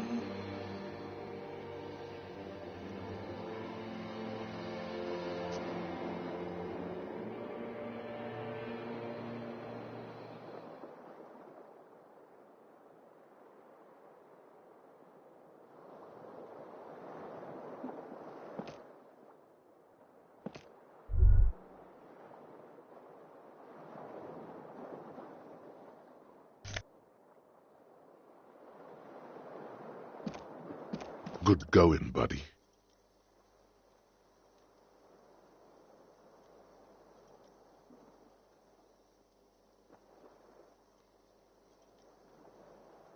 Oh, just a dream. You have ones like that all the time. You feel even worse this morning than you did last night. You mean, why are you so tired? Too tired and down to even think? It is worrying, isn't it? You can't be a detective like this. Detectives need to be able to think.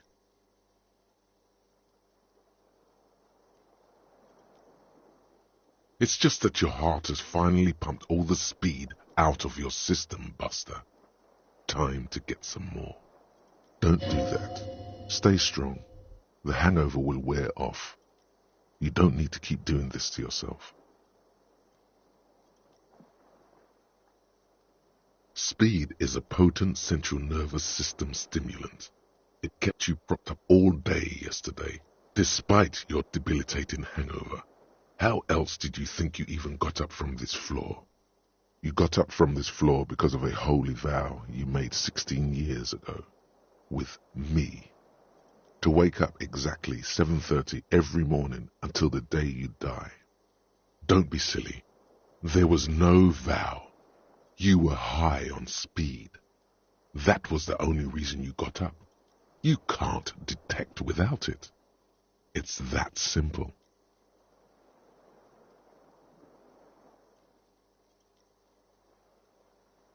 Are you sure? Ready to live as this pathetic shell of yourself for days? Basically, a week? Let's be honest, 2 weeks.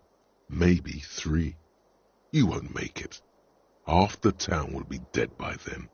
You will be fired.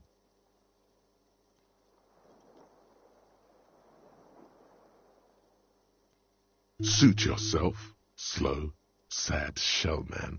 See how you do without your spark.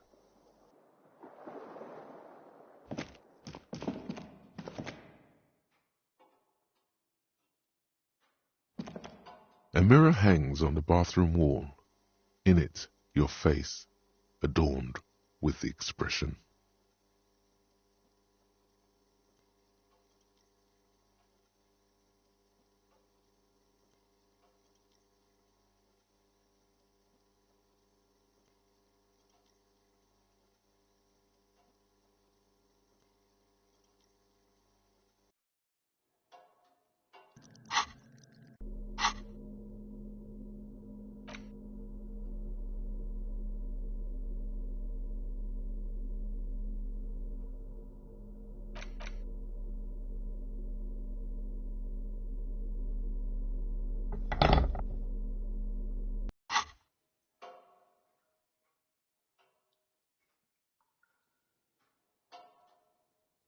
A mirror hangs on the bathroom wall.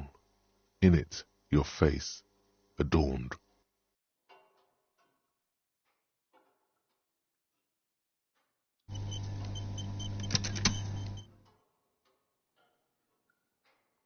A mirror hangs on the bathroom wall.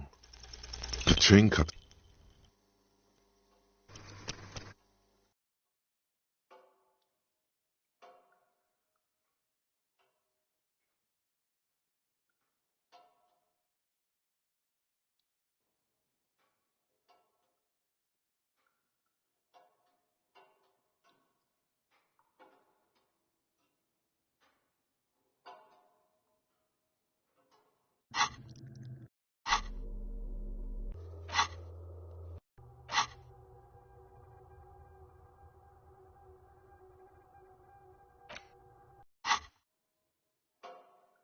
A mirror hangs on the bathroom wall. In it, your face. The chain cut.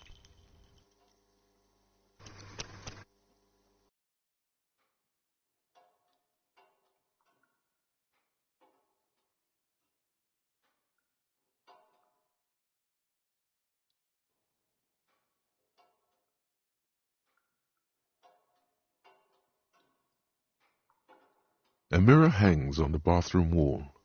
In it, your face, adorned with the expression. The chain.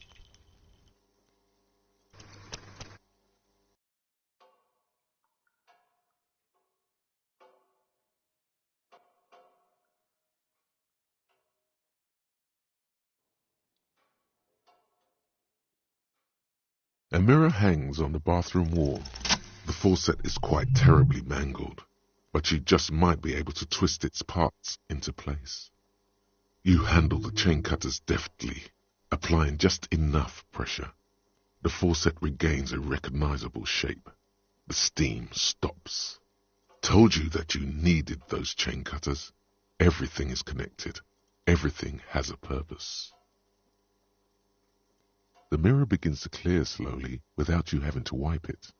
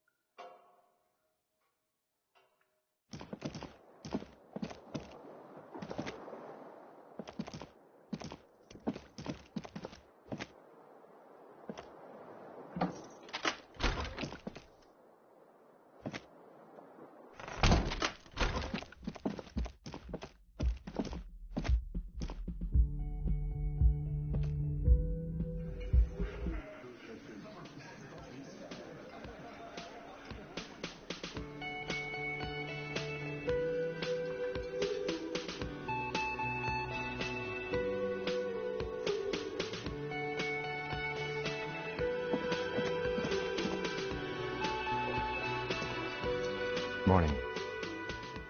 Looks like we can get to work at once. The Union muscle turned up. They look rowdy. We should talk to them. I mean ungovernable. Martinez isn't exactly enthusiastic about the RCM being here. They prefer to be policed by the Union.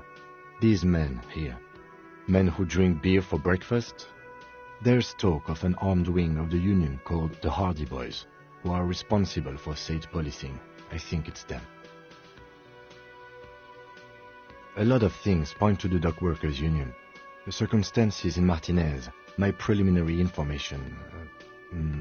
actually... That's not a lot of things. We should have dug up more yesterday. Still, we need to talk to them, and it won't be easy. I completely forgot. Sorry, I had a rough night's sleep. It's them by the looks of it. Loud and nasty, just like the manager said. One loose thread less to worry about, and one big problem to replace it.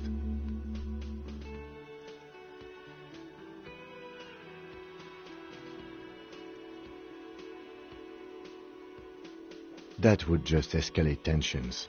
No captain would sign off on it. Solving one murder isn't worth a conflict between the RCM and the Debarders Union.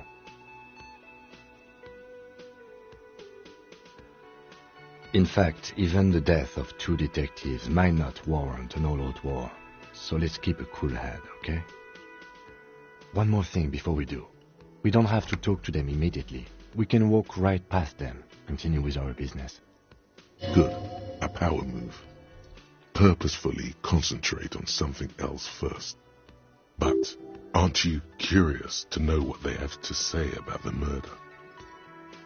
They're in no hurry to leave. They think they own the place. Anyway, I leave that choice to you. Whatever you decide is fine by me.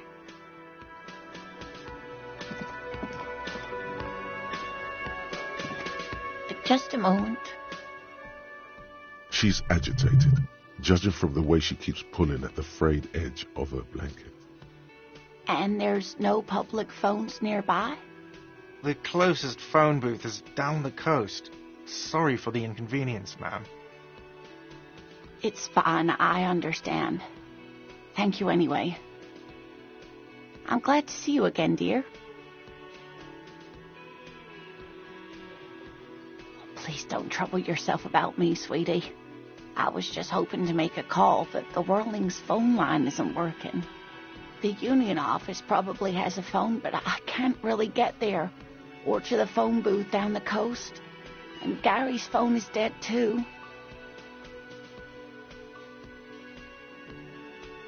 To let the young woman who's house-sitting for us know that we may be delayed.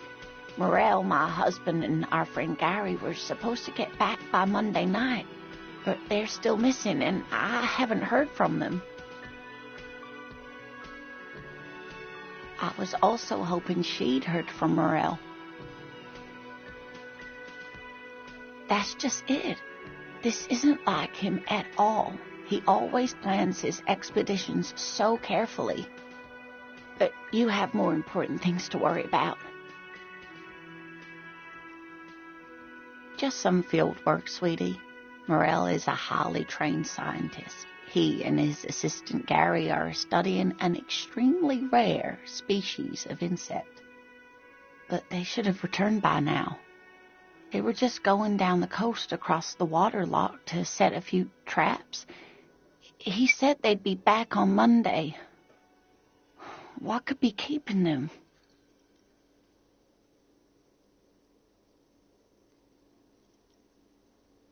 Oh, sweetie, it's nothing like that. Gary's as loyal as they come. I trust him with my husband's life any day. There's a nameless old fishing village nearby, but we've never had any trouble there before. There is a lot of crime around here, isn't there? I can't say it's the best part of town, but I wouldn't worry too much about a pair of grown men traveling together. The lieutenant doesn't want to agitate the woman. Do it. Find her husband. This will surely lead to a cryptozoological mystery with that extremely rare insect. Some fringe science is exactly what's needed right now. Spice up that vanilla murder investigation. Are you sure we have time to go chasing after bug hunters just now? I did suggest we play it cool, but...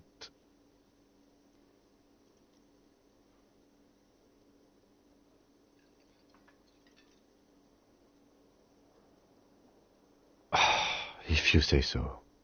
Oh, thank you, officers. Truly, I'll be right here if you come across any sign of Morel.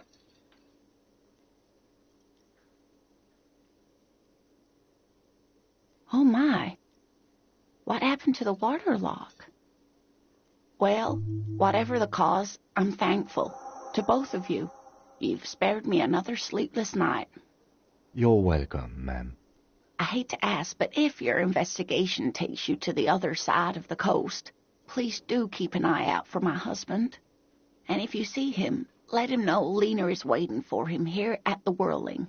He gets so tangled up in his work that he may not know the waterlock's been repaired, and it's cold out there. Oh, you're such a dear. Thank you, sweetie. Oh, yes.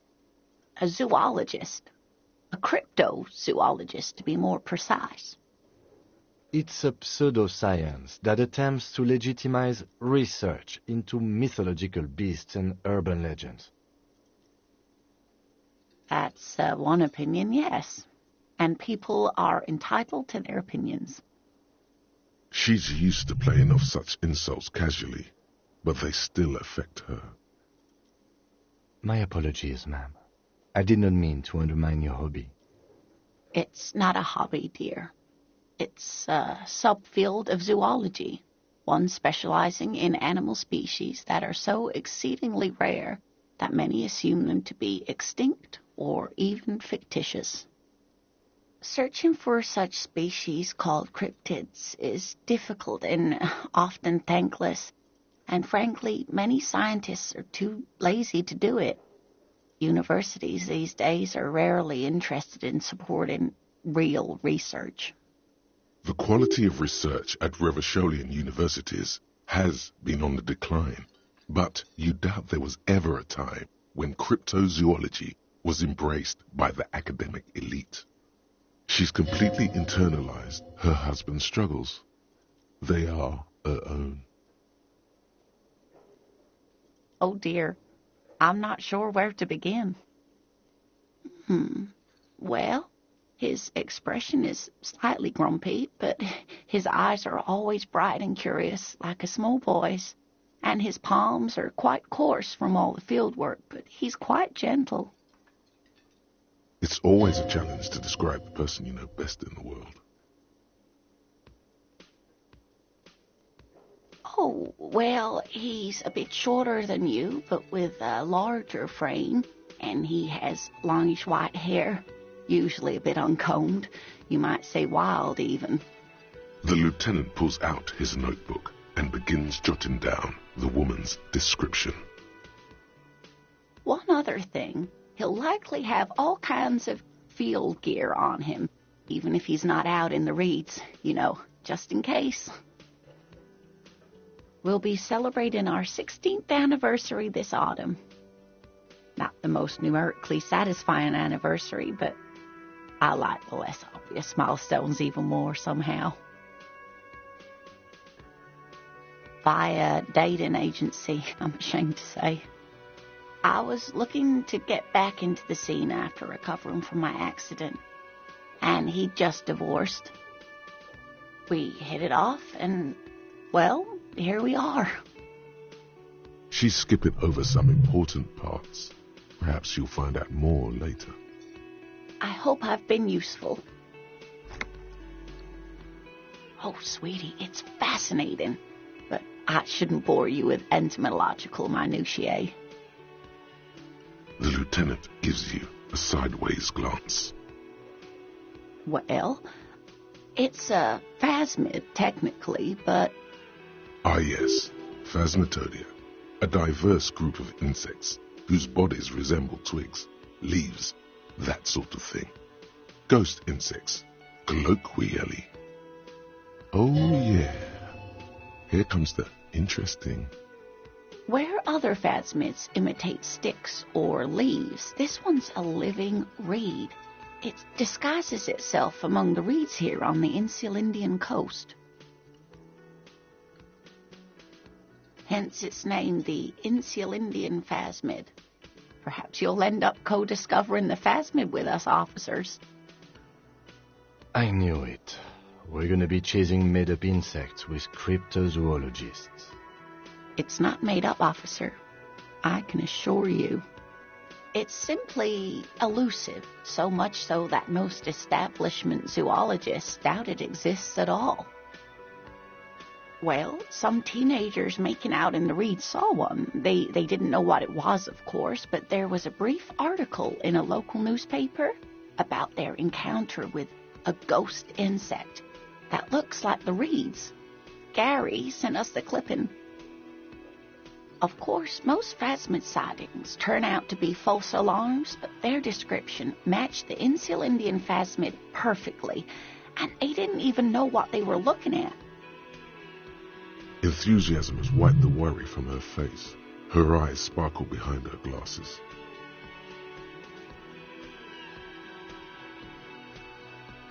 I suppose I have something of a personal connection to the Insulindian phasmid. All scientists have their little hobby horses. Not at all. Why else would it hide itself so carefully? Oh, I doubt it. No one gets into cryptozoology for the money, sweetie.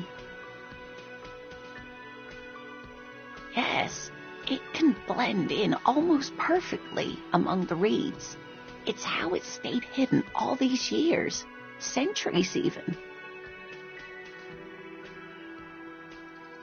Oh dear, I'm afraid I'm not explaining this very well. It is very special. Morel can explain it all much better.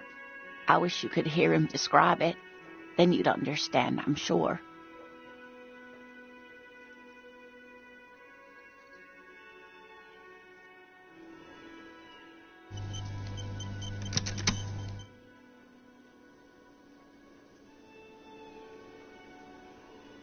Oh, hello, dear.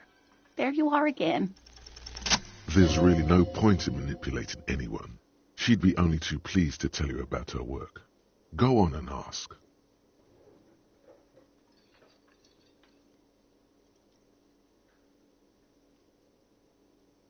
Oh, I'd be delighted. Truth be told, I could really use the company too. One cryptid, not a couple. One. This won't turn into some kind of cryptid extravaganza. And I don't. Just one. Or he'll be disappointed in you. Ooh, tough choice there.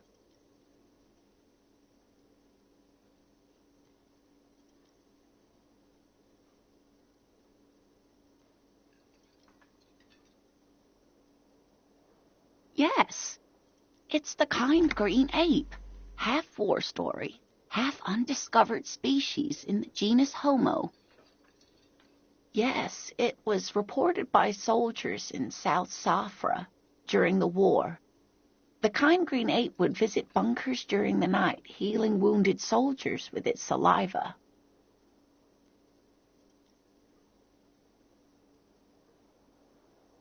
Yes, it has amazing healing qualities.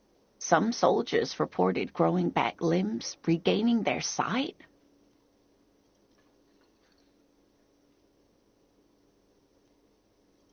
Indeed, there is. It's our closest relative among the cryptids. Same taxonomic family, different genus. Which is to say, the kind green ape is a species with which we share a common ancestor, and that evolved parallel to our own, just like your partners.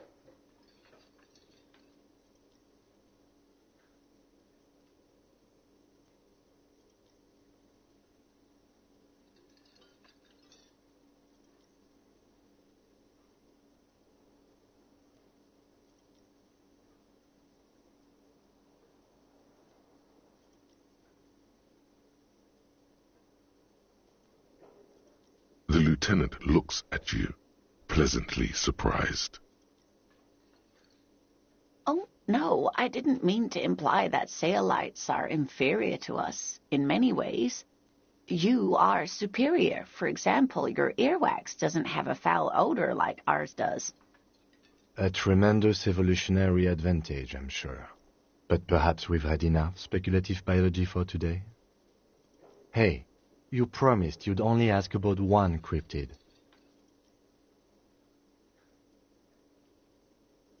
I'm glad you see it that way. Did we have anything more to do here? I hope you were able to pawn that old trinket.